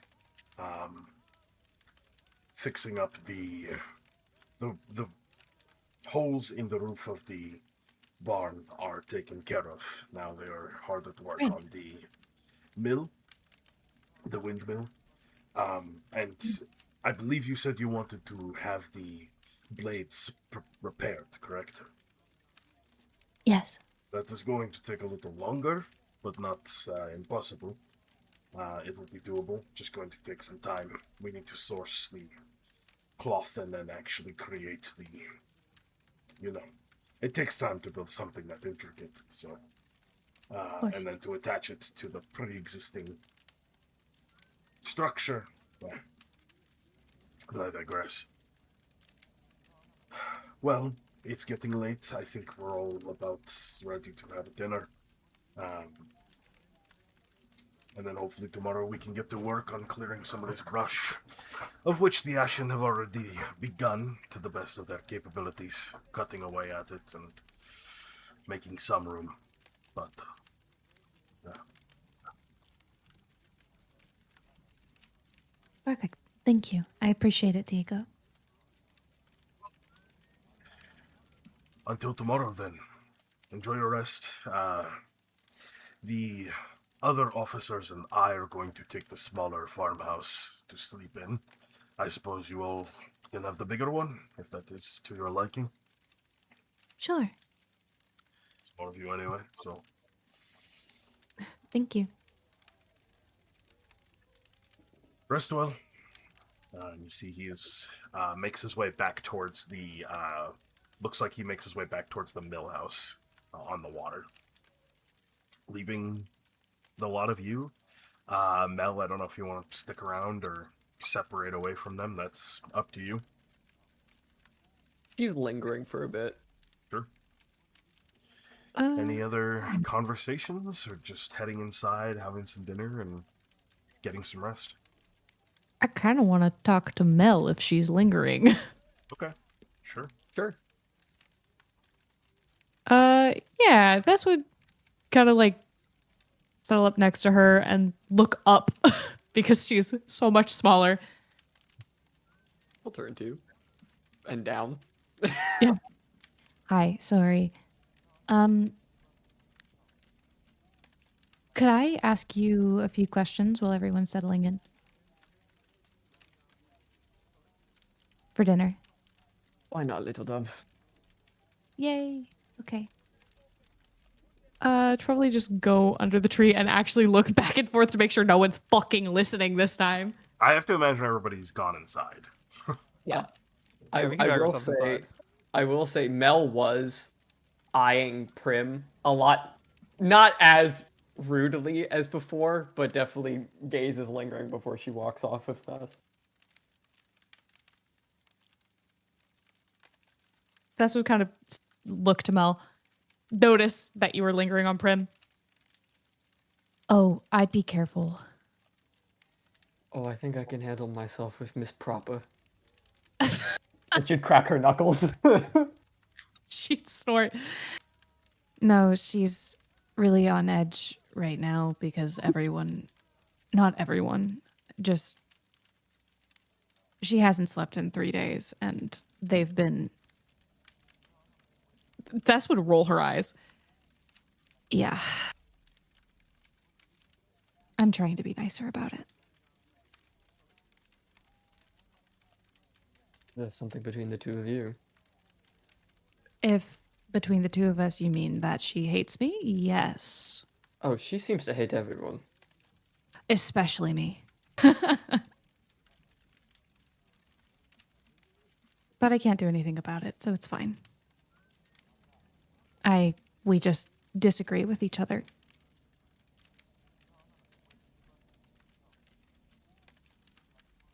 Speaking of hating people, you seem to have some opinions.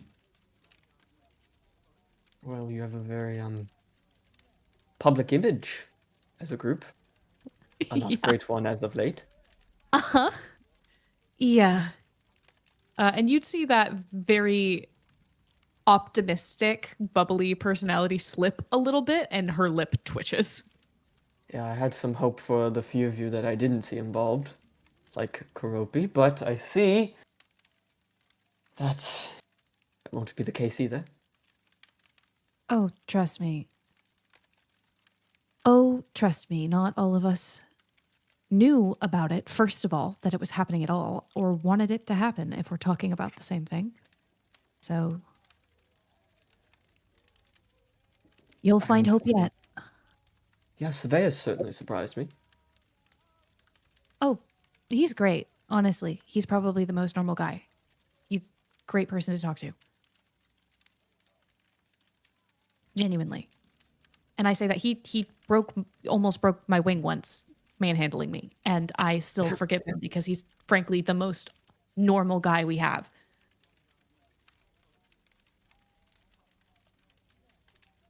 I think somehow that makes him even more interesting. That he's normal? I agree. Makes him easier to talk to. I just figured I could answer some of your questions if you had them, because you seem to have a couple, and not everyone is forthcoming with information. No.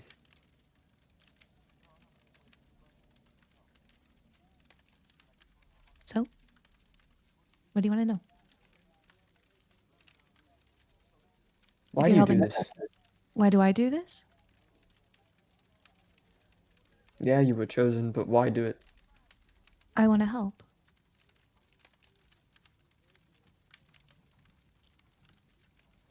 She's gonna uncross her arms. Well, I feel in a way that it's kind of paying back what was given to me in a way. I mean, Diego is the one that. Oh shit! Do you not? No, you know, right? I wasn't there. That was before Oh. my time, but I've Oh heard. no! I fell out of the sky, feral, and then Diego rescued me. I remembered nothing. I was a husk of a person, hardly even a person. I was running on feral instinct, and he rescued me and brought me back. I wasn't born on that day. I fell from the sky and was discovered on that day. In a way, Diego feels a little responsible for me being here because he found me on that day.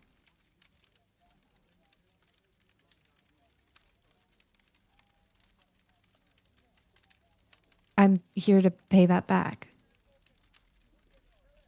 He saved my life. I don't remember a life before him or Zeke. And even as I'm getting those memories back, they feel divorced from my body in a way I can't describe. So I am instead deciding to repay back the kindness that was given to me and try to save people too. And give them a place too, because I was given one.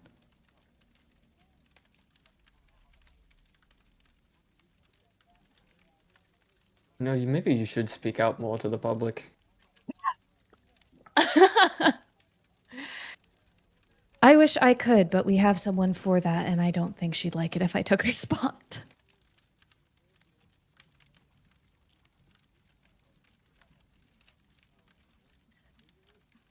Well. Also, people don't like me very much because of the hole, and she gestures to her wings. Because you can fly? Oh, no. No, because they see these and they think I'm associated with, you know, the old gods that everyone hates. Which I am. Which we've discovered. So people don't really like me. You really are the most forthcoming of the group. Yeah. Why would I lie about it? I'm fully aware that I'm here partially as fodder because I am expendable. Oh. According to who? Everyone else? People don't like the wings. People don't like what I represent. And therefore, I mean, it's at least not as bad if I'm lost in the glorious pursuit of reclamation and light. Well, I don't give a shit what you represent. I give a shit about what you want to do, what you have done and will do. So, I don't give a shit. Thank you. I appreciate it. I've been trying to, I guess, negate whatever weird image people have of me. It helps that I'm really close with Zeke because everyone loves Zeke. She'll laugh. What? I was right next to you. Yeah. Are you all that dense? Well, that everyone loves Zeke. I'm aware that everyone loves Zeke, except maybe Prim. But she's kind of on everyone's shit list right now. Okay. Not everyone. Never Drex's. Okay. Well. Listen. And Naz is kind of into her being evil, so it's weird. Yeah. And Not actually. Sorry. No. Naz is also interesting, considering even it seems like everyone around here is also either afraid or hates Naz. Oh, no. No, he's sweet. Surveyor said something along the lines of, that asshole is always listening. He is. He compulsively writes everything in his book to log it. So if you don't want something logged, don't say it around him or do it around him. But he does it as a means of feeling useful and chronicling.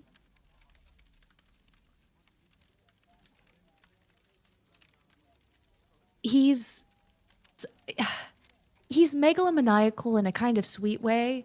It's hard to explain.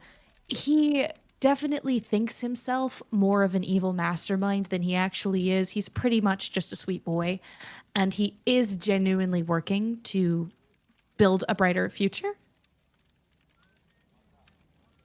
Why do you sound unsure at the end there? Because he's how do I explain this? Delusional in a way that is endearing.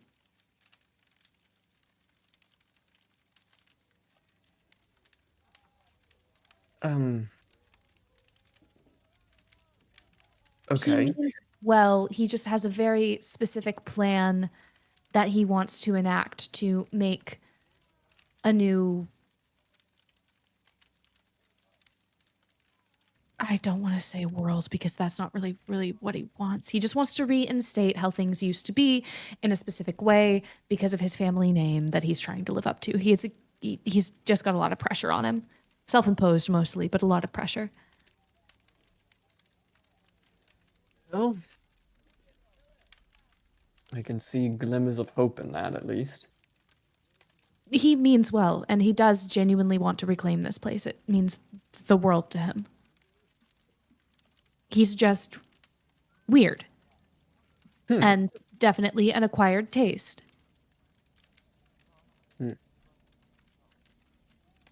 I used to hate him. I really did. But then I actually talked to him, and I found him making efforts to work with the disenfranchised in his free time, and I found out that he's actually a sweet person. So, to be honest, the next person I was going to pull aside was Prim, but maybe I should talk to him. He's nice. Prim, I did actually want to kill at one point, so. Interesting. Well, you see, you put Zeke, who is the person I've lived with since I've been cognizant, and Diego, my dad, in an arena and make them fight almost to the death to the point where they end up in an infirmary, and I'm waiting on both of them. And mind you, I didn't know about this. No one told me about this. I find out at a bar when it's announced. Hide everything from me, and then I have to sit and wait in an infirmary for days waiting for them to wake up. Yes, I'm going to be a little mad. I only really got to know he was safe at the dock before we left. I'm sorry. Don't be. He's fine. But don't let my rage color your image of Prim, because she's honestly got enough shit going on right now. And while she is not accepting any help and pushing everyone away, and you cannot help someone who does not want to be helped, still a person who is suffering, who has helped us. And I do hope that she finds happiness however the fuck she figures it out.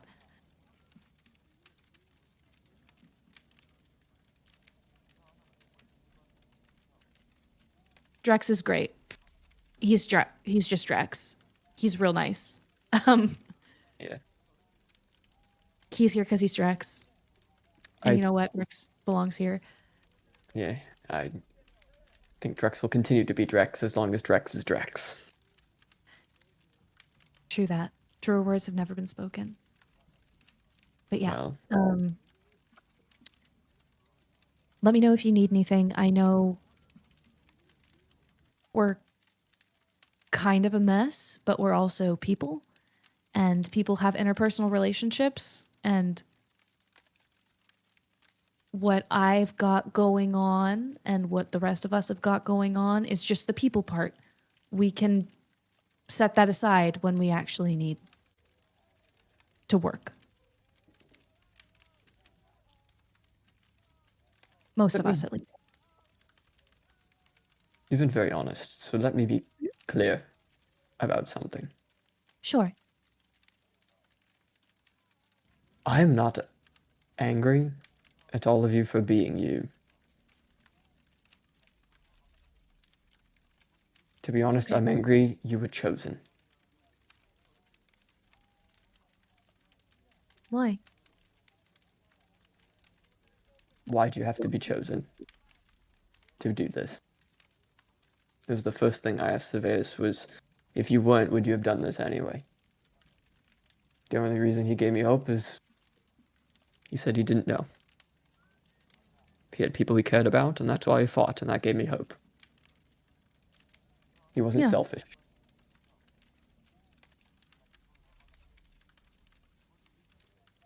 He's not. And you can count on him if we do end up finding something. If you go on another scouting mission with us, he will protect you, and so will Zeke.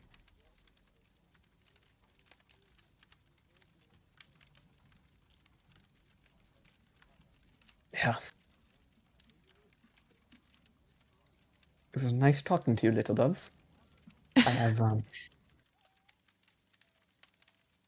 I want to have a conversation with someone else before I turn in for the night.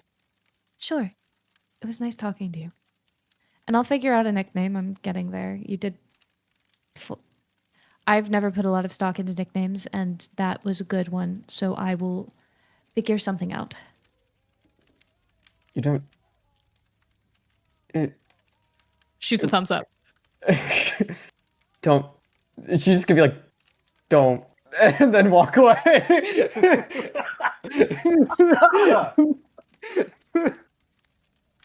Okay. I'm gonna figure one out. I want to eat dinner. I'm seeking missiling Prim. Oh, Which is very much inside. A large lady is rapidly approaching. You have work in the morning. Yeah, I gotta get up That's at fine. 6:30. We're gonna have Night, this Noah. conversation. We're gonna have this conversation. One other thing's gonna happen, but you can watch the VOD if you need to. All right. Or You we'll guys catch have a up. nice one. Bye. Alrighty, bye. anyways, Naz blows up. All right, good night. Oh, good night. Thank you for Let's playing. say there might be more conversation. Thank you than for this one session. conversation. Bye. Bye. Bye. All right, I'm literally cornering Prim. I'm just sitting down writing in a book, bro. Oh, she will tower over you. Well, good evening to you too. As she just looks up from her book. I assume you want to have a conversation, or are you just standing and looking? I want to know you, Miss Proper. Well, ask any question you wish. You seem to like to talk. Of course. Very short for someone who likes to talk. Where's the venom in that tongue? I'm just not the one leading the conversation. You came here for a purpose. I'm letting you take the lead. She'll There's no kneel venom. down. Welcome to the ground floor.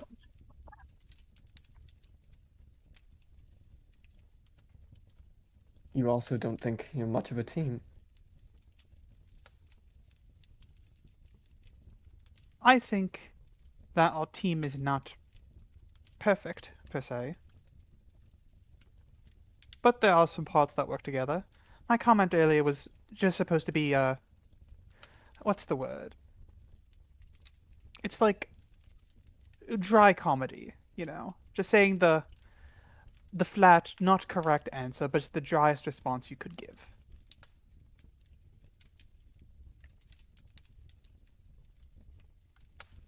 Interesting.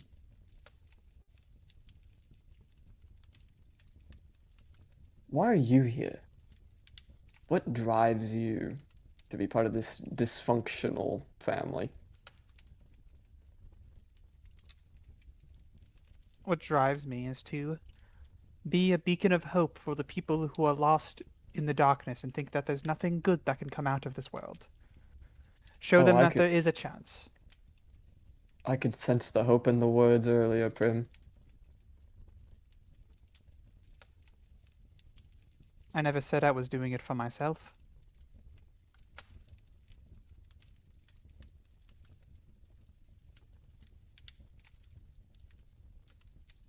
I heard you haven't slept. I didn't sleep until I got into the boat. Yeah. Oh, okay. That would be 5 days without sleep. Ain't no fucking way. I'd be at like 4 HP marked. At that rate. Maybe. You might be dead. I don't know how long you can I'd be Oh my. Didge. You're not just seeing shadows, you are the fucking shadow. Yeah. Well, I didn't get much sleep before leaving for this trip, but I managed to catch up on the boat ride over. The weather didn't help, but besides that, it was fine.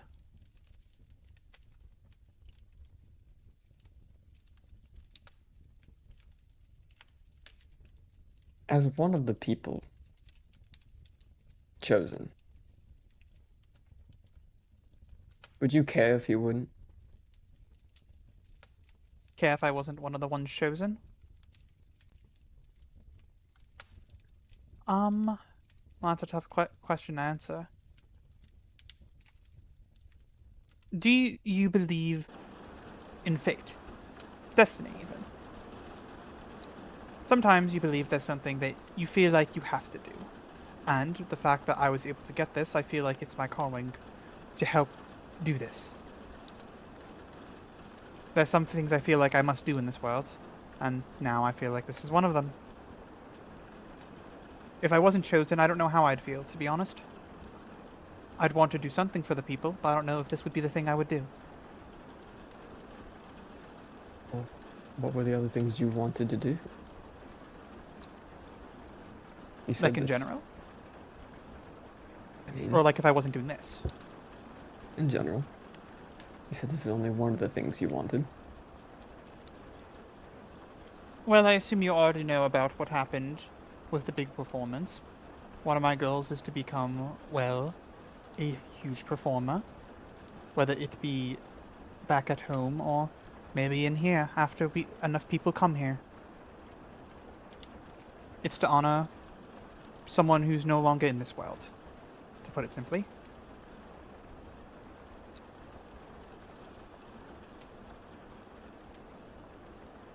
She'll drop her shoulders a bit. I'm sorry. No, it's alright. You're just asking questions, right?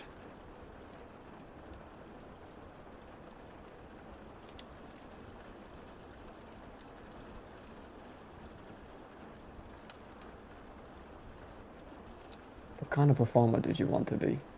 Or still want to be?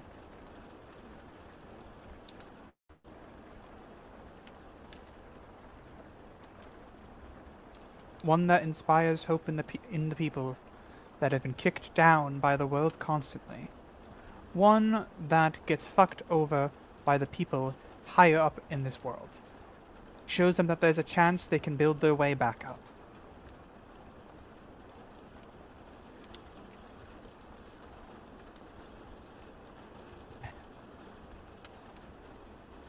I gotta stop talking to all of you. I'm running out of reasons to be upset.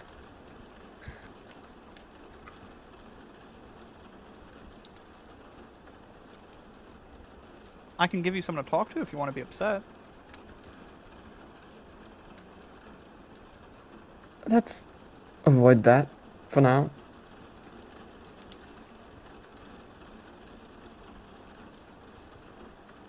My apologies for the firm grip earlier.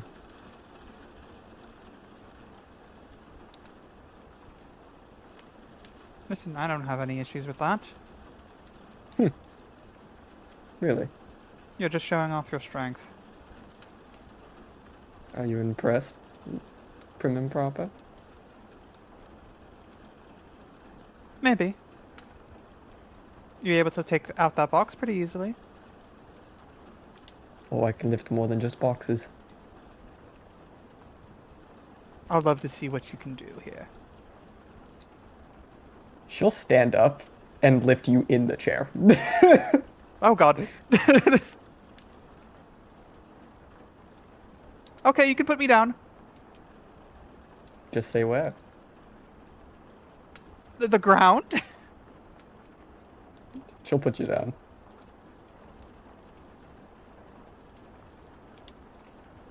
Okay, well, I was not expecting that.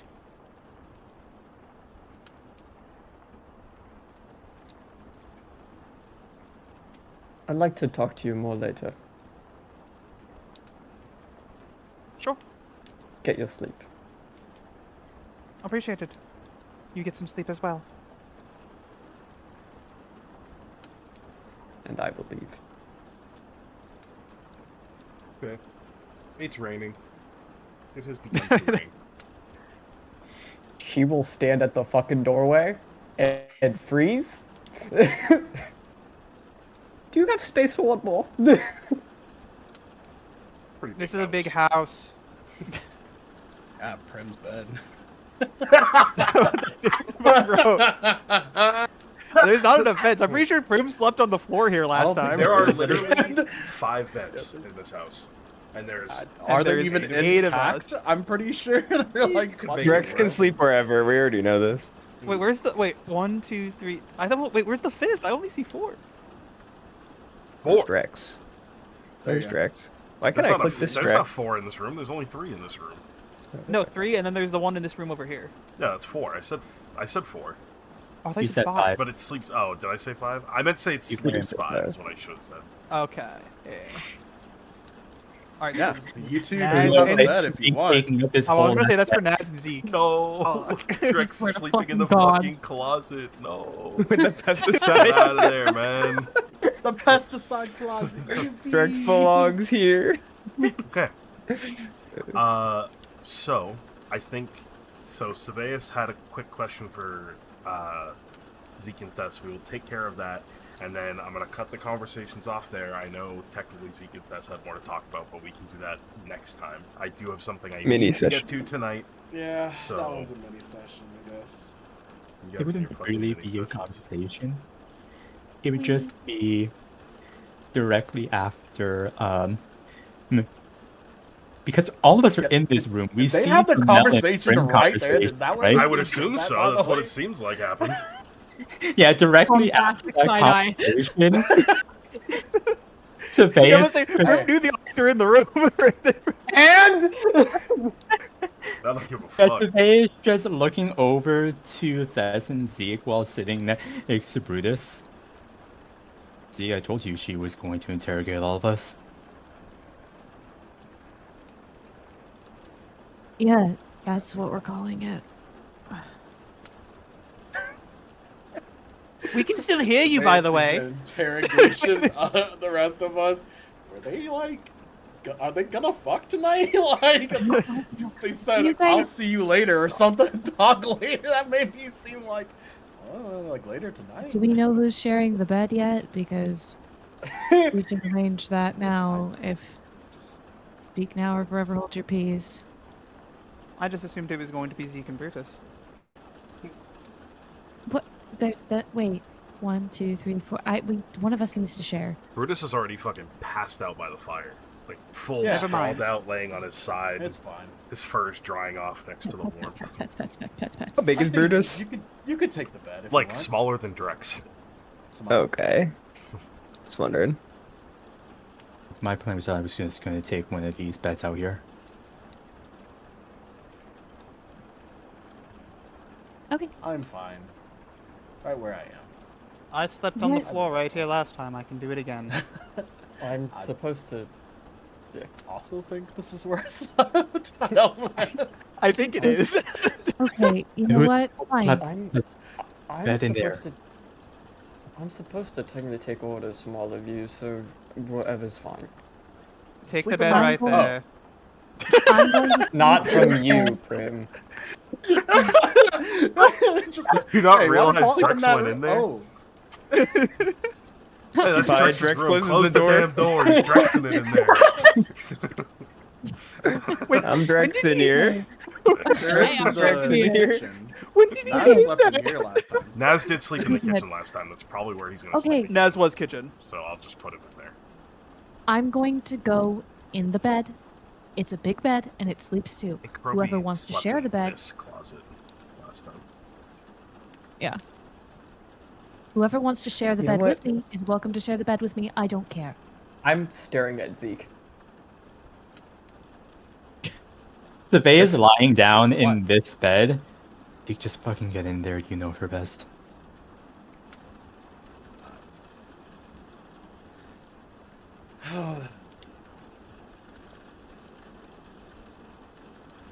What the fuck is this, Tyler?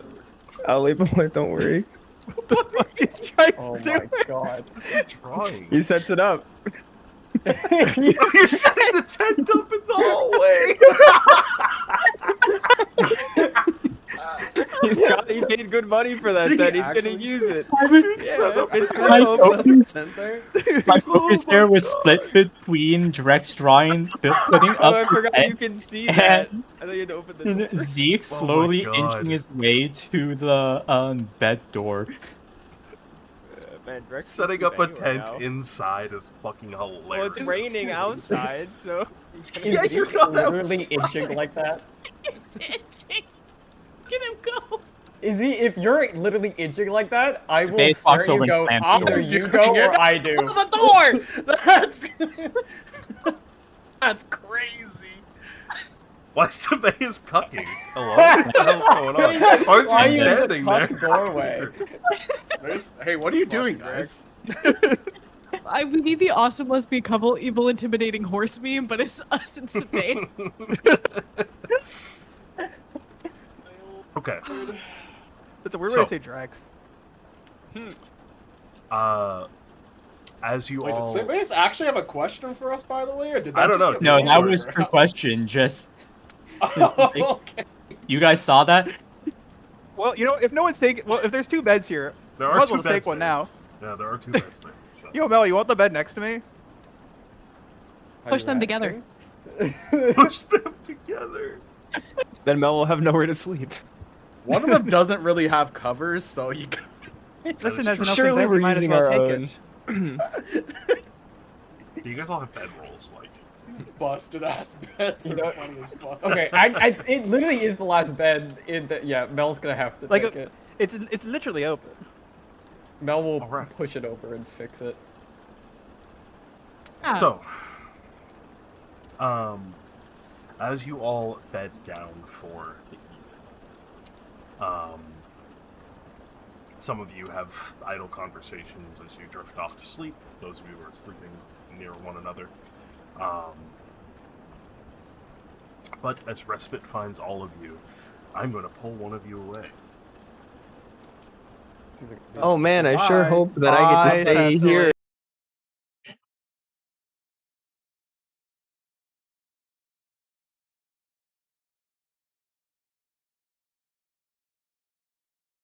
I was debating on whether it was going to be you, but it's going to be you.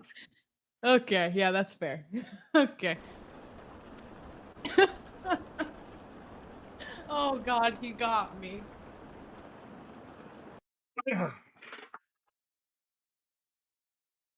So, But as your dream this evening begins to take shape, I gotta find the right ambiance here.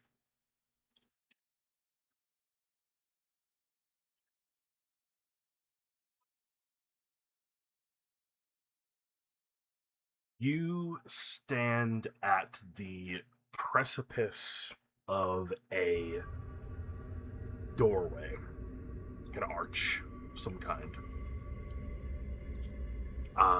You stand in it, your back facing towards the arch, if that makes sense. Mhm. You're looking back to where you would have walked up to it. You see this arch sits on a round stone platform of very ornately carved stones. You see there's a staircase that leads down and away. You see the familiar golden skies above. You see before you a figure that you don't recognize immediately.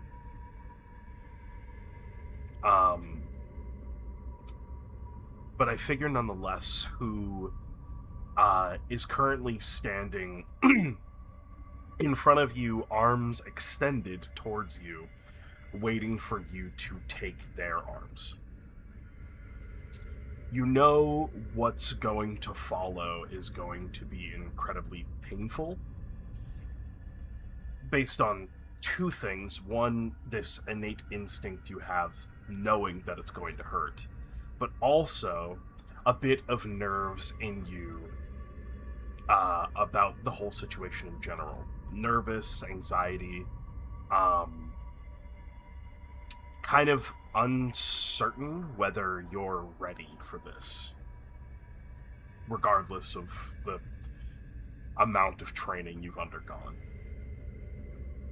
Around the rest of the platform, there are other figures, but they're kind of shrouded. You can't quite make many of them out. What you can see is sort of just behind, to the left and behind this individual directly in front of you, you do see your master, who is standing there watching this, whatever, if you want to call it a ritual, unfold. The archway that you stand in does begin to crackle and pop. You feel an energy almost like static electricity kind of building up around you. You see the figure before you looks at you with intent. What do you do?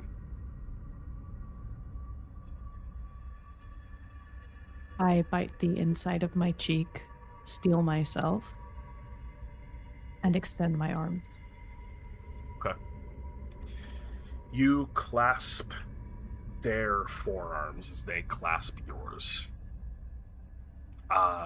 You see your arms before you in familiar fashion to the last time you had a memory from this place. Still just the red markings. You feel like you're at a similar age to your current one. You feel gear on you that is not resemblant of the gear that you normally carry with you. It's not your normal dress. Kind of feels like you're wearing some kind of soft armor, like leather or hide or padded armor or something like that. It's thick sort of against you and being held tight to you. You grasp their arms, and then you feel the archway suddenly begins to pull on you. And there is a tautness in your arms that begins to grow. And the tautness rapidly begins to turn to pain. And it becomes more and more excruciating as this doorway continues to pull on you. You let go instinctively because you don't want your arms to rip off. But the person who is holding your arms does not let go.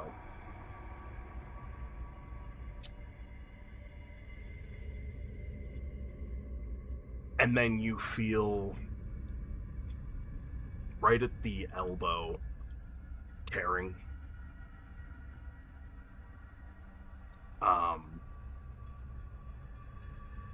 You can feel your tendons and ligaments begin to separate your forearms from your upper arms.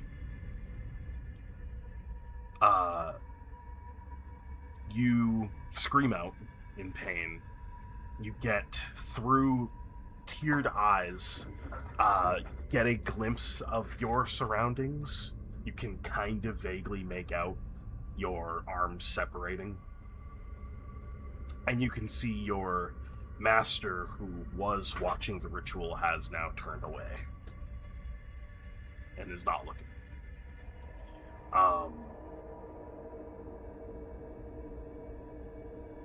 Eventually, the arms tear and sever completely. and you suddenly rush through. The doorway pulls you all the way through.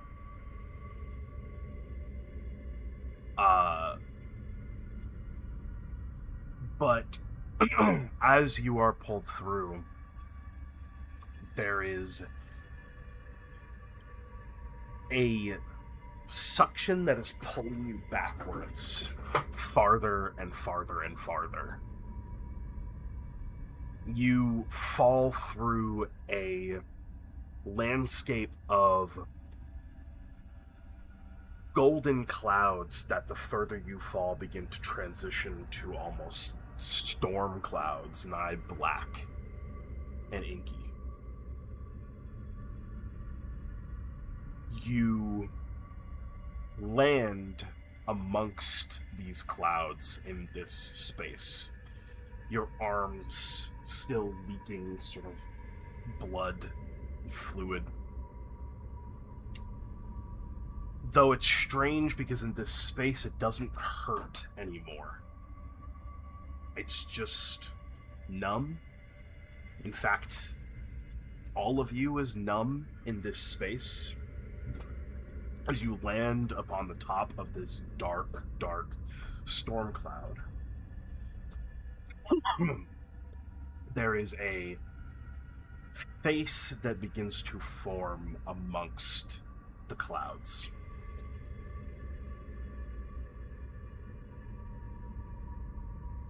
A voice rings out, booming.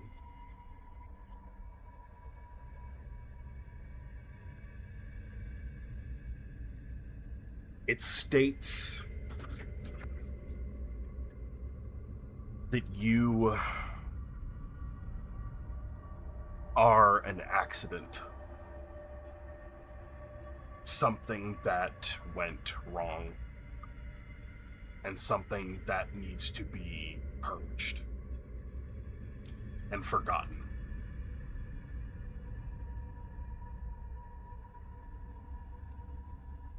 There is a shock, like a streak of lightning that arcs out from this storm cloud that is purple at its source, but as it makes contact with you, it turns a bright yellow. And suddenly you begin to fall again. You feel like energy is drained from you rapidly in this moment. As you tumble and tumble, sort of tumbling over yourself, ass over tea kettle, as you continue to fall. Eventually there's a thud, cracking, and then just black.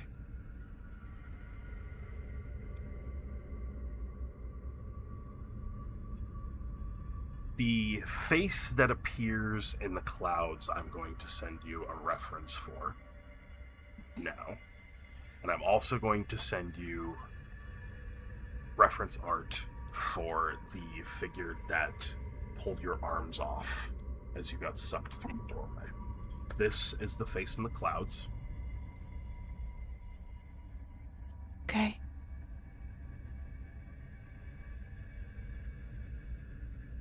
The figure that held onto your arms as you fell through the doorway looks like this. Please. Sorry, I have to find it in my pins. All good, don't worry.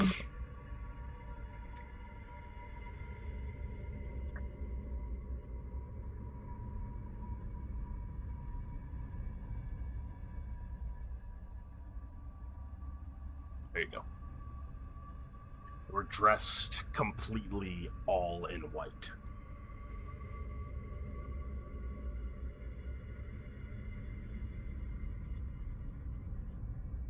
The last thing that you remembered as that lightning bolt sort of connected with the center of your head. Actually, no, it would have connected with your chest, the center of your chest. Was the briefest flash of you aren't sure if you're ever going to see your sister again. And what is she going to do without you?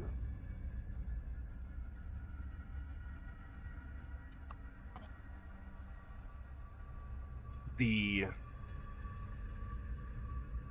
black after you presumably hit the ground. There is like bright white light, and then you open your eyes. Not sure how much time has passed, but you're laying in the bed next to Zeke.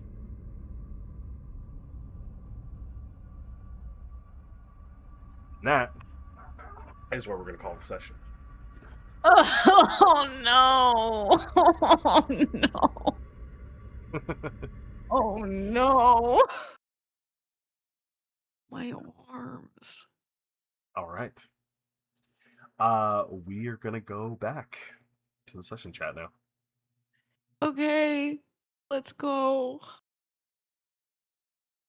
Oh, welcome back. We were just talking about you. And session is over.